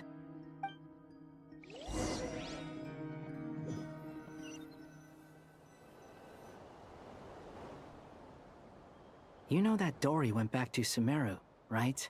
Yes. Yeah, she mentioned she was planning to head back. Things aren't looking good for Nodcry. She's gone to spread the word so that Sumeru has a chance to prepare for the worst. From what I know of Dottore, there are two possible reasons why he hasn't made a move yet. One is that he's still working through some kinks in his new powers. The other is, he wants to see how we're going to react. He'll easily devour everything eventually, so I guess he's in no rush to make it happen. The first false god he made was me. Now it's his turn.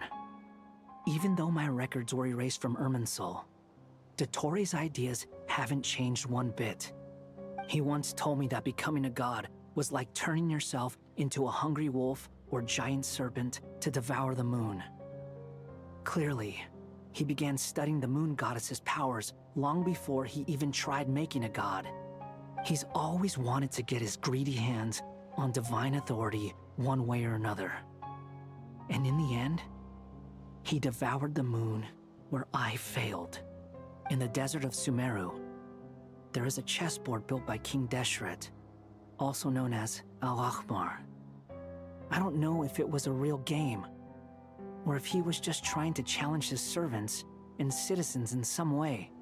But creating games and setting rules, gods do that as a matter of course. That's the kind of power Dottore craves. Now he has the Trilunar Authority. His power is leagues beyond the common people. I don't think there's any point in other nations rushing to the front line. They're better off focusing on defense and hoping they can fend off any threats that spill out from Nodcry. Either way, Dory will inform Lesser Lord Kusanali, and she will contact the other gods in turn. The Seven will have some recourse available. If nothing else, their protection should keep the rest of the world from descending into chaos as quickly as Nodcry has. So on the bright side, even if Nodcry is doomed, your friends in other nations won't be in any immediate peril. That's good to know. But I'm not ready to give up on Nodcry yet. There's a word for people who refuse to let anything go. It's called being greedy.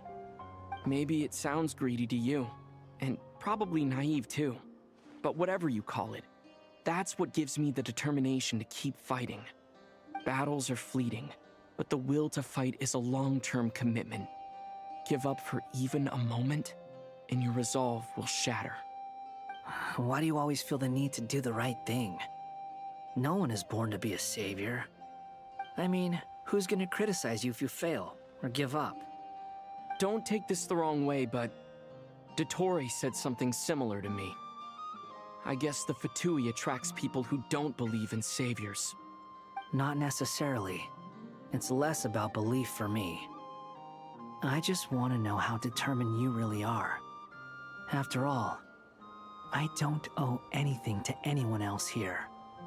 Only you. You look kinda worried. If your arch-nemesis was about to achieve their ultimate goal, I think you might feel a little worried too. That's true. Dottore is about to become an omniscient, omnipotent deity. That's gotta be a bitter pill to swallow. Still, you're calmer than I expected. There's no way the heavenly principles will Obviously. still be asleep after this. I have to admit that my past self was a reckless fool who misunderstood not only the point of revenge, but how to achieve it. And as much as I want my vengeance, I know I'm not gonna get it by acting alone. If the world's taught me anything, it's to think before I act. Too bad it never taught me any other virtues, though. So, I am going to destroy Dottore, no matter what it takes. So, what's your plan? I'll get to that. First, tell me, what do you think of Sandrone? Just like Paimon said, she's a friend, part of the gang. How much do you trust her? This is a serious question. Think carefully before you answer. Although she's with the VIII, she has her own values, and she's helped us a lot. If nothing else, she's clearly going the extra mile for Columbina. I see no reason not to trust her. If you say so. In that case, the three of us need to talk. I have some thoughts about her computing problem. It can be solved, but it will come with a cost. How much? If I can afford it, I'll cover it. Sometimes your heroism really backs me into a corner. You know that? Come on, let's go talk to her.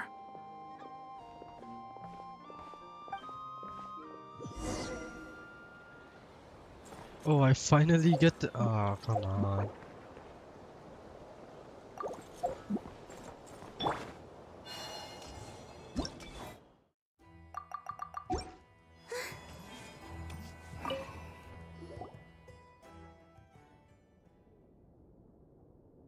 Miss Androne, Traveler. Hey there. Yes. Paimon's here too! She was just helping them sort through their things. How did your chat go? That was fast. The call only just ended. Well, you said it was urgent, so we got here as quickly as we could. Albedo, I have some alchemy questions for you. I see. Looks like my knowledge proved useful after all.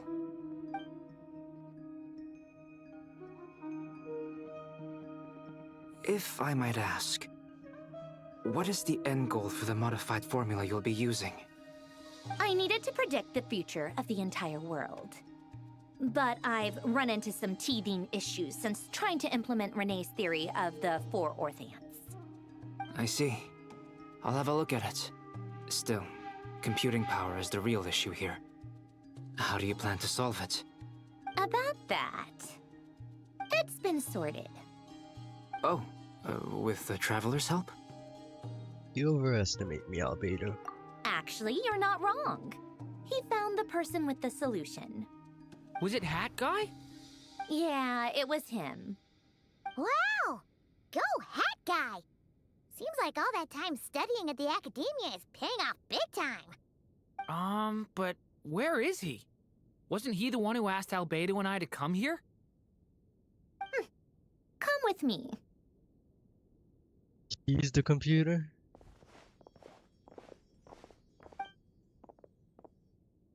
Hat Guy? What's happened to him? Hat Guy, can you hear us? No response. I guess he's in hibernation. He's doing some Doctor Strange shit. Hat Guy mentioned that he was a puppet. It seems that his functions are currently shut down. I presume this has something to do with the solution to your computing problem. That's right. He and the Traveler came to see me. He's seeing the future. 14,605,000. Wait, what? You have a solution? Would you calm down? Why do you always react so hysterically to everything? Excuse me? How would you know? You shouldn't be so quick to judge complete strangers. It's very bad manners. Oh, please. It doesn't take that long to figure out that you have a temper. Where does a mere student get that kind of confidence?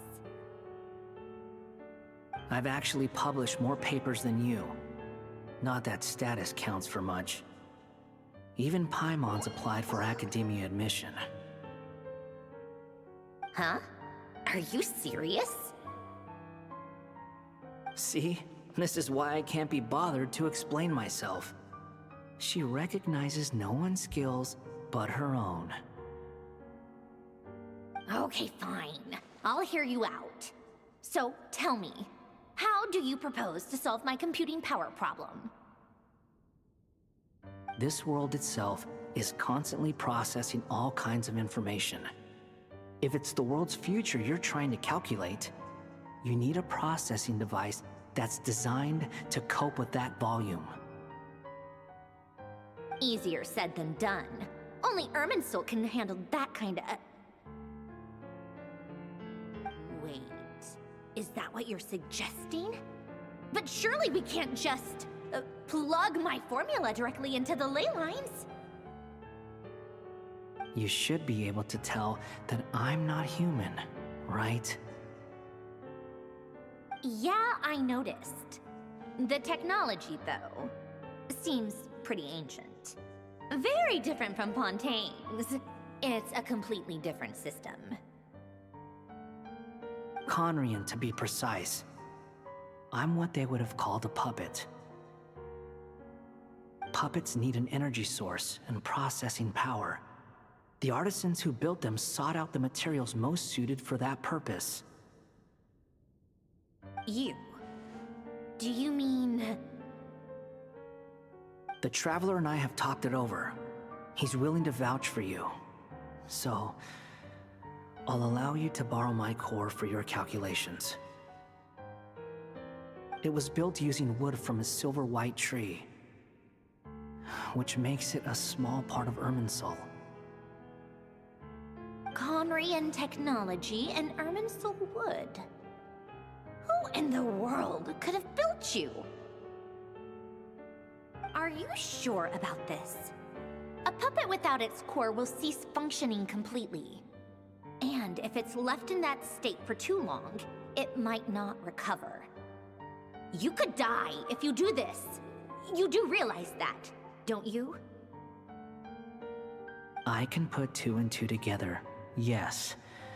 No need to rub it in. I won't lie to you. This has never been done before. I cannot guarantee your safety. Doesn't matter. I'm prepared for the worst. Did you two actually talk this through? Is he... Are we really considering this? Yes, we discussed it. The bottom line is, he trusts me, and I trust you. Let's give it a shot, shall we? Honestly, I have no clue where this kid even came from. But for whatever reason, he lent me his core to use in my formula. I'm very close to finishing my calculations now, and the core is currently in use. So I'm sorry, but I can only show you a sketch right now. This is what the core looks like. A silver-white branch. It certainly matches the legends told about Irminsul. Is Hat Guy gonna be okay? He's not gonna die, right? Right? No, this is Genshin, no one Theory, dies. he should be fine. As long as we put his core back in time. Beyond that, all I can say is that I'll try my best to avoid risk and make sure the core doesn't sustain any damage. I think I know why you called us here now. Someone needs to watch over his body and make sure it's protected until the process completes. Correct. He said that the only ones he trusts here are you two, and the Traveler. And the Traveler will have other work to do. Look after Hat Guy for me. He will have our undivided attention. Aww, Hat Guy. On a more positive note, things are progressing steadily on my end. I'll call everyone in for a meeting once the results are out. Sanjone returns to her initial question. She and Albedo enter an in-depth discussion. You, Paimon, and Durin stand next to Hat Guy, keeping watch over his silent body. You've never seen him in this state before. The worst case scenario with the core removal is either a system reset or a total loss of function. But I'm not afraid. A quiet death should have been my fate long ago. A core is completely different from a heart. It's like another vital organ entirely. I never believed it could be a true replacement for what I sought. But in the end, it turns out the core was more useful to me. Pretty funny when you think about it. It's like the punchline of my entire life. Do you think there's any difference between a puppet and a human? If not, then this would just be another samsara. I have already experienced both a past life and a next life. Part of me wonders whether I'm only capable of making this decision because I've become a real human. What's with that expression? Isn't this a good thing? Sanjone will succeed, won't she? She has to. She will. We all have to persevere until this is over. That's right. And I'll protect you all until a moment of victory arrives. You suddenly feel like the concept of time has become blurry. It rushes forward to you, yet marches backward with every step that Columbina takes. Silent yet turbulent. The Torah's words echo in your ears. These 4 divinations anchor the world and shackle those who live in it.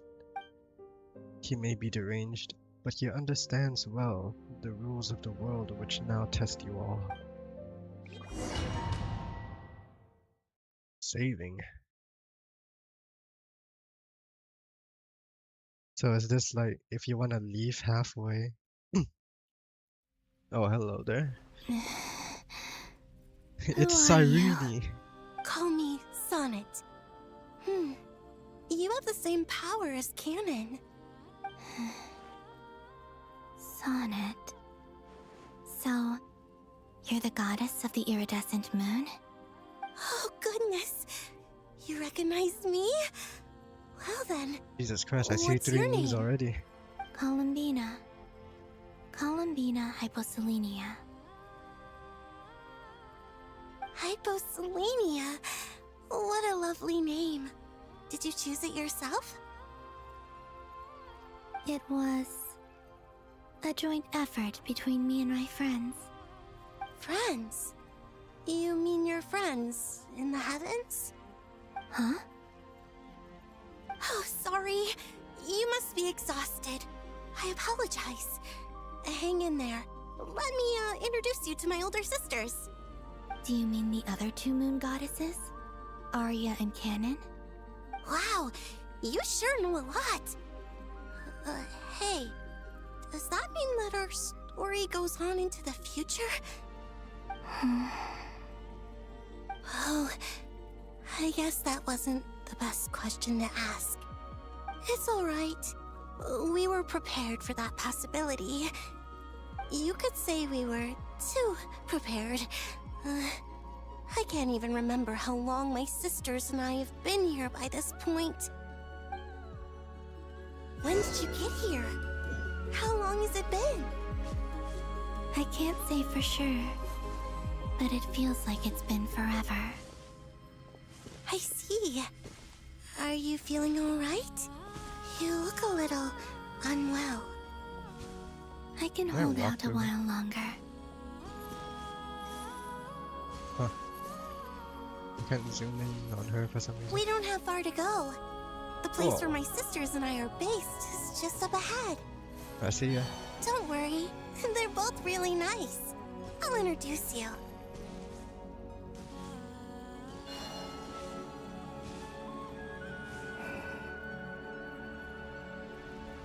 It's a Cartatian, you know? Sisters! I'm back! And look who I've brought with me.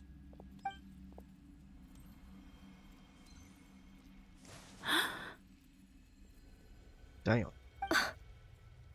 The fuck, that is you know? It's our lovely little sister, born in the far future. The pleasure is all mine.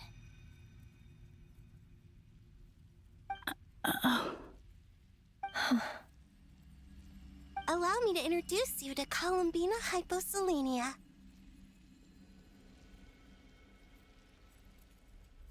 This is Arya, the goddess of the eternal moon.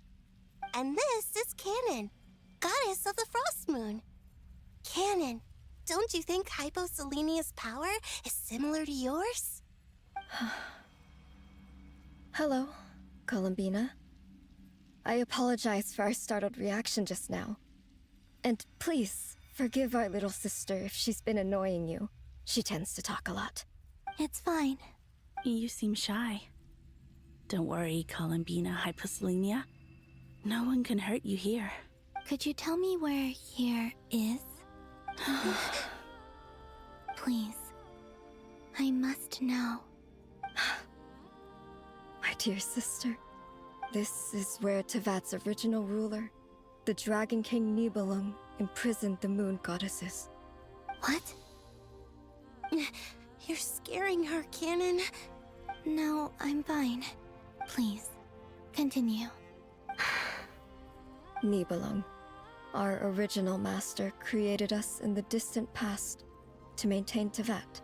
But he left this world and traveled into the dark universe beyond, to explore worlds vaster still. Day and night, we fulfilled our duty in the heavens, until the day that the first Descender arrived. The great ruler of the firmament. The heavenly principles. Is that what later generations call them? I see. But we did not reject them at first, nor did they seem to harbor ill intent towards this world. We coexisted in peace. They were like a guest in our home. Slowly, however, we came to realize that our guest had a growing desire to change and dominate the world. And you didn't stop it? No. There was an order to the rules they set up that Nibelung never taught us. We wanted to know if this order would bode good or ill for Tevat. All right. Canon and I wanted to know. Sonnet was against it from the outset. Later, we discovered that this great ruler of the firmament bore an almost paranoid hostility toward the desire of certain life forms to seek power. Or perhaps they feared them. They would even cast down celestial nails as manifestations of their power, to punish the civilizations of the world below. Only this was far beyond mere punishment. Right. Their rules brought order, but the price people paid for merely testing the limits of those rules was far too great. I did everything in my power to help the punished escape catastrophe, but still, too many lives were lost. The ancestors of the Frost Moon Scions were some of the ones you helped. But just when we had decided to take countermeasures, the Dragon King, Nibelung, returned. And so began the War of Funerary Flame. So, that's the name the world gave that war in the future. Well, who won in the end? As far as I know, the Heavenly Principles won, although it came at a great cost. They remained in Tevat, where they continue to rule to this day. And the world's original master, the Dragon King Nibelung, was destroyed. And what of the moons? Are there still 3 moons in Teyvat's skies? You can tell us the truth, Columbina. We know we are but remnants of a bygone age. We are prepared for the answer. Only the frost moon remains. But it has been cast beyond the false firmament by the heavenly principles. The eternal and iridescent moons were both shattered during the war.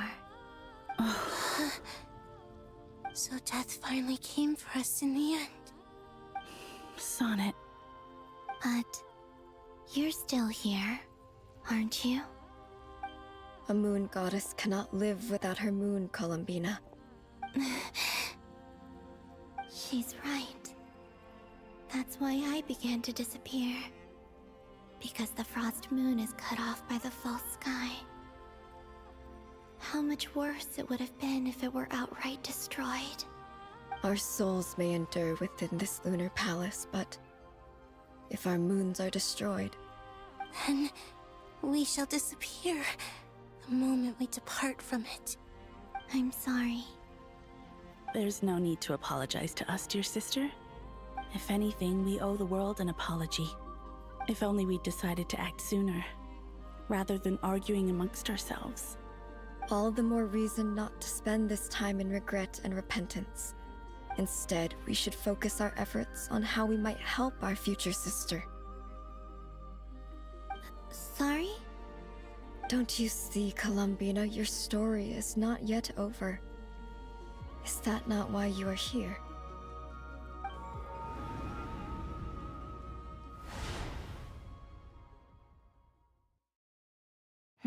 It's done. Initiate numerological array. Continue running primary process. Calculate the world's fate through extrapolation.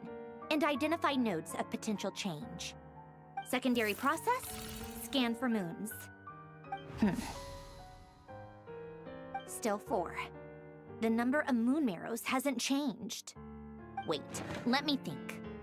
Is it possible that there's something I've been misunderstanding about the moons all along? Variables. Variables in the world. I know where potential variables within the world come from. So what about the moons? Are there any variables there?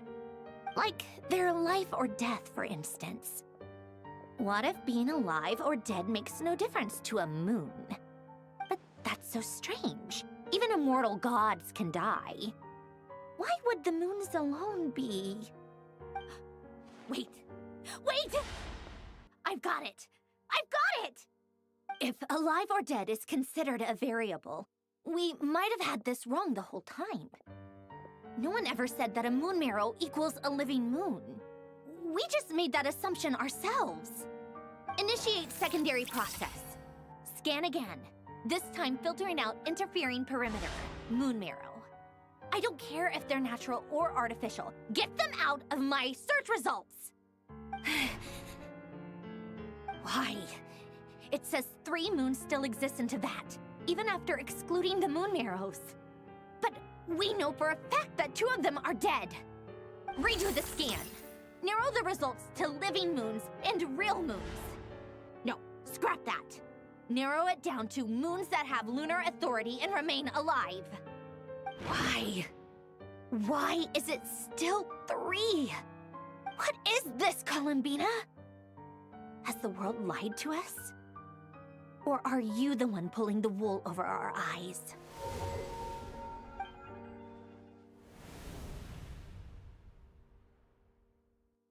So, you think that the moon's reflection might be where Nibelung imprisoned the 3 moon sisters? Yes, it would explain a lot, such as why that space would respond to a moon goddess's power, opening the moon gate at her command. It would also explain why Miss Columbina has been unable to leave, and why time flows in reverse there. In the messages she sent, Columbina promised us she'd find a way to return. But we have no way of knowing how, when, or where this might happen.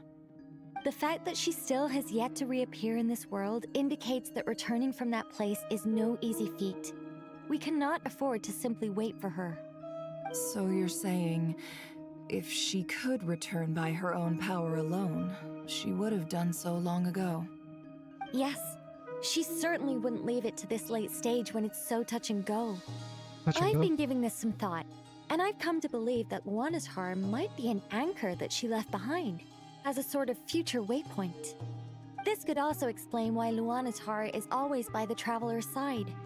Sounds like a plausible theory. If that's the case, there must be some criteria we need to fulfill to allow Columbina to return to the present. The question is, what could they be?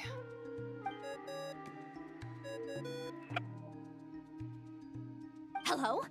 Listen up! This is extremely important!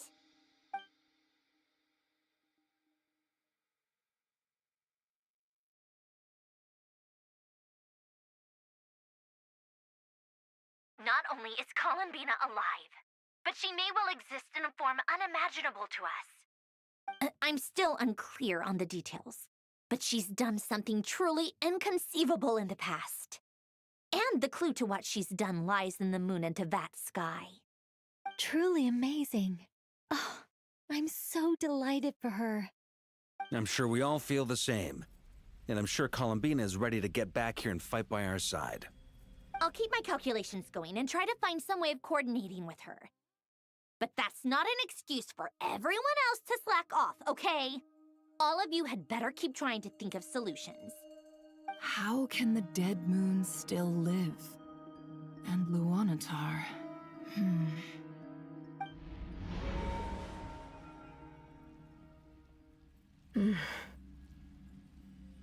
It's hard to believe that's what will happen in the distant future. Our authority is linked to the most fundamental rules of Tevat. I suppose it's no wonder that many would covet that power. I didn't realize that when you said friends, you meant people who live down in Tevat. That's so lovely. I always wanted to go down there and have some fun. Have you ever tried leaving this prison? Of course. Between us, we've tried everything. But no matter where we go, this space will eventually bring us back here.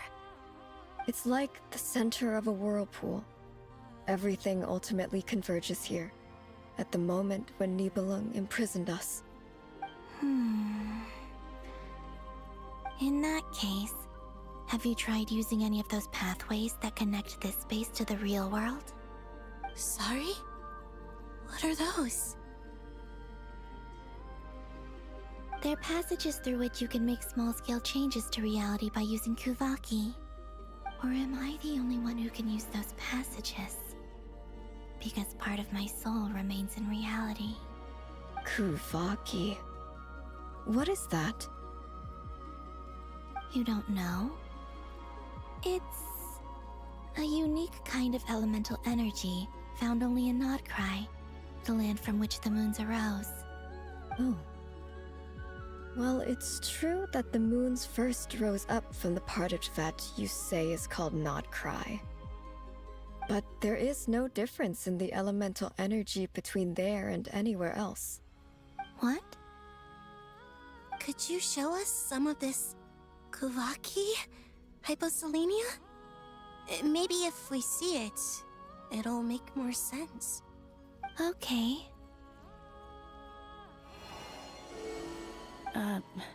Isn't that just your power? What? But it's everywhere in Nodcry. In the air, in the land. Even the creatures who live there have adapted to its influence. How curious. This Kuvaki certainly did not exist anywhere in the world before we were imprisoned. Let alone influence living creatures. So, how exactly does it affect them anyway? Can they float in the air like us? This is so strange. Why would their reality differ so much from mine? Columbina, You're looking for more than just a way out of here, aren't you? Yes. If I am to help my friends, I will need trilunar authority on par with that of our foe. You mean... you'll need our power? This sounds extremely risky. The Three Moons' powers are not mutually compatible. Concentrating them into one goddess will be a very painful process. And if anything goes wrong, it could tear you to pieces. I know. But I'm willing to take that risk. Even so, let's say we successfully transfer our authority to you. How will you take it outside this prison? Niblin constructed this realm specifically to prevent us from using our powers to interfere in his war. No moon goddess can leave this place alive. What if I don't leave alive?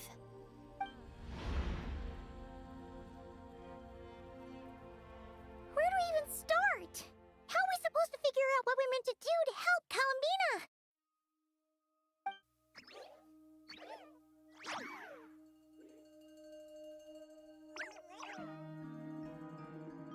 Columbina? What do you need from us? If she really got to the beginning of time in there, how do you think she'd leave us a message?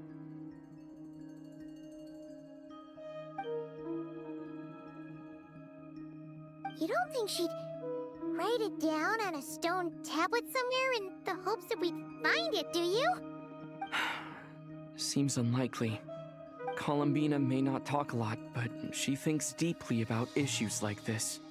Let's review what we know. This is the Columbina who fought alongside us against the Rahir of Solnari, and with whom we celebrated Moon Prayer Night. She knows our personalities, our ways of doing things, even our unique strengths and abilities. So, if she wanted to tell us something from a long, long time ago, what would she do? Oh.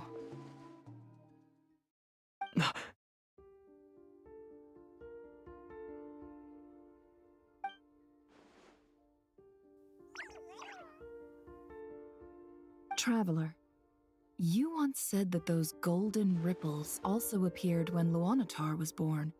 What if Columbina left Luanatar here, not just as an anchor to the real world, but for some other purpose? If she is part of Columbina, and Columbina knows that I can see past events through her... Oh yeah! Like when you peeked into Rare's past through his heart! Nefer, wait! If you're right about this, and you can really see past events through Luanatar, your eyes, they'll... Oh, I know. Looking at Rarir's past in Conria was already enough of a strain on my eyes. Looking this far back into the past, it'll surely blind me. But it's our only chance. This is the only way. Boss. We spoke about this once, a long time ago. Do you remember what I said, Yehoda? The day I lose my sight, the Curatorium of Secrets will be yours to run. But... What's wrong? I'd be overjoyed if I were you. This day's come a lot earlier than either of us expected. I need to know you'll honor our agreement, Yehoda. Promise me. Yes, Boss Neff. I promise. Are you sure you don't want some time to think this through? What is there to think through? I should have gone blind after our battle with Rarir. Frankly, it's almost criminal that I got away with it for this long. Then at least let me take some precautions on your behalf. And if you really do lose your sight, I'll visit your office every day and make sure you're well looked after. Oh, please, anything but that. I was actually ready to go through with this. Are you trying to scare me into backing out? As if I could ever scare you. I'll assume you're just joking to calm your nerves. All right, enough chit-chat.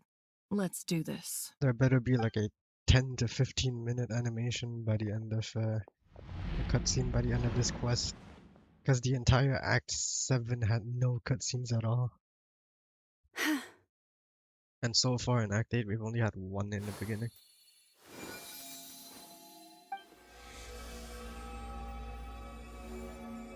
All done. Good. Now give me some space.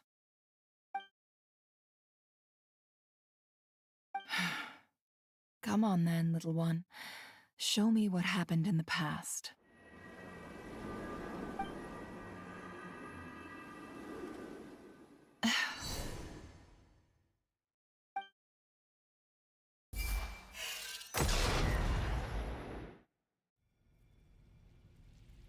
Between the Trilunar Authority, Kuvaki, and the soul-surviving moon, the Frost Moon, I think I might know how to get back. But I will need my sister's help. Time to go talk it over with them.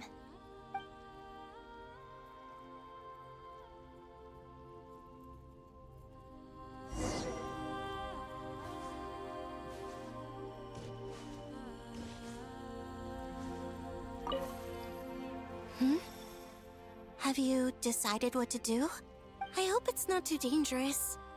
You really scared me when you said that thing about not leaving here alive. Come on, let's go find the other two.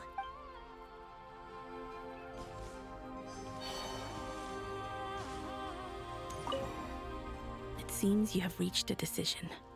I'm all ears. What do you propose?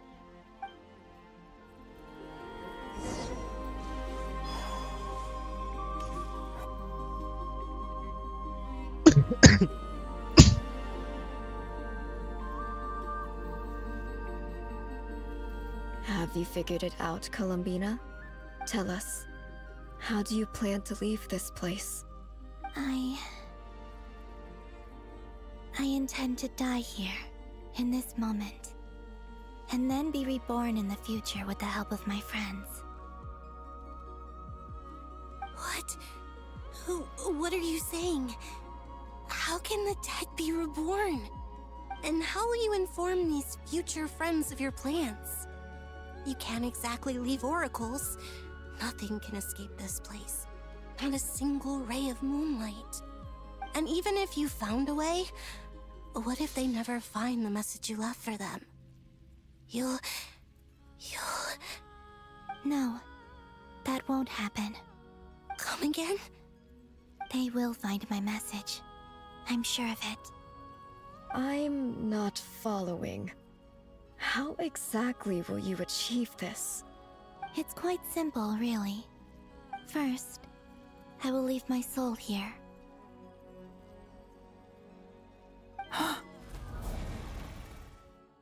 I see it. Your soul? You mean you're a divinity? Yes. I once left a portion of my soul in the future. One so small that this prison barely noticed anything. In this very moment, she can resonate with my soul across time. When the time comes, I believe that she can serve as an anchor to pull my soul from here back to the future reality. Just as gravity connects the world to the moon. Exactly. In the future, where I came from, the moon has been cast beyond the false sky, but I can still feel that it is there. In a similar way, I can feel a connection to the soul fragment I left behind even now. My friends can use it to detect my presence. But how do you just leave your soul here? Is that even possible? On my way here, I met an ordinary mortal who entered this place long before I did. Her body is long gone, but her soul remains. And before that, I encountered an old enemy whose entire soul survives here intact, while the power that once corrupted his body has faded away. So, Perhaps this space is specifically designed to imprison divinity and authority, but not the physical body. Still, even if your body can escape, would it not just be a lifeless husk without the soul inside? Wait, is that what you meant when you said you wouldn't leave alive? Yes. I shall turn my body into moonlight and pour it over Nodcry. That power shall protect the land and quietly blend into it, awaiting my soul's return in the future. However, I cannot do this on my strength alone. I would need your help to do this, so I'm humbly asking for your assistance.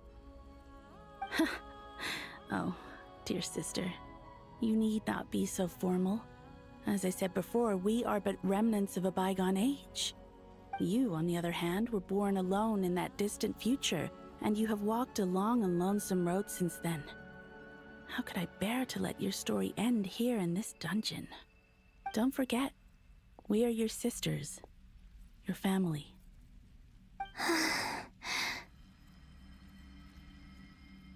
Arya's right. Actually, I've always wanted a little sister. Can you imagine how it's been for me? Getting nagged by 2 older sisters all the time. Now, I finally get to be the big sis. And not just that, but I get to help you return to your world, too. How could I say no to that? Sonnet. Canon?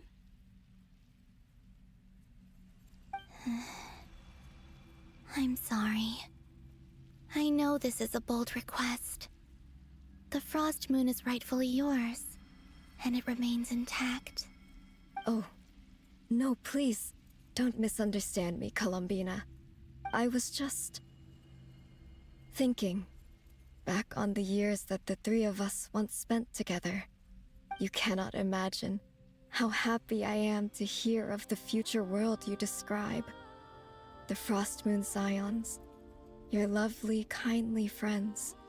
For the 3 of us, whose purpose in life was to maintain the peace in Teyvat. It is a great relief to know that the people of this world live in such an abundant future. If your plan can save them, and save Nodcry, I will gladly give you all that I can. Besides, the 3 of us have been together since the day we were born. I could never abandon them to live on alone without them. Canon. Still, I do have one question I would like to ask you before we proceed. Certainly. What is it? Why do you cover your eyes?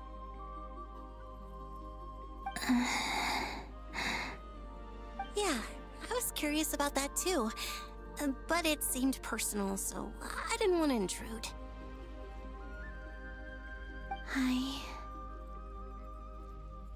There was a time when I refused to look upon the world. I believed it was full of nothing but lies and falsehoods. I wished to hide my feelings, seal my heart, until I could return to my true home. I see. Perhaps that decision saved you from ever having to see the false sky again. But at the same time, you likely missed out on many true and precious things, like the smiles on your friends' faces. Promise me this, Columbina. When you return to the future, open your eyes, take a look at the world around you, and see your friends.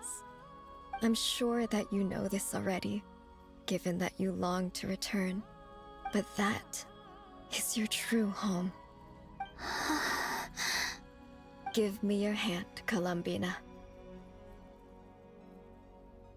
Arya, Sonnet, you too. Okay. All right.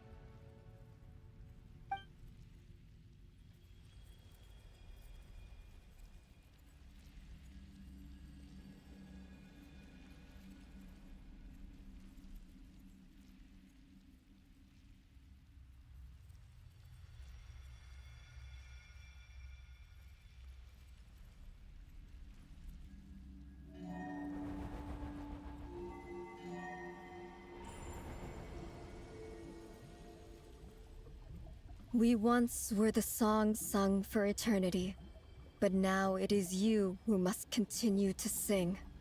We once were the tides in the great river of time, but now we subside, and you arise. We were the messengers of madness and inspiration, but now the lies have faded, and your truth must endure. We are souls awaiting the sun. You must return to be with those who smile when they see your face.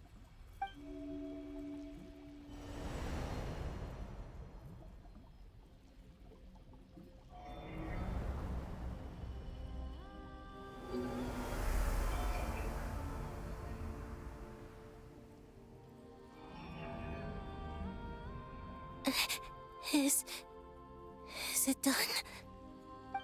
Yes.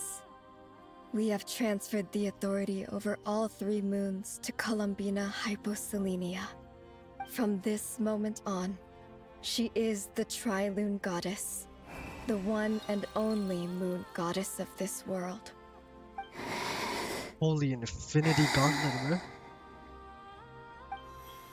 She's Thanos. Thank you. Thank you, my sisters. Now go, and do what you believe is right, Columbina Hyposelenia. Be aware that we cannot grant you the power of the 3 moons beyond these prison walls. The conflict that arose over their remains following our disappearance will still take place. I understand.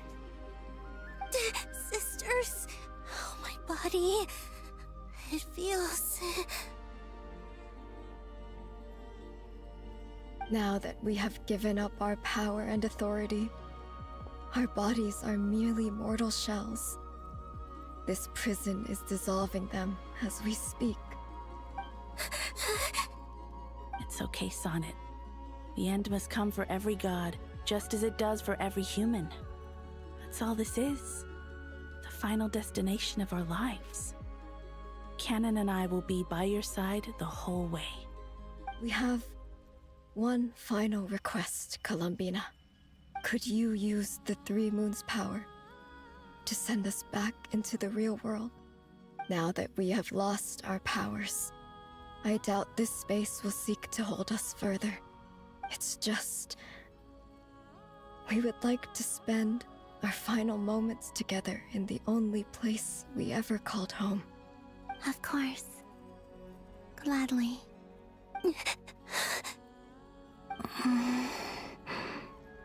Sonnet?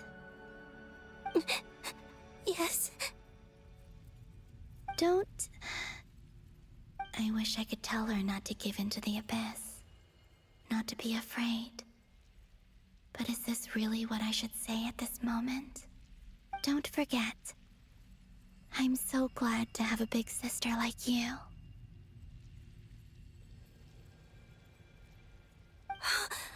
No, Hypo. Thank you. I'm okay. I'm not afraid. As long as my sisters are with me, I won't be afraid.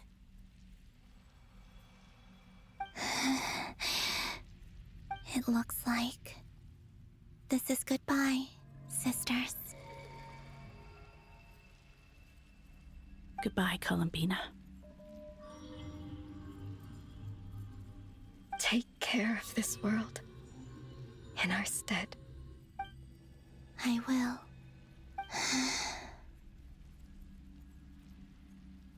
And now, it's time for me to bid farewell to my body, too. May it become the moonlight that keeps Nodcry company through the long years ahead. So this is why Nodcry was not always home to Kuvaki. It only appeared after I poured my body out upon this land, and only this land. Kuvaki responds to me because it is me, my body, answering the call of my soul. And the golden energy I've encountered on my way here was, in fact, that very soul, which I am about to leave here to guide me.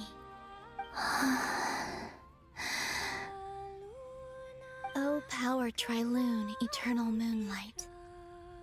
I, Columbina Hyposelenia, lay aside my body. Let it be cast into the dark night to illuminate the future. May it be a companion to all who dwell beneath the moon.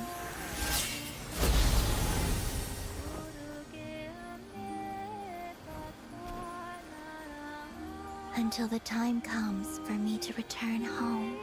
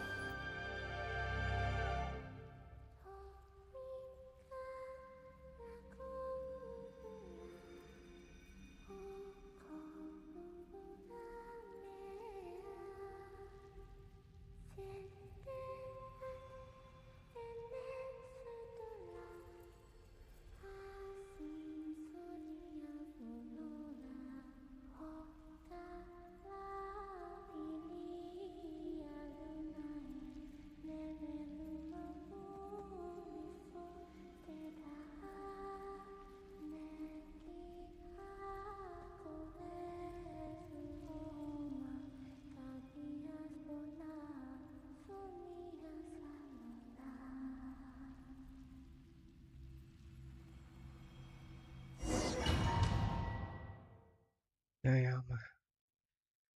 And the time travel. Holy shit. Boss! Been allowed to see that? Is anyone? Can you still see? How many fingers am I holding up? I see 2 fingers, and a look of sheer terror on your face. Truly astounding, Miss Nefer. Your eyes have glimpsed the very ends of the world, and yet they remain as sharp as ever. Or is the credit for this miracle due to Miss Lauma? It seems that even time itself is no match for your medical skills. Surely you jest, Mr. Flint. I suspect we have Columbina to thank. She must have realized the immense toll that the ritual would take and purposely set aside some of her power in the past to protect Nefer's eyes when this moment arrived. There is always a great price to pay for witnessing the truth, but it seems that this time, Columbina has shouldered that burden on our behalf. She chose the perfect method of getting a message to us. Though her eyes were always shut, she was clearly so perceptive. She knows us well. She knew exactly how we would think and what we would try. Despite being separated by time and space, we're seeing the same possibilities and seizing the same opportunities. We still don't even know if she's okay right now. But as long as there's a chance we can do something, we'll fight to make it happen. We'll get you back somehow, Columbina.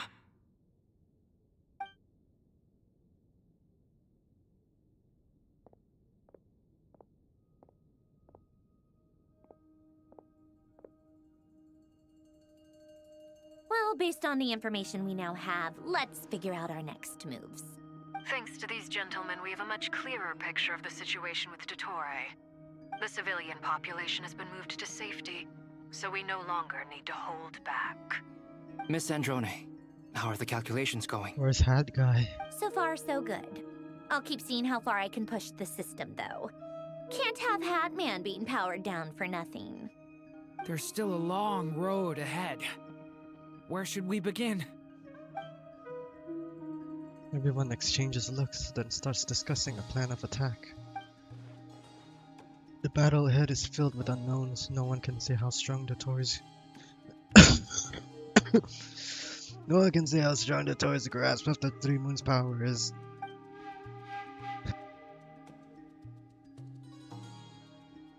But you are not about to admit defeat. Everyone. God damn, my fucking throat is killing me. Everyone is united and knows that no single person can accomplish the task ahead alone.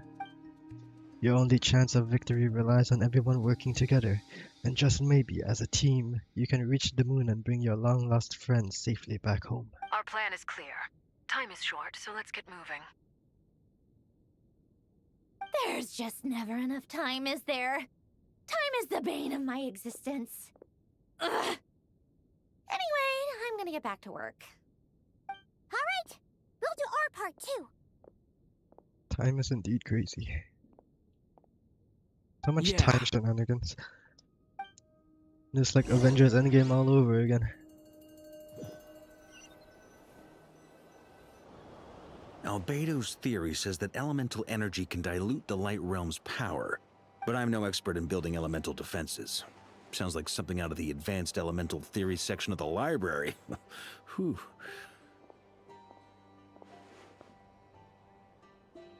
You seem quite troubled. Well, yeah. I mean, who doesn't get a little flustered when they're completely out of their depth? You were the very picture of confidence back when you approached the Hexen Circle. Eh, I could have been faking it through that whole meeting for all you know. Who's to say I'm not just a ball of nerves in a charming and gregarious package? Oh gosh, really? I'm so sorry, I had no idea. Well, you're all the braver for it. Still, I was much more in my comfort zone than I am here. At least in Mondstadt, you can cry for help from a cliff top and actually stand a chance of summoning Barbados himself. Things have never looked bleaker than they do now. If we don't pull this off, Tevat's doomed, isn't it? Oh, you think so? Actually, yes. Yes, it probably is. It's a shame. Don't put too much pressure on yourself. Tevat has faced annihilation many times in the past, but it also gave us you, didn't it? Hey, don't give me that. It's not like I'm anyone special. I disagree. Every human born in this world is special. We angels have always believed that. In that case, this humble human being has a big favor to ask of you. I thought you might say that. I'm sure Alice, in her great wisdom, sent you here precisely to help us in this difficult time, yes? Well, that has less to do with her wisdom and more to do with my power. Of course, of course. Well, the thing is, these elemental defenses we're about to build, I don't think it's a question of if they'll fail, but when. Durin's findings from his patrols make it clear that Dottore is constantly expanding his territory. First it was his lab, then the design bureau, and now this. It's not realistic to completely stop him encroaching on the rest of Nagcry. Rather, our goal should be to stall him for as long as possible. If Miss Sandroni's calculations are correct, well, they're the closest thing to certainty we have in this situation, so let's assume they are. Anyway, her calculations suggest that our best hope for victory lies in Miss Columbina's return. It's up to us to slow Dottore's advance and buy time for her to make a return. Are you asking me to help you with building the defenses? No. I'd like you to prepare for what comes next. When he eventually reaches us, we will have to fight him. You were an angel once and a mage now. I'm asking you to lend us your protection. Oh. Can I take it that you're triggering the terms you fought for during our three-way talks? Well, technically those terms were about protecting Mondstadt. But if you're happy to agree to the change in location, then yes, let's do that. You're cashing in on this much sooner than I'd imagined. Well, yeah. The way things are going, I might not get another chance. Very well. The mages have heard the knight's plea, and we will respond. To tell the truth, Alice and I had already discussed how we might help you all, so I didn't come empty-handed. I always like to be prepared.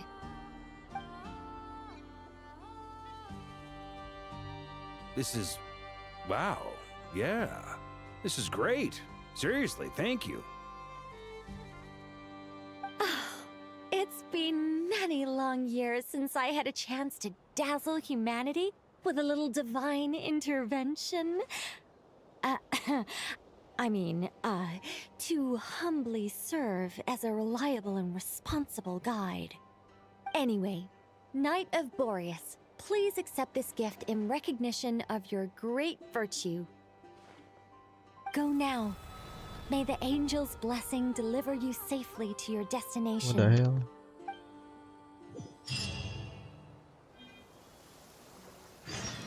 Oh, we're back. I got a whopping 65 Prima Gems.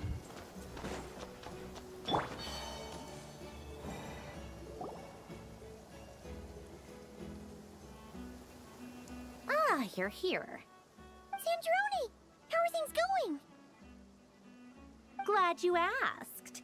You two are about to become the first people to lay eyes upon my masterpiece. Or should that be the first person and the first, specter? Hey! Whatever. Come, feast your eyes on this.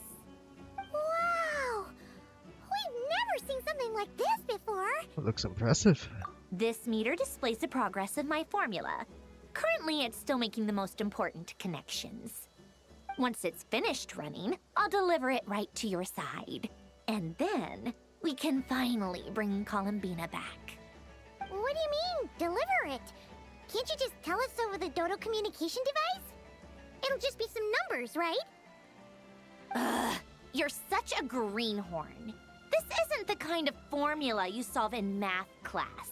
It's a highly complex algorithm capable of constructing a framework of rules. Ugh, whatever. We'll be here all day if I start trying to explain it. All you need to know is the formula must be completed before we can bring Columbina back. Got it. I'll share the data with you. Nicole's agreed to let me use her information channel, so we just need to use the Dodo communication device like so.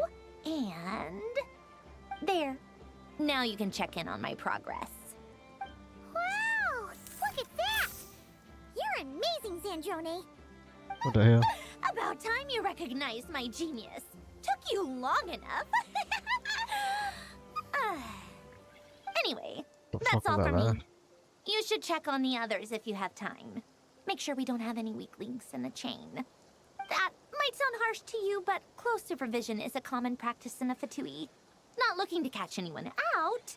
I just care about everything going smoothly. That's all. I'm kinda stuck here while the formula's running, so I need you to be my second pair of eyes in the meantime.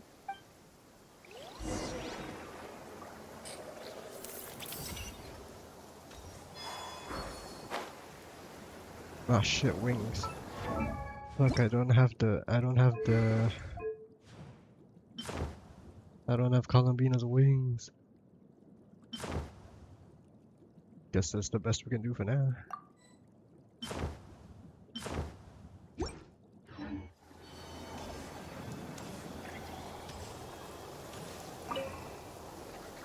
Traveler, Paimon, a pleasure to see you both. Friends! How's everything coming along? Fairly well, if I do say so myself. Personally, I am ready to confront Dottore head-on. Ooh, you sound much more serious than usual. To be honest, I am not usually fond of exercising my full strength. For one thing, it's hardly conducive to maintaining a low profile. Besides, I believe one should have the right to choose when to show their hand. I am conserving my strength until the moment of battle is upon us. Anything to boost our chances of victory. Seeing you get into the zone like this really puts Paimon at ease. Huh, Traveler? Most at ease indeed. I consider it an honor to have your trust. Rest well. I look forward to seeing you both in your element during the battle. Oh, Paimon is just gonna chill, so. Yes, Miss Moonchanter? What are you staring at? You always address me in the strangest ways. Lady Moonchanter 1 minute, Miss Moonchanter the next. Yes, and? Are either of those incorrect? Not as such. It's just that I simply call you Nefer nowadays. Uh-huh. That's my name. What's your point? The point is I don't add any honorifics or titles. Meaning what? That maybe we're on friendlier terms now than we used to be. Is that how you see it? She just wants to fuck. And I thought I was the one with eye damage. Never! Wilma! Paimon, Traveler. Just swinging by to check in on you. How are things going? Did you manage to get some rest? Don't worry about me. I won't slow us down. And I give my all to ensure our victory. Ah, yes. Allow me to give you two a quick checkup. All done. You're both in good shape. Thank you both. You're welcome. You'll have your work cut out for you in this battle against Dottore, so make sure to get some rest in first. Paimon will keep an eye on him. Don't you worry. I'm glad to hear it. Take good care of yourself, too, Paimon. Sure thing.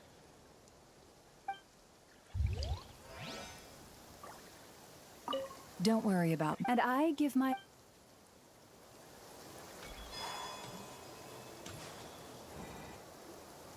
Thankfully, Miss Nicole has come to our aid.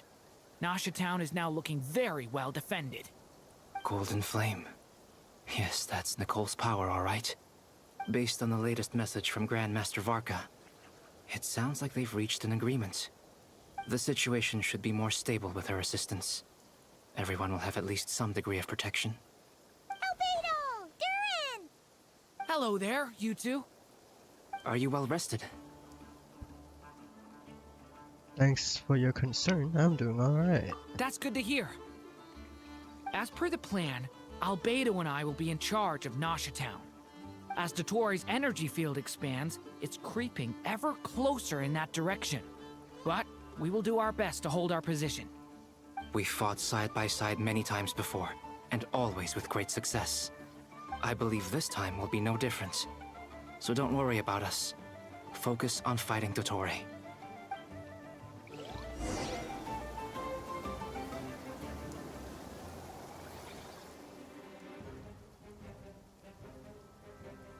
Are there enemies approaching? Hostiles incoming. Are these the Doctor's minions? Here they come. That's quite a horde. As we expected. Get ready, everyone. Okay, 30%. Take your positions and prepare to engage. Let's begin. I'm at the ready.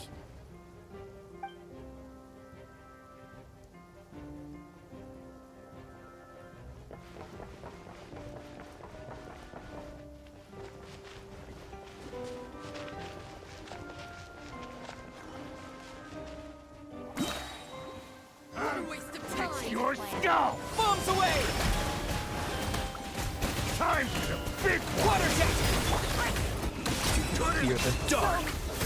Oh shit, is this why it's raining? That's funny. Hear the dark!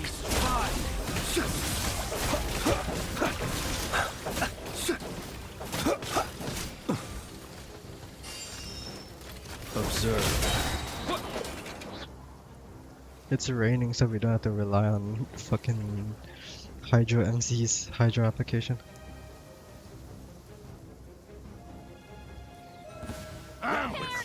Your skull! Poor lost land. With one heart, the mystery unravels. No, these creatures cannot stand against us. Oh, it's fighting time. Just don't let your guard down.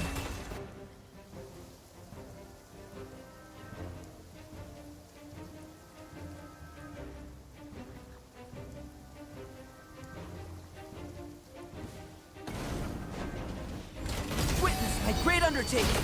The turning point in fate! Burst forth. What the fuck is that? Huh, that was easier than I thought. What is this thing? Naturally. What do you mean? Is it because as created beings go... Oops.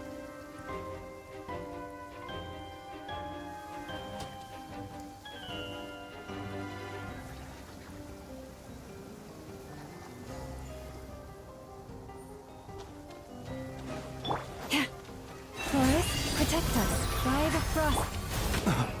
Close your eyes. Nightfall. People have always used fire to drive away wild beasts. Wouldn't a lantern work just as well? You read my mind, my dear friend. I was just about to say that. All right then, dear friend. Bring the light.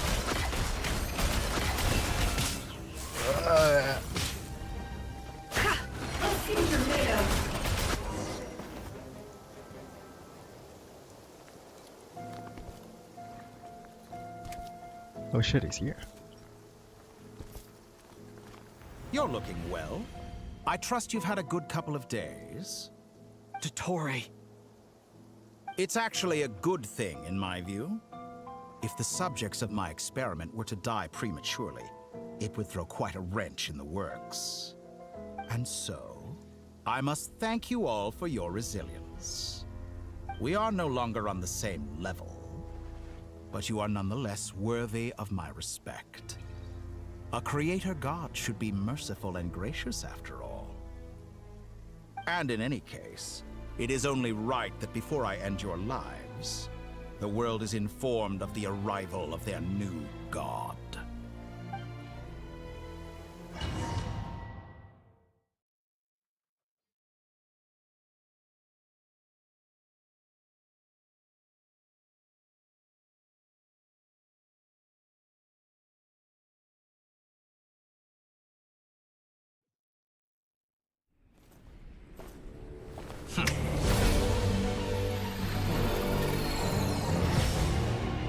Shit.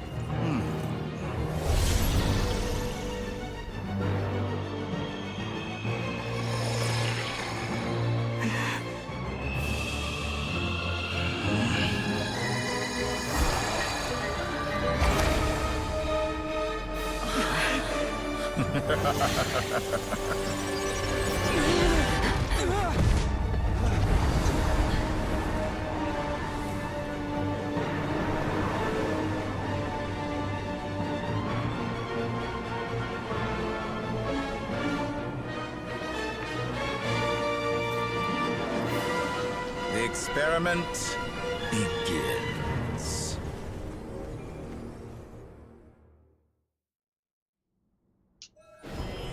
With the marrow of the three moons in my hand, behold the false moon's fall!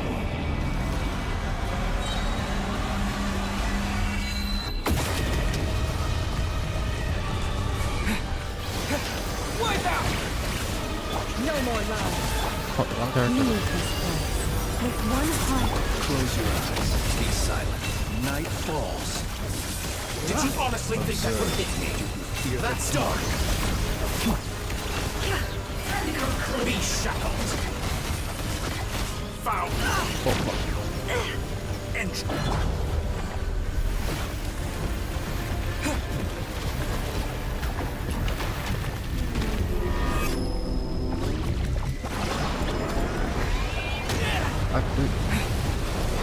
Go! It all adds up. Close your eyes. Be silent. Close your eyes. To dust. First, like an ant in my palm! Oh. I've been moved inside another space. And it's sealed off. Looking at the structure of it, seems like Dottore intends to trap us here. There's no exit. Our endurance is about to be put to the test. Oh, Flint is gone.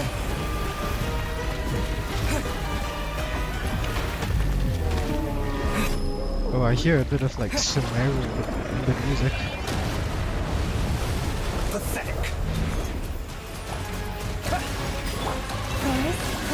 No more love.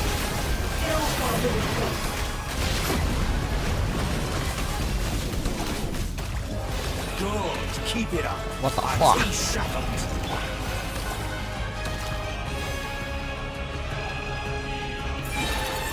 How dumb. By the frost moon of old, you paralyzed the secret there. That's more like it. Some results of that. Good. Keep it up. I'm still collecting data. Excellent. You barely managed to touch my level. With the marrow of the three moons in my hand, behold the false moon's fall.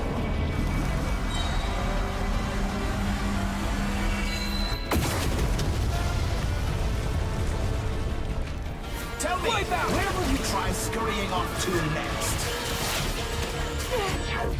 Looks like Dottore has opted for a divide and conquer strategy. But we will not allow him Oh, my controls. Now, I shall pray for our victory.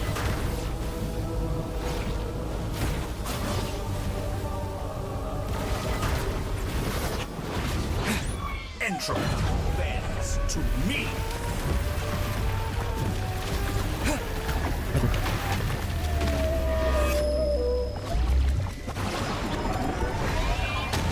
Perhaps you could try. Did you honestly think that would hit me? No more love.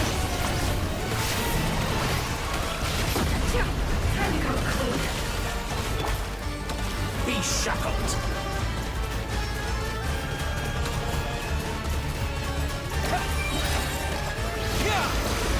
Can't hide the truth.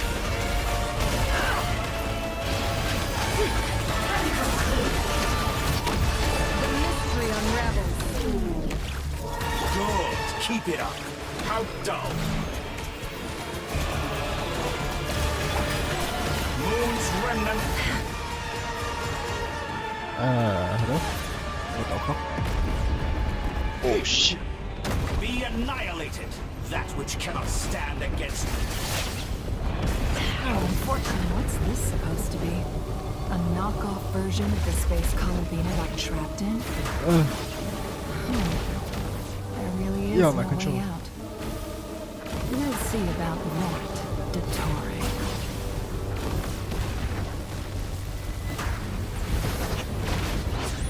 And my fault. I had not intended to take your teammates from you. But you have a choice. Obey, and I can release them. An excellent deal, if you ask me. Won't you consider? Did you, or perhaps you could try being a bit more proactive.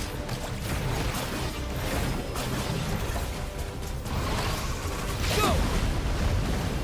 Yo. I'm aware you've been working on some little tricks to surprise me with, but it appears that none of them have come to fruition. My guess would be that you're trying to bring Columbina back. But then, where is Sandrone? Or are you trying to buy time for her? I always found their friendship to be a curious phenomenon. Two highly incongruent personalities, and yet they share a deep connection. Speaking of Columbina, I once saw her as like a younger sister. We got along quite amicably while she was with the VIII. But then one day she suddenly decided she would refuse to take part in any further experiments. To this day, I truly don't understand what I could have done to upset her so much. It's such a pity. I could have had a sister, a family. But alas, she grew to dislike me. You're not fit to be family to her. That I can't deny. So many people, all obsessed with playing out the same tired old dramas. This world is rotten to the core. And then there's you. You had every opportunity to reach the right conclusion. The thought of killing you off like this? But I maintain that I approached you in good faith, so I will offer you another chance. Will you work with me? You have until I count to 10 to make your choice. 1, 2, 3. Not in a million years.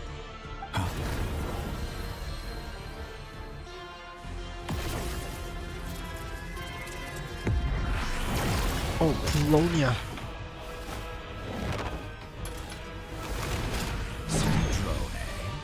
What a pleasant surprise. I didn't think you'd join us all the way up here. You're as sick and twisted as ever. Don't fool yourself into thinking anyone's grateful for the chances you're offering them.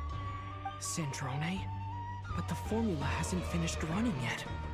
Funnily enough, I was just discussing a collaboration opportunity with the Traveler, and then I see you, who I must say is a good example of an opportunity gone to waste. Gone to waste? I said that everyone would get one chance, and you've used yours to march right back into the lion's den. So yes, it's an utterly wasted opportunity. And what makes you think I believe a word that comes out of your mouth? I was planning on disposing of your little formula after wrapping up more urgent business here. Since you've taken the trouble of serving it to me on a silver platter, I can simply bring it forward in the schedule.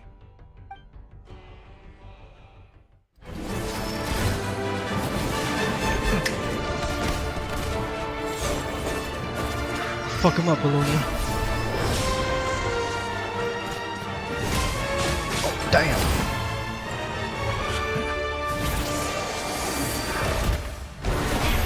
Oh, fuck, Bologna's dead.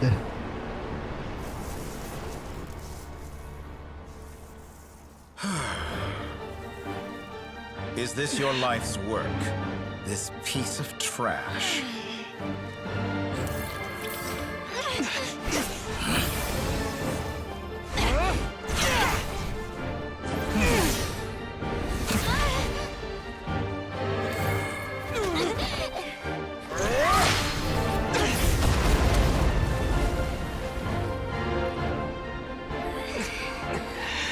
Your formula runs too slowly, Sandrone.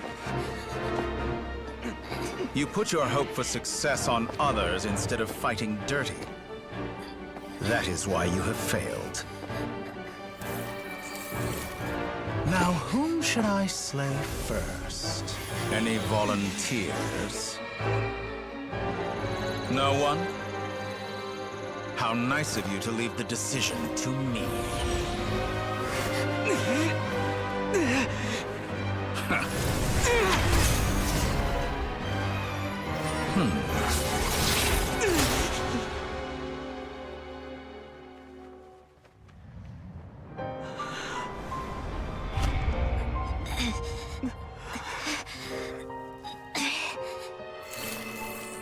Oh, how unexpected. Sandrone, any last words for me, comrade?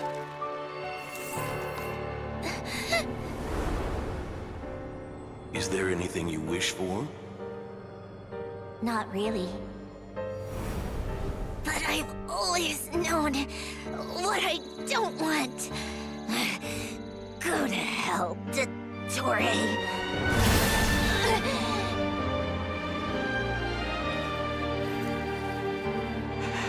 No!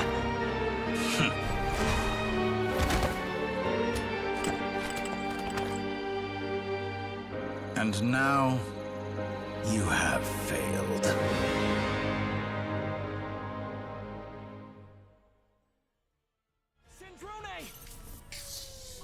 Now you see how fragile mechanical contraptions are. Just a gentle tap, and they fall to pieces. However keen of an inventor Sandrone may have been, her death spells the end of the formula that was running inside her body. Of course, I have to commend her for making it this far. As her colleague, I have to admire her stubborn tenacity. Now, it is time for you to take your place by my side. My count was interrupted, but the second chance I extended to you still stands. Once again, you are welcome to join me. By now, I'm sure you have gained a greater appreciation for the power and authority I wield. What is stopping you from embracing a new world of endless possibilities? Not in the mood to talk? As you wish. You seem less talkative than usual today. I'll change the topic to something more apropos. Sandrone was always like this, never trusting anyone, always so reluctant to share her research with them. Objectively speaking, she had her strengths. It is remarkable how she extracted and even optimized the world formula from so much data.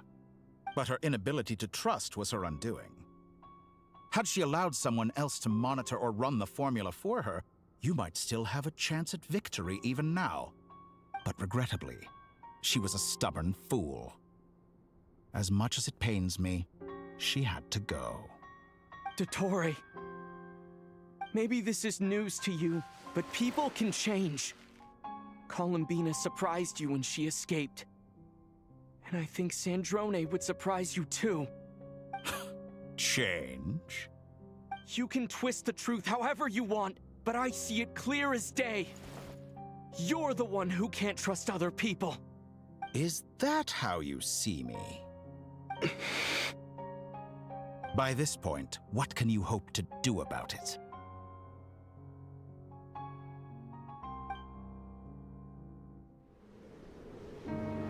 It is pointless to fight on. You've already lost. Wrong. You can't win this, Dottore.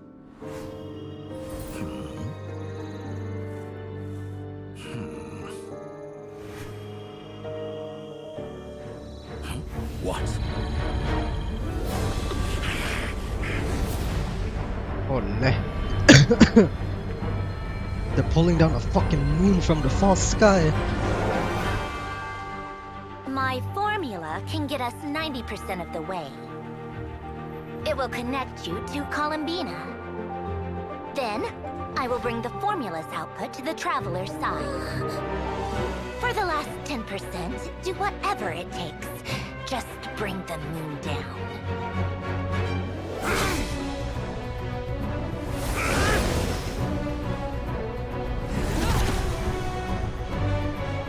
They're pulling a fucking Thanos on this bitch.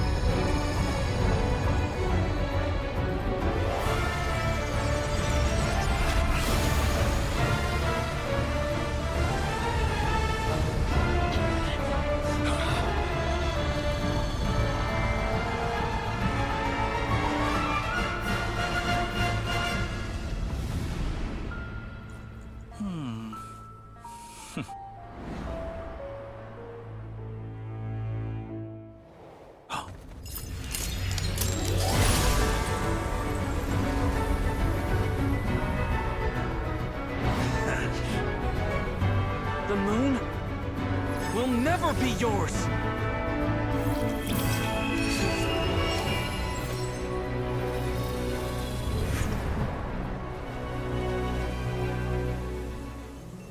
I turn my body into moonlight and pour it over Nodcry. My soul I leave here to inform my future friends. Lastly, I will hide the Trilune Authority within the Frost Moon. And when my body, soul, and authority are reunited, finally... Columbina!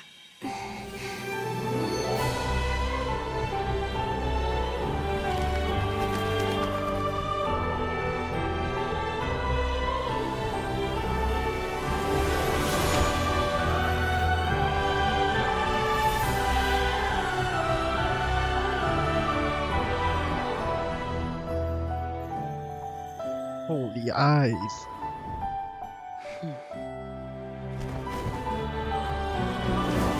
Alright, time to fuck him up.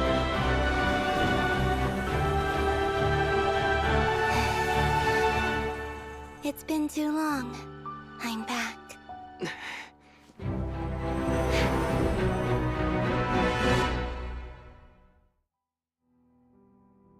Stay focused on the battle, Traveler. What a touching reunion. Though I personally find myself repulsed by the sight of weaklings huddled together for war. Now, quite finished, Eat my water gun. themselves on the back. Show me how long you can struggle before you drown. Watch out, Columbina! Manipulate space itself! I know. You cannot Wait face for the me. right moment. We'll strike together.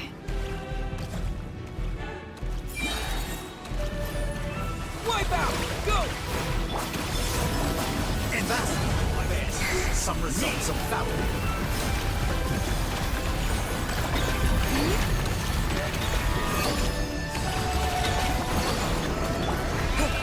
Oh, fuck, I forgot about that. How dull. Surge.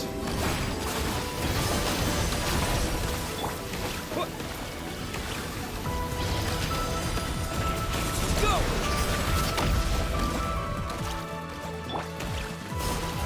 You cannot face me.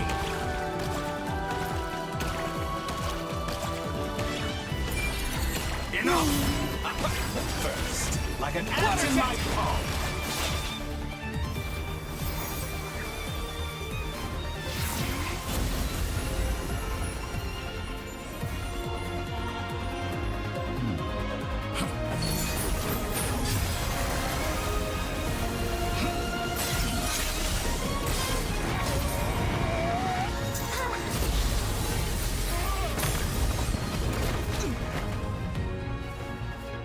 Holy fucking domain expansion, what is going on? I grant you the new moon's blessing.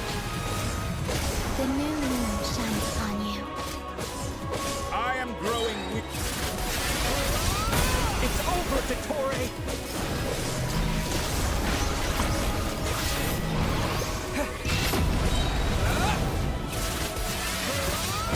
Time to pay for your heinous crimes! No longer must the world cower in the cold night.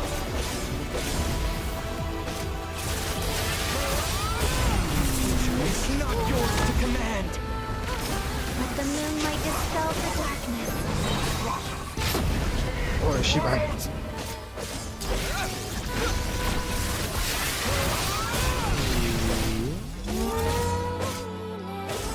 Everlasting as the moon. That's Alakina's alt voice line, bro. So close. I was so close to the new...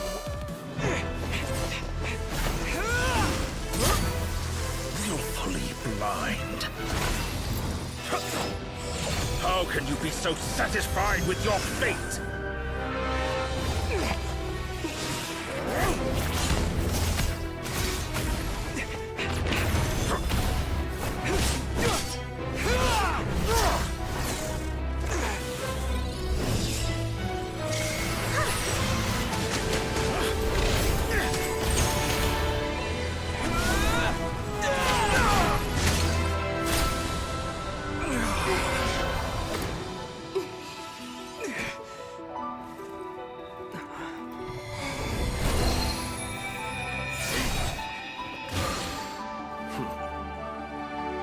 This battle was never about fate.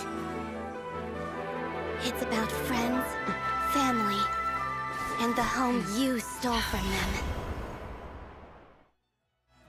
So dull. Only the weak rely on each other for comfort. Yeah, that fucking transition was sick. Once I transcend fate, you will be nothing but fodder for my grand experiment! That will never happen.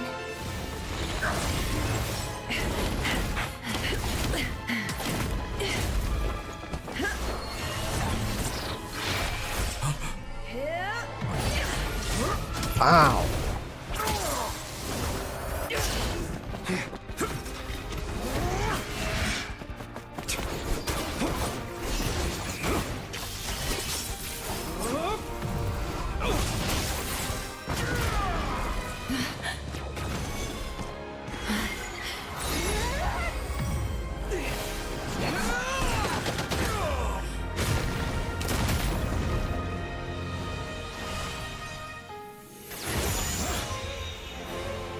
Today, the moon lights up this world once more.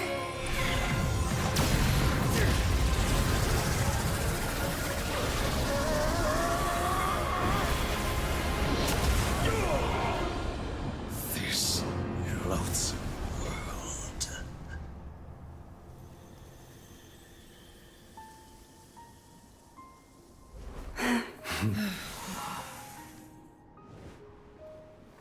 No, this world is our home.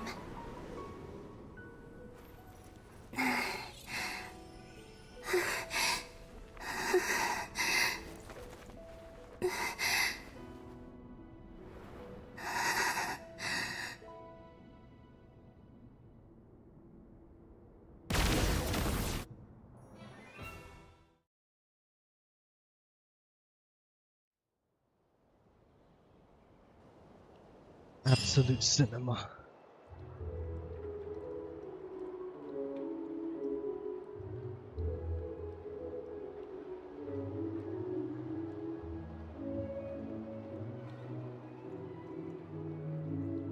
No, you're doing it wrong.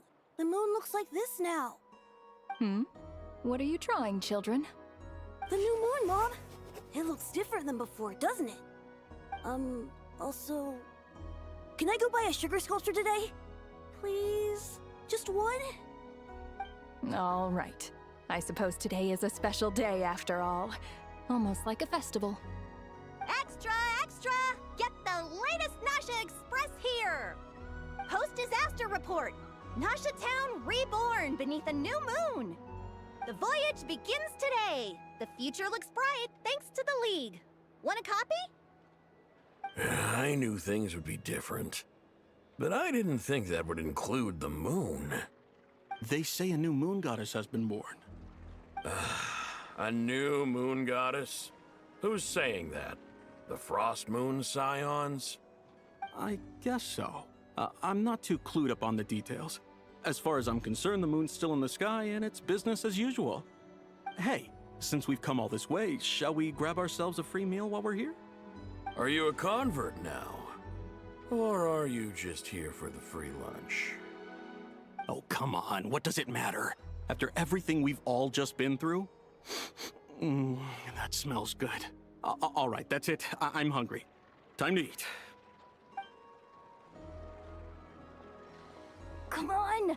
We gotta get there early, or there won't be any good spots left! Shh, keep it down. This is a residential area. What if people are still sleeping?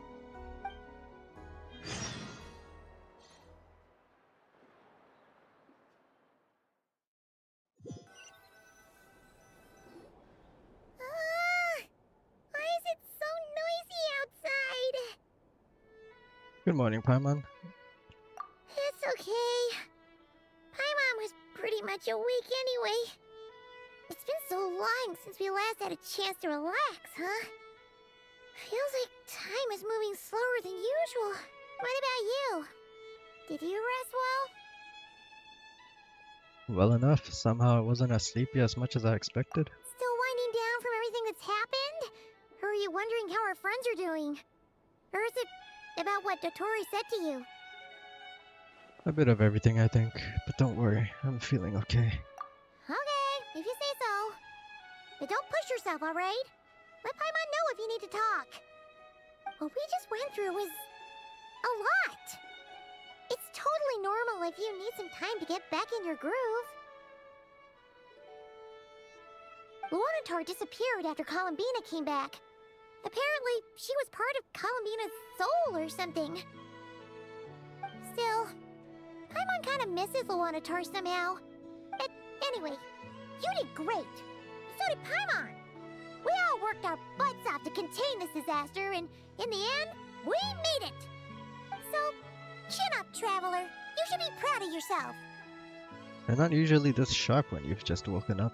Hey, don't poke fun. You should be glad that Paimon's growing as a person. Sorry. On a more serious note, I bet you were worried about me again, weren't you? Paimon didn't think you'd mention it. I'm sorry, Paimon. You have no idea how anxious Paimon was. She was worried sick about you. So I heard. I understand how you feel. Well, if you really want to show Paimon you're sorry, you're gonna need to make it up to her. You better be ready to splash out on a lavish meal. Anything for you. My treat.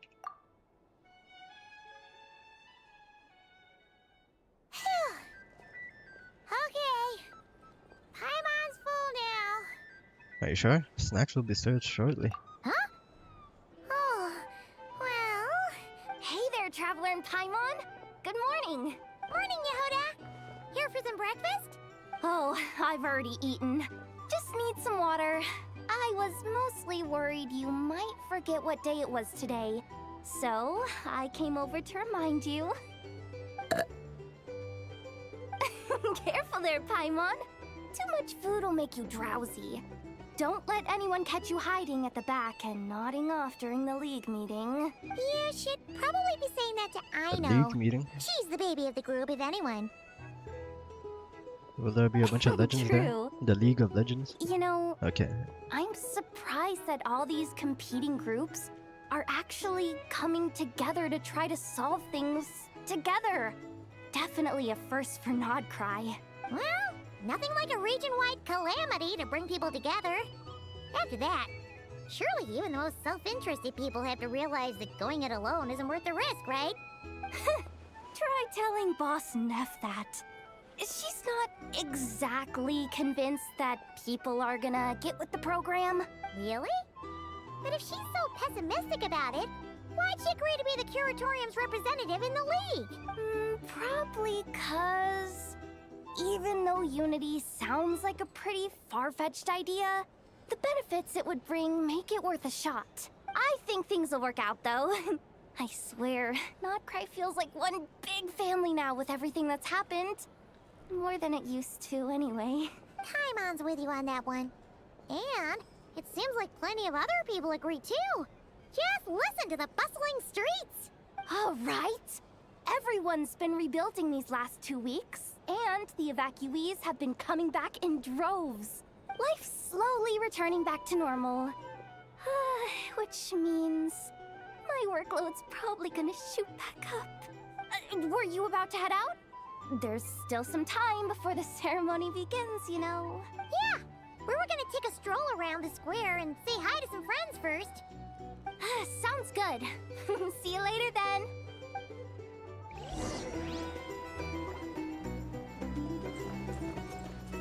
Oh, we're finally back.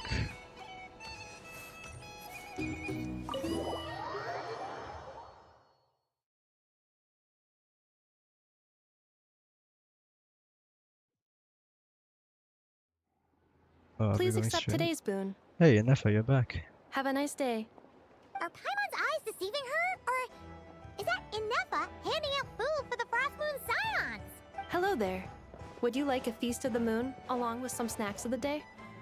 So, what's new, Inefa?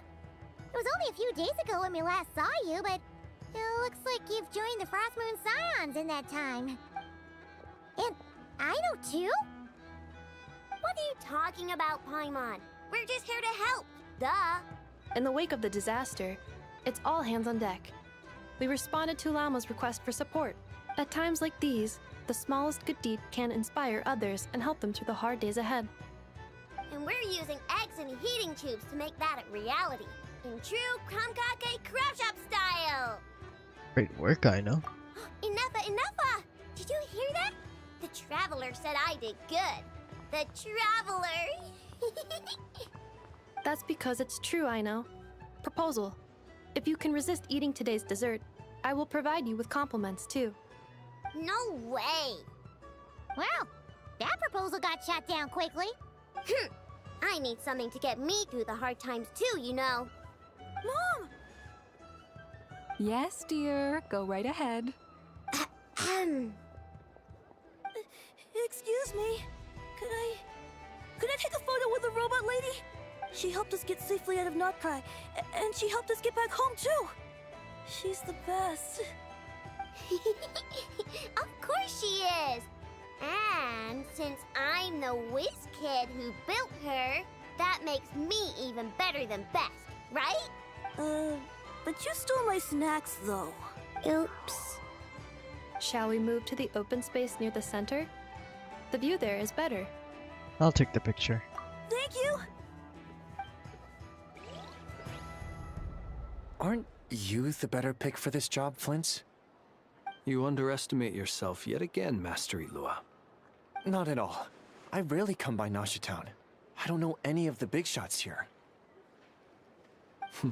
All in good time. Socializing is a step-by-step journey. But you're much further ahead on that road, aren't you? You're not seeing the full picture. You know the truth now. My friends do not understand my habits. There is no question about it. The Lightkeepers need a representative in the League. Someone who is upright, cares about other people, and can realize their self-worth through group action. You say it like you wouldn't make the cut. I am most flattered that you think I would. Sigh a little less, Master Ilua, and have more faith in yourself. All the Lightkeepers agree that you're a very promising young man. That is precisely why Starshin and Nikita felt safe delegating such important work to you. I'm sure we all also agree that we would sooner die of dehydration than manage to wrangle anything out of you in a discussion. My apologies. I am not in the habit of bringing water with me when I go out. Whatever. I'll take the job. By the way, who else is part of this? Oh, it's quite the who's who of Nodcry. There's the Moon Chanter of the Frostmoon Scions, the boss of the Curatorium of Secrets, a representative of the Voynich Guild, and even someone from the adorable Kromkake craft shop. I'm sure you will find speaking with them to be a genuine pleasure. If you say so. I've never done this work before, so I'm honestly a little scared of making mistakes. But I'll do it. Bro. Not only is it our duty as Lightkeepers, but because I want to make Nodcry a more welcoming place. An admirable attitude to take. The beacons are lit, Itlua. We're but one step away from breaking through the blizzard. We have the chance to band together and build our shared homeland into an Elysium. Elysium mentioned this is again? unprecedented for Nodcry. An opportunity not to be missed. Yeah. You're right. I'll do my best. Quite a few familiar faces have arrived. Let's go, shall we?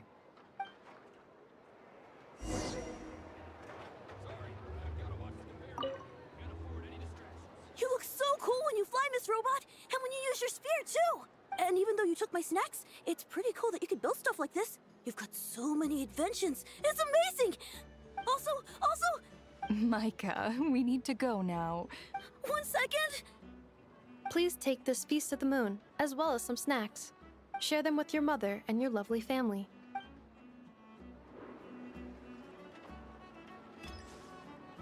That is a lot of fucking people, holy shit. That is a lot of people. Holy shit. I've never seen this many people in a single place. Wow! Everyone's here! You seem well rested.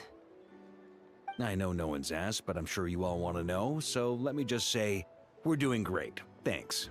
Well, great, but not perfect. Starting to lose my mind from boredom. Can't drink a drop of alcohol while I'm waiting for my wounds to heal. I'm sure you had a sneaky swig or two. Wait, how'd you find out?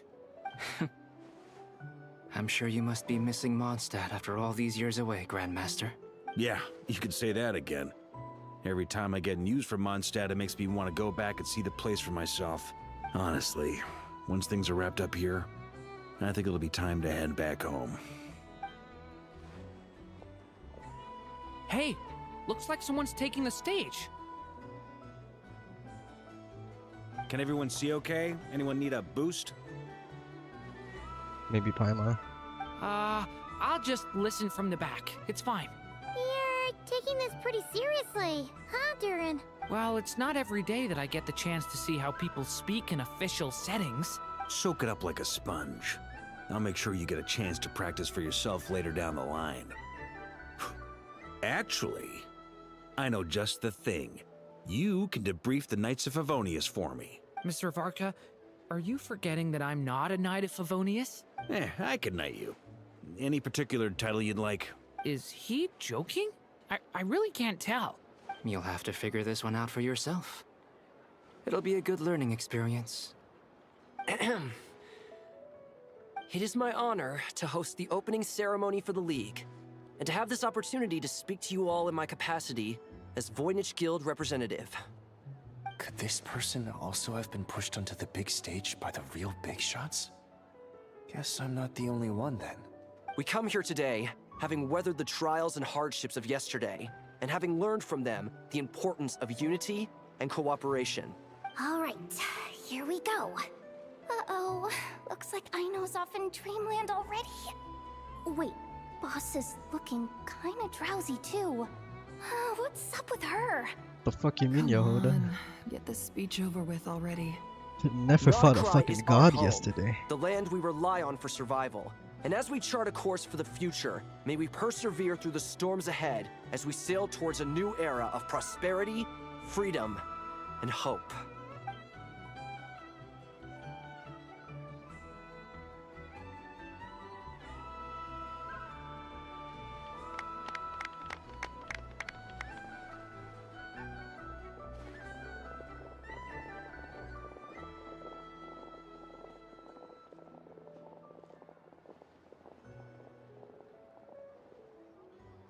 Looks like we'll have more opportunities to travel in the future.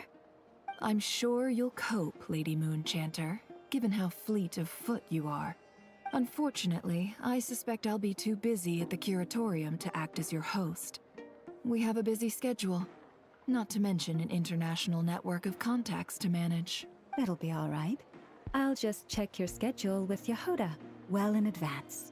And if she's not available, I can simply ask Ashru. You... So giving my employees extra workload isn't enough for you? You're really going to drag my cat into this too? I thought you'd approve.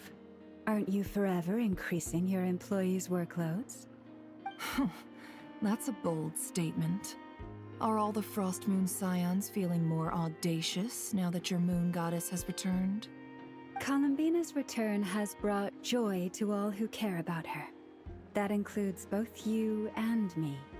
As for the Frost Moon Scions, we are learning how to thrive independently, without relying on the moon goddess. It is up to us to make our home a more livable place. Joining the League is one of the steps we are trying towards that end. I like the word try. It's nice and non-committal. You can opt out at any time and still say you tried. You don't see a bright future for the Frost Moon Scions? Or did you mean the League? I'm just not as optimistic as you. The Frost Moon Scions should count themselves lucky that they have a leader as stubborn and enterprising as you. But Nodcry's a big place, with all kinds of people. Most of them don't enjoy answering to a leader, or even listening to reason. Well, that's where you and your methods come in. Unless the Curatorium of Secrets is only here for appearances. For now, yes. And that won't change until this venture becomes worth my while. What would make it worth your while? Getting out more than I put in. Right now, I'd barely break even, but I'll grant that it's a good start for Nodcry. Then maybe it's worth a try. All right, you can stop now. Or do I have to join the Frost Moon Scions before you'll get off my back? Can y'all just fuck already? You'd be very welcome to join us. Hey, you two! Congrats on all your hard work! What are you chatting about? Nefer was trying to dissuade me from adding to her employees' workload. Also, she's considering joining the Frost Moon Scions. Sorry, what? Your conversations are always the most interesting. Would you two care to join me for some tea before heading to your next destination? Oh shit. We're getting our lore drops from Nicole herself. Or Sneznaya. Nicole? Wait, where are you? Aren't you gonna show up today? Sadly not. I'm otherwise occupied right now. I'm sorry, Paimon. I can hear how disappointed you are. If it's any consolation, let me say that how things appear on the surface is a far cry from what they are at their core. Perhaps you'll feel better if you focus on the fact you have a special line of communication with the great mage herself. Okay? Has something happened? No, or not yet, anyway. Well, that's not ominous at all. Is there something we should be watching out for? Not for the time being. Just think of this as a general check-in to make sure this communication system is still running smoothly. Besides, it's good to chat once in a while if we want to maintain our friendship. You could have just said so. Paimon got all worked up for nothing. Still, the best friendships are built through face-to-face interaction, you know. It's never gonna stop being weird having tea with you when you're not there and just talking to thin air. All right, fair point. I'll bear that in mind for next time. Mind if I ask what's keeping you occupied? Yeah. Any update on that crisis at the world's borders? Owls just informed me that they had their work cut out for them. And now everyone's thoroughly exhausted. But they did finally get things back under control. Still, we can't let our guard down yet. Man, what The the hell can disruption get caused even by Alice this disaster exhausted? has made Teyvat easier to detect from the outside universe. Oh? She plans to wait for things to stabilize, then reschedule her Mondstadt vacation plans. As for me, I agree with Hat Guy's perspective. This is a time when many new variables are emerging, and the situation is changing constantly. Plus, where the fuck most of was- this change is for the worse. We have Where to was remain Wanderer? vigilant and ensure that the embers of chaos are not rekindled. I did notice that the energy in Nodcry changed somewhat after the War of Funerary Flame, but since it was still aligned with the Light Realm, I never gave it a second thought. It looks like I'll have to examine the connections between phenomena I observe more closely in the future. Sounds like you've got a lot of work on your plate. Just doing my duty. It's more or less second nature by now. Of course. To give you the full picture, I'd have to start with the substance from which angels were formed. Never mind. Paimon's right. Showing off my knowledge would be much more satisfying in person. By the way, you did receive the gifts from the Hexen Circle, yes? I'm not trying to claim credit or anything, but my pride demands that I at least mention it. They're quite similar to the protective talisman that Alice gave Dory, but with some very special enhancements. Oh! So that's what kept our friends safe when Dotori trapped them. Indeed. We went to great lengths to make sure they were invisible to his eyes. I see. Thank you. I'm so happy they came in handy. Still, not fishing for gratitude, by the way. I just want you to be aware that sometimes your friends may be protecting you in ways you cannot perceive. Anyway, I'll contact you if anything else crops up. If not, you know what they say, no news is good news. Oh, my angelic instincts are tingling. They say you should head to the docks next. Your friends are about to board their ship home. The Mondstadians are leaving. And that's pretty fucking far away. This is TP.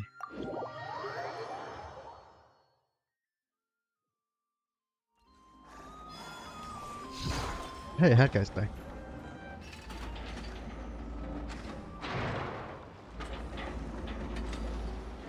You're here. You're here too, Hat Guy. Are you heading back together? No. I'm bound for Sumeru, and she for Fontaine. We just happened to cross paths at the harbor. How's it going? Everything seems fine. Sandrone may have an abominable temper, but she's always been very responsible with important calculations, and things entrusted to her by valued friends. You always speak as if you know us inside out, Mr. Hat Guy. Maybe I'm just a good judge of character. I certainly hope that's all there is to it. Regardless, you have been a significant help in this matter. For that, you have my gratitude. I didn't do anything special. Sandrone's the one who completed a seemingly impossible formula and turned the tide of the entire battle, even giving her life in the process. She's the one we should be thanking. Even we were unaware that Sandrone had hidden the real formula inside Polonia's body. She managed to fool Dottore into thinking the formula was running in her system by installing an identical-looking decoy within her. She probably realized that she didn't have the strength to stop Dottore. But this way, she could at least get him to lower his guard. She always worked like that. Always had a backup plan. So what will happen to her body? Well, that's why I'm traveling to Fontaine. She made a request of me long ago, and the time has come to fulfill it. Think of it as her will. What was the request? She said that should she ever fail in a mission, she'd like me to deliver her core and Polonia's to the Fontaine Research Institute. She also mentioned that she had made arrangements for people there to set her affairs in order. Some of her personal effects, such as her notes, were left to me. I've decided to take them back to the House of the Hearth. For safekeeping, primarily, but also as mementos, I suppose. However, there is one book among them that I'd like to leave in your care. I'll have someone deliver it to your residence at the flagship at a later date. Does Columbina know about this? No. I was specifically warned not to tell her. This is her last wish, and I will abide by it. Is it also some kind of backup plan? I can only hope so, but none of us here can know for certain. I bade farewell to Columbina earlier today. As promised, she turned the iridescent moon's marrow over to me. She spent a long time with Sandrone's body, saying her goodbyes. Oh, is she alright? Sandrone's passing has left a great wound in all of our hearts. It will take time to heal, but Columbina surprised me. She offered me some words of comfort before I departed. Despite being grief-stricken herself, she showed an awareness of the feelings of others around her. She never used to act like this. Clearly, she has grown. And I suspect that we have you to thank for much of the change we are seeing in her. It was a group effort by all of her friends. Huh. After these recent events, the Tsaritsa has revoked the Pale Star Edict. Snezhnaya now realizes that the arrest warrant for Columbina was just a ploy by Dottore, who coveted her powers. I shall return to Nodcry to see her as soon as I find the time. I hope that from now on, she too will explore more of the world. Columbina Hyposelenia's journey is only beginning. My ship is here. Traveler, Paimon, we shall meet again. You too, Hat Guy. What are you still bumming around for? Isn't Columbina waiting for you? I thought today was the day you'd agreed with her to go find out the truth about your sibling. I'm a little nervous. You're afraid you won't like the truth when you see it. Well, this is new. I was starting to think that nothing could scare you. Don't say that! Wouldn't you be if you were in this situation? Fair point. But I'd say I have more experience facing up to unpleasant truths than the Traveler. They say blood's thicker than water. I know how much you need your family back. More than you need any of your friends. And I'm sure that all your real friends understand that too. No matter what the truth turns out to be, they will stick by you and support you, whatever decision you make. Finding the truth is important. But more important still is what you choose to do once you've found it. Kahar. At least, that's the life lesson I've learned from my experience, grappling with the truth. Do you feel better now that than you used to? What? Now that Dottore's dead and gone? A little, I guess. But it hasn't solved everything. Maybe I regret not getting to end his life with my own hands. Or maybe it's something else. But for whatever reason, I still feel like I have a chip on my shoulder. Either way, I'm going back to Sumeru. Lesser Lord Kusanali is gonna need help dealing with all the chaos Dottore left in his wake. Not just from this incident, but everything he did in the past, too. You should continue with your journey, as you've always done. Who knows? Maybe we'll meet again someplace else. Well, at least we got to see Mr. Worldwide in this quest. Now, if you want to explore a bit more to steady those nerves, Paimon's game. After all, when Columbina said she knew where your ship was hidden, Paimon promised to give you two some alone time with the truth. It hasn't been all that long since we were last apart, sure, but with Columbina there, Paimon's sure things will be just dandy. Thank you. Ain't no biggie. Paimon might be all about that food and fun, but she knows how to do right by people. Paimon's sure you'd prefer to digest the news about your sister in peace. But, no matter what you see, just know you can share it with Paimon. Of course, as long as it's not super private. If you can't make sense of something, let's give it some thought together. And even if we both can't figure it out, Paimon can at least treat you to a nice meal. Who am I to refuse you, Paimon? Glad to hear it. Feel better now? Yes, much better. Alrighty. Next up, time to meet with Columbina. I completely forgot about the fucking spaceship, man.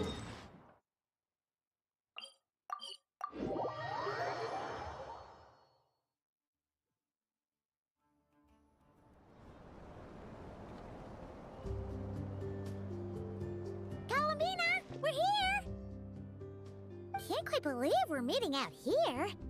We've gotten used to walking over to Silver Moon Hall whenever we go see you. Well, you're still welcome to go there whenever you want to see me. It's just, now that it's all over, I've decided to make some changes. Try and fit in with the Frost Moon Scions, like Llama suggested. And how's that been going? The older generation are still timid around me. They don't dare get too close, and they bow their heads when I walk by. But things are much better with the children. I see more curiosity in their eyes. Hopefully, by the time the next Moon Prayer Night comes around, I can enjoy the festival with them as myself, without having to pretend that I'm only dressed up as the Moon Goddess. You'll do fine, Columbina. Paimon's sure they'll realize you're super nice once they get to know you better. You really think so? When we first met, you thought I was a little up in the clouds. We were just starting out then, come on! So Llama told you, huh? I'm only teasing. I know that I have you to thank for pulling me back down to solid ground. It feels good to finally stand firm on the earth where I was born. Oh, that's great! Oh, you can have this back now. Thank you. I'll make sure not to lose it this time. Well then, are you ready? Lumine, what happened to our spaceship back then? Why did you leave? It's time to learn the truth at last. Ready as I'll ever be. Good. Then let me open the way for you. Hello? Where does this lead? To our shared destination. Huh? Do you remember me telling you about my missing prologue back when we just met? I said that my story began on the moon, but while I was inside the moon's reflection, I realized that my prologue was really hidden in the future. I just had yet to discover it at that point. What? The story of the time before I was born was in fact the story of my distant future. It's truly fascinating. But when I obtained the Trilunar Authority and returned to our present reality, I sensed something I hadn't expected. I'm gonna need like somebody to explain Your this prologue. whole thing to me, man. So you mean... Yes, your spaceship. All this time, it has been hidden on the Frost Moon, which lay beyond the sky. How? Why? The great ruler of the firmament. The heavenly principles. Wait, them? Why would they do that? I don't know. Perhaps your ship contains something that is incompatible with Tevat. Or something that cannot be known. Oh, did I pick a bad time to say this? I know it must have been hard to work up the courage to do this. Maybe I should have waited until you were on the moon, with no chance to back out. That would have been kind of mean, you know. Take me there. Oh? Whatever is hiding in that ship, it belongs to me and Lumine. Those memories belong to us. No one else has the right to decide whether I should or shouldn't know about it. Not even the heavenly principles. Very well. Then let's go. You two take care, alright? And the heavenly principles are still asleep. Come back soon! Rest assured, Paimon. We will. The Toro opened a Traveler. hole in the fucking After sky. We crashed a fucking moon from Thinking the about outside the story that we'll find hidden back on into the moon. Tibet. Yeah, sure, they're Yes. still asleep. And hoping that it has a happy ending. Stories like that don't exist, you know? You don't believe in happy endings? I don't believe in endings.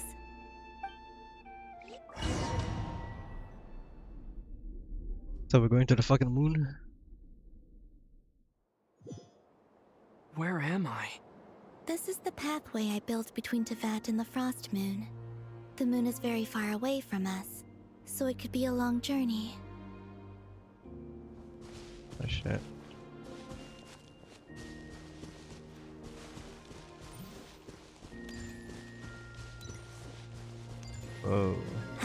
obtain the Trilunar Authority, I unwittingly saw past events from many of my friends' lives. One was Lauma. She was so young when they chose her to be the Moon Chanter. From then on, the Frost Moon Scions looked to her to bring messages from their goddess. But, for better or worse, I had left Hisi Island before she was ever born. It was not until much, much later that she met me. I think it's for the best. Because of the way things turned out, you had the opportunity to become friends. You're right. In that sense, I think we were both very lucky.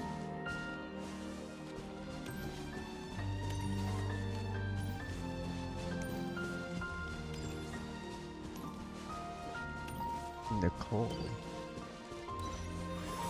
Oh, and about that mage, Nicole. I only recently learned that she has lived in VIII since the time of the Three Moon Sisters. The Moon Goddesses always had a good relationship with the angels. I suppose our friendship continues that tradition.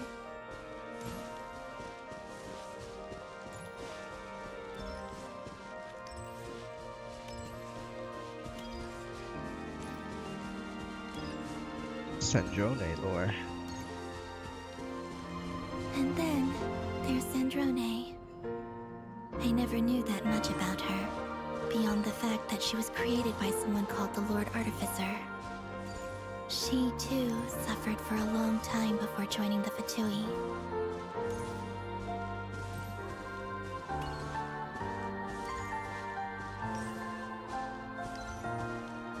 It's okay, we see her in the character, like, the future character releases.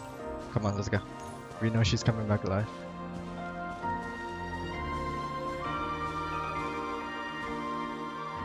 How I wish I could talk to her again.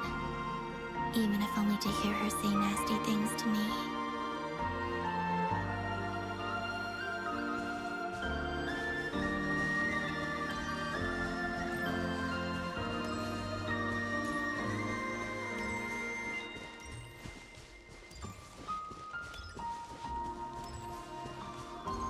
Hey, that's us. Also, I saw your siblings' story. Oh my god. It's the fucking I'm trailer. afraid I didn't see much. It seems that she rarely came to the surface, where the moonlight shines. But I did notice that back when you first set out on your journey, she would often appear nearby, gazing at you from afar with a guilty look in her eyes. Lumine. Let us speak no more of the past. I probably shouldn't reveal so much about my friends. It's not my place. Let the moonlight carry us forth. We are very close now.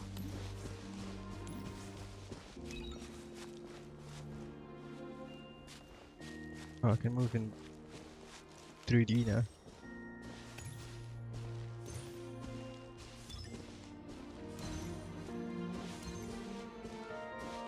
Yeah, did you make us a boat? After this, I'd like to bring some Kuhenki to the moon as well. If they're willing, of course. What about your other friends? Will you bring them to visit too? Certainly. But I'll need to tidy the place up first. This home hasn't received any guests in a long, long time.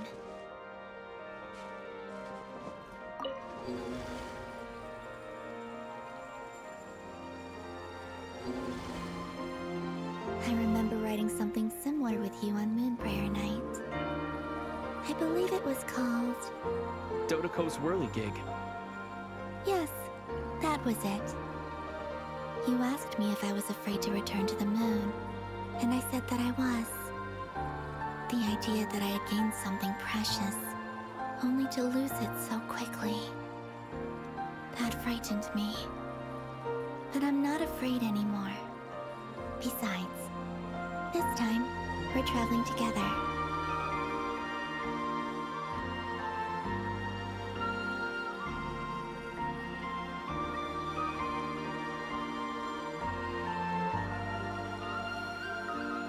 This is beautiful.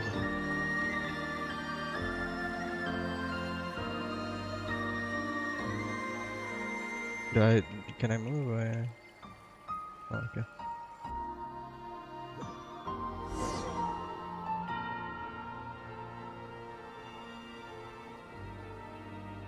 Oh shit.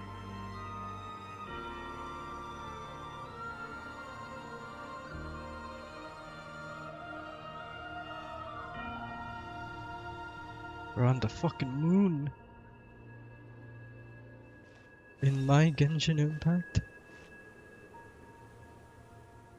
We're here.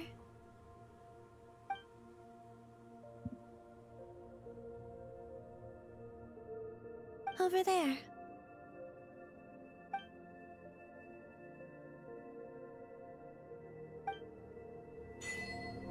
Fuck, I get to I get to move on the moon. Holy shit.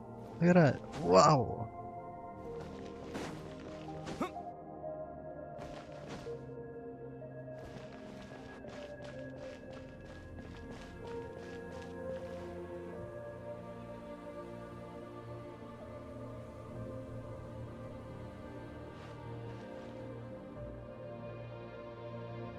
Our spaceship. It's huge. I suppose that the moon is the only place one could hide it. Hey, what is this lighting? God damn. It'll be alright. Huh? The way you feel in this moment, I went through it too, on Moon Prayer Night. The door was right in front of me, but I struggled to find the courage to step through. Solitude for me once meant living a life in which even I was absent. Before I met you, that was the only life I knew. But that night, solitude meant throwing away the life I had gained after meeting all of you. Columbina. Go. Retrieve the part of your life that was once lost. Trust me, you will lose nothing by doing so. Look, Tevat is right there. All of our friends are down there, waiting for us. You're right. Thanks, Columbina.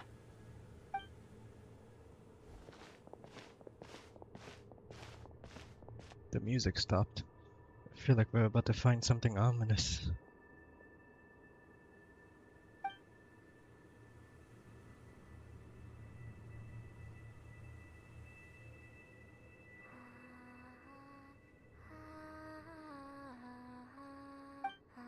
Fuck, I wanted to take a screenshot of that. That was a diabolical shot. Okay, there's a diabolical shot too, but... Hey, your eyes are open.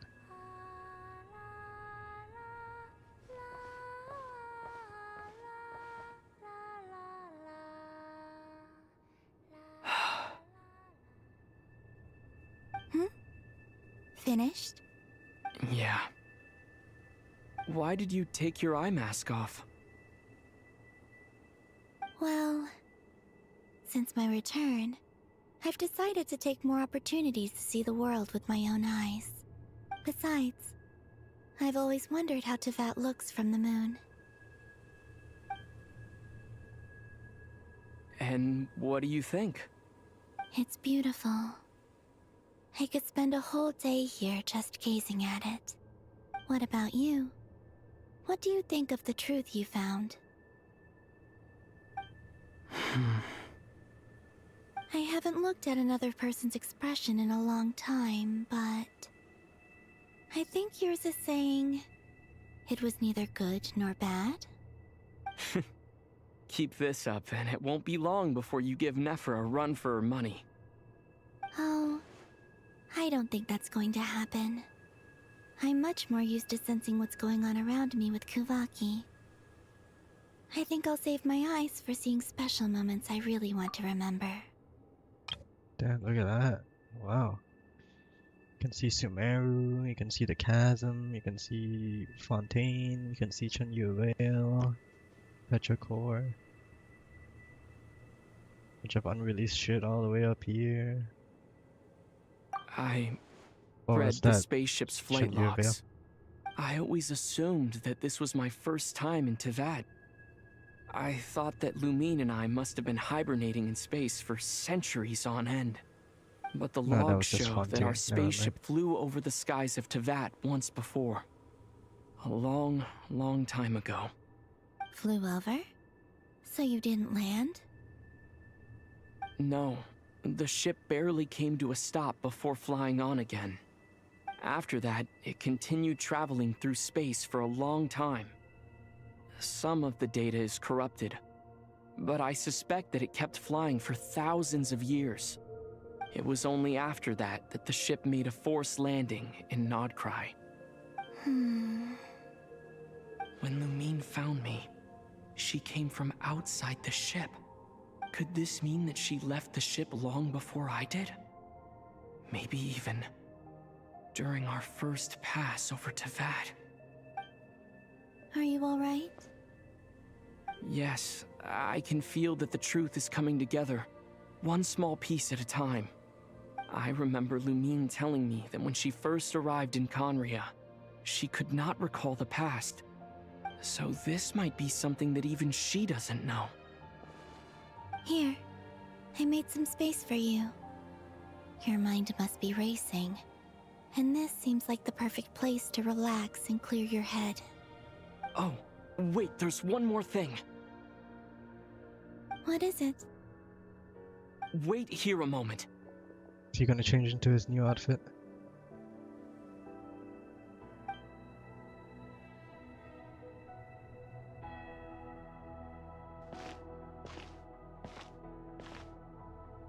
Hey, Yeah. Columbina.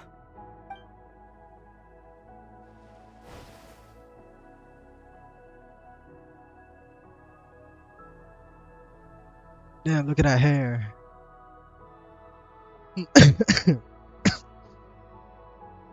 That's some HD ass hair. A new outfit? An old one, technically. It's been in a cabinet inside the ship this whole time. It's a matching pair with Lumine's.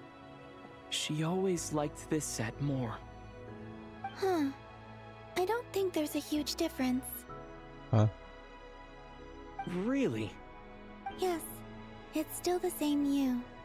You're the same person, no matter what clothes you wear. Only Columbina would make an observation like that. Traveler, do you consider Tevat your home? Home is wherever Lumine is. But then after all the time I've spent here, and everything I've been through, yes, I'd say it's my home. Would you change your answer if Tevat changed appearance? I mean, if the truth about Tevat turned out to be different than what you thought.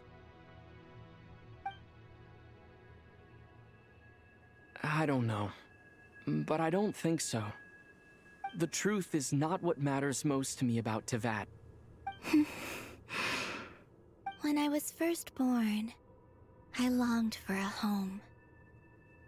And when you get something before you're mature enough to understand the world, you just take it at face value. I thought that a home was a transaction. You give me what I want, and I'll do the same for you. But you and your friends taught me what a true home should look like. You never asked for anything, yet you gave so generously to me. That's because your friendship matters to us. It was worth it. In the past, I thought that my birth in Nodcry must have been a mistake.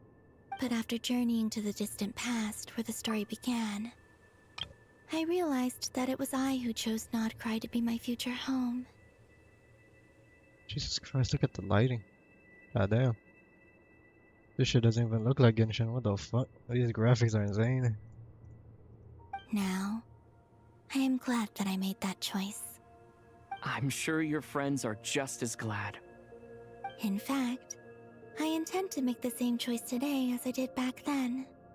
What do you mean? Well, I've given the Eternal Moon's Marrow to Lauma, and the Iridescent Moon's Marrow to Arlecchino. And now, I shall return my Kuvagi to Nodcry again, that it may continue to protect my chosen home. Wait, but what about your body? Hmm? Oh, are you worried that I'll disappear again? I won't. Not this time. The frost moon has now entered the fall sky, and I am the Trilune goddess. I am only returning to not cry the part of me that it needs. I am giving what I can, because my home is worth it. Oh, and I have something for you, too. For me? Yes. Come closer. Yo, MC buffs.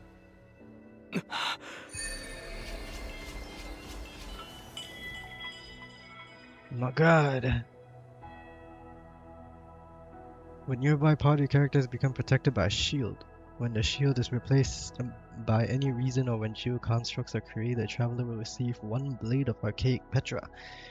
When gaining 3 stacks, performing a charge attack will consume all stacks and transform it into a special charge attack, dealing increased geo damage and temporarily increasing the shield strength of nearby party members. Wow! Traveler buffs, guys, in 2026.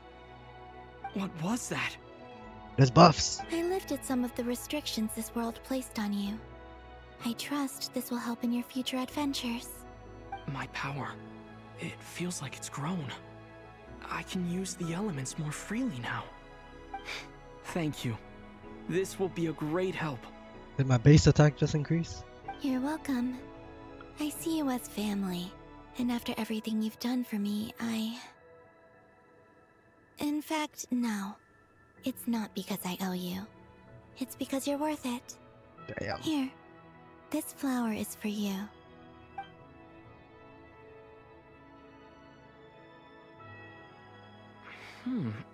Isn't this a moon prayer blossom? Yes. Don't worry. You will never see these flowers lose their color again. I'm finally discovering the joy of giving. How I wish I'd learned this sooner. Hey, better late than never. What are you thinking about now? Why don't you take a guess? You get 1 shot. I don't think I'll get it in 1 guess. But I'm sure it's a happy thought. That's kind of a sneaky answer. I can't say you got it wrong. Down into that, the moon seems so far away. I felt it might always lie beyond my reach. But on the moon, everything feels so close by. The haze that once enshrouded the skies has finally been dispersed. I feel like a traveler on a winter's night, starting a new chapter in my tale by the warmth of a bonfire. I don't have a lot of luggage, but I do have a lot of hope for the future. Well, what's next? Next, to start with, I want to stay here just a little longer. After that, let's return home and continue our journey.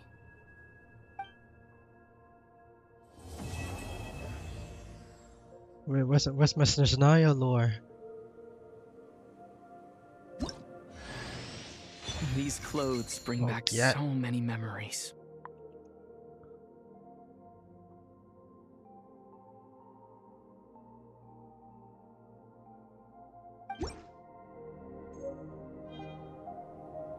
Oh, this is the item.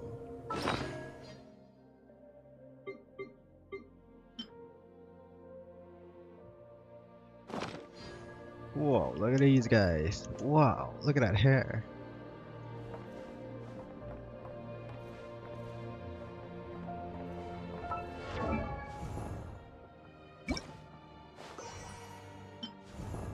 Look at that hair quality difference, bro. Look at that.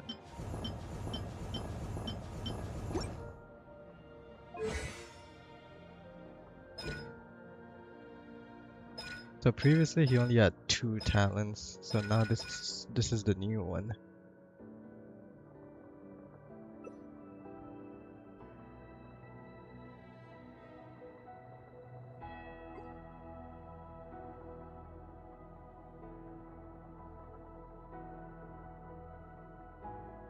%. Only 15 seconds, seriously?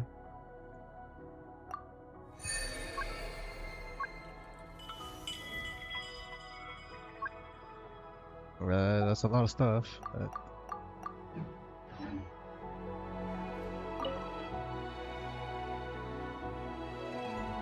The journey goes on. For you, and for me. Like I said, this is not the Oh, end. hey, I don't believe there has to be an ending. could you tell me a little bit about Snezhnaya? Oh, is that your next destination?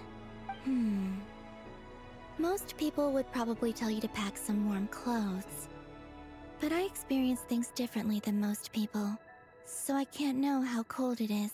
In fact, it is home to quite a wondrous heat source. I think they call it Kreshnik's torch. Every city in Snezhnaya is built around one of those. I sensed the energy it gave off as I was passing by on a railway train. It felt grand and distant. It's another beautiful shot right here. I also recommend the Korolievsky troupe in Snezhnograd. They give performances quite regularly, and entry was free for harbingers. I liked them a lot. What do you know about the Tsaritsa? Ice cold and sharp. Crystal clear in some ways, yet profoundly unfathomable in others. Like the thick layer of ice on top of a frozen lake. That's just the impression that Tsaritsa gives me. I was never able to glimpse what truly lies beneath that icy exterior. In fact, I don't think the people of Snezhnaya even know what kind of power their god wields. Maybe that's because the Tsaritsa herself has never acknowledged, nor accepted that power. Tell me more about the Fatui. There's Regrator, the Rooster, and the Jester. Between them, they control a lot of what happens in Snezhnaya, but I can never wrap my head around how exactly power is split between them. I just know they are each responsible for many specific domains. I noticed that the Rooster and Regrator often appear to get along on the surface, while working against each other in secret. And theirs is not a friendly rivalry. But I wasn't particularly interested, so I tended to keep my distance. Now that I think about it, the term Mistelton often seemed to come up in connection with Project Stuja. What are your future plans? Once things settle down in Notcry, I'd like to explore the world beyond Snezhnaya. You've told me so many stories about the other places you've been to, and all the friends you've made there. I'm curious to visit those nations and see them for myself.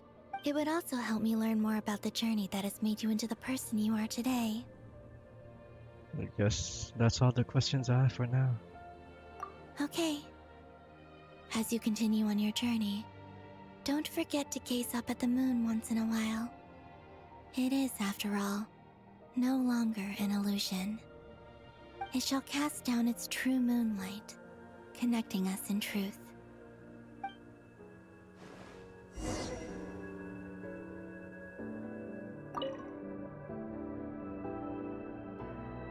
The journey goes on.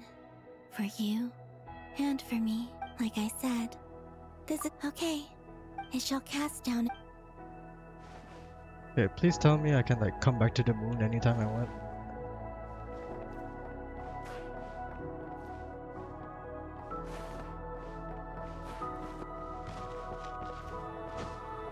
Whoa.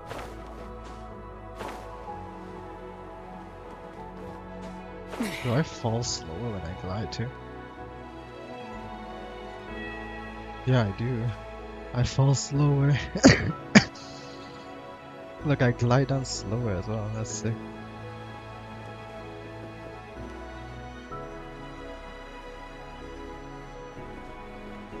Like I'm still gliding. Oh.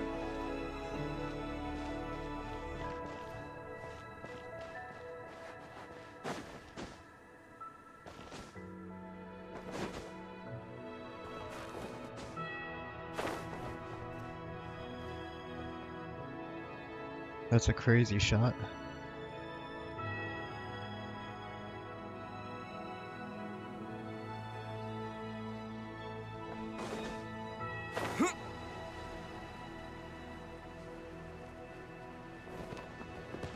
I'm guessing I can't leave here, right? There's like an invisible wall or something.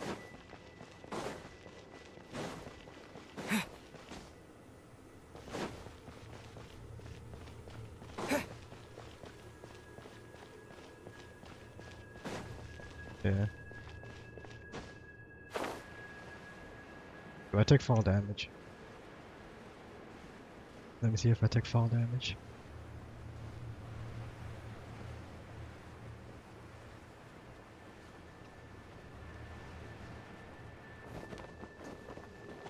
Maybe I wasn't meant for this.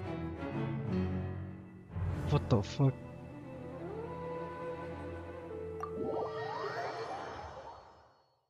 You can die from fall damage, guys.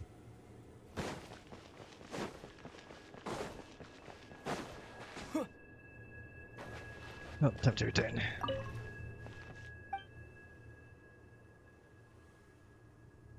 We should probably head back.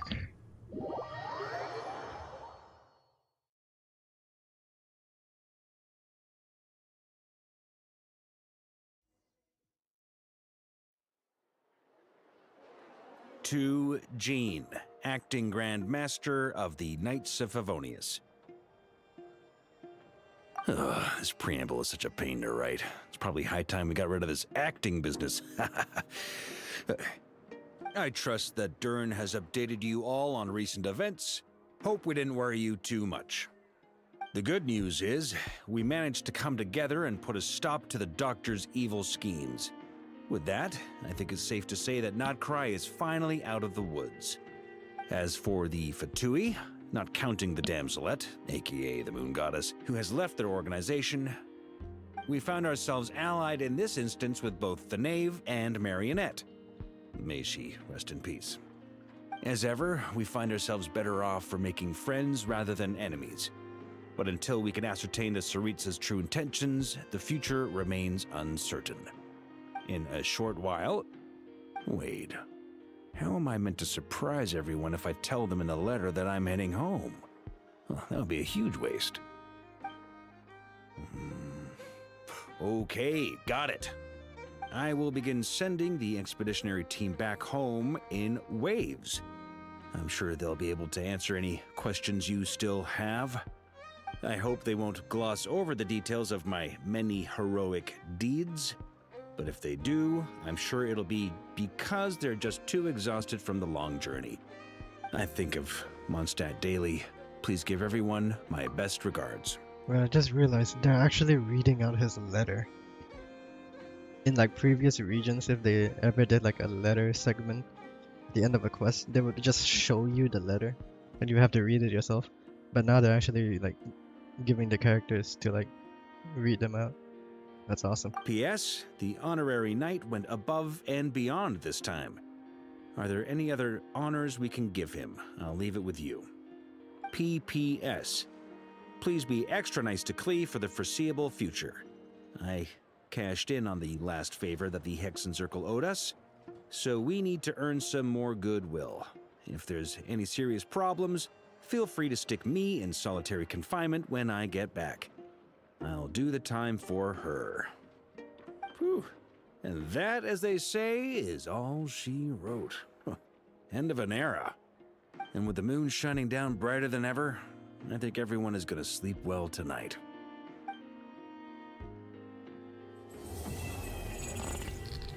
Oh, what the fuck was that? Wait, you can't just fucking end it like that. Yo. What the? Why are there so many kids here?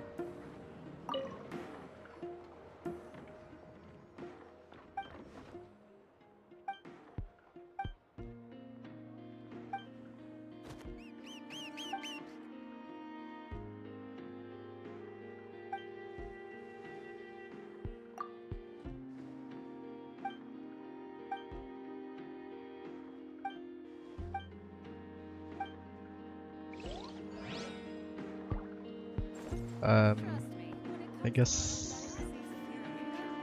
Yeah.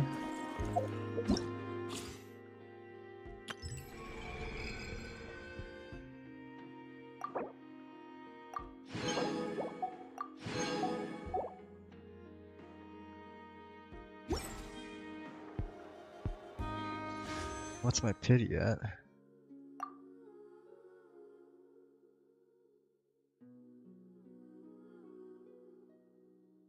What's this? 30, 32? 33.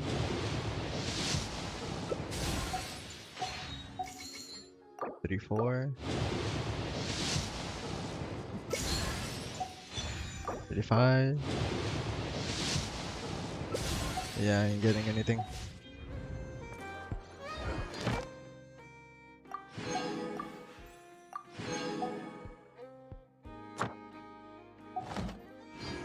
Well, I guess that's it for the Not Cry arc, I guess. To be continued. Absolute Cinema. Why are you looking down? Absolute Cinema. Not Cry's peak. Anyways, that's all for the stream. See you.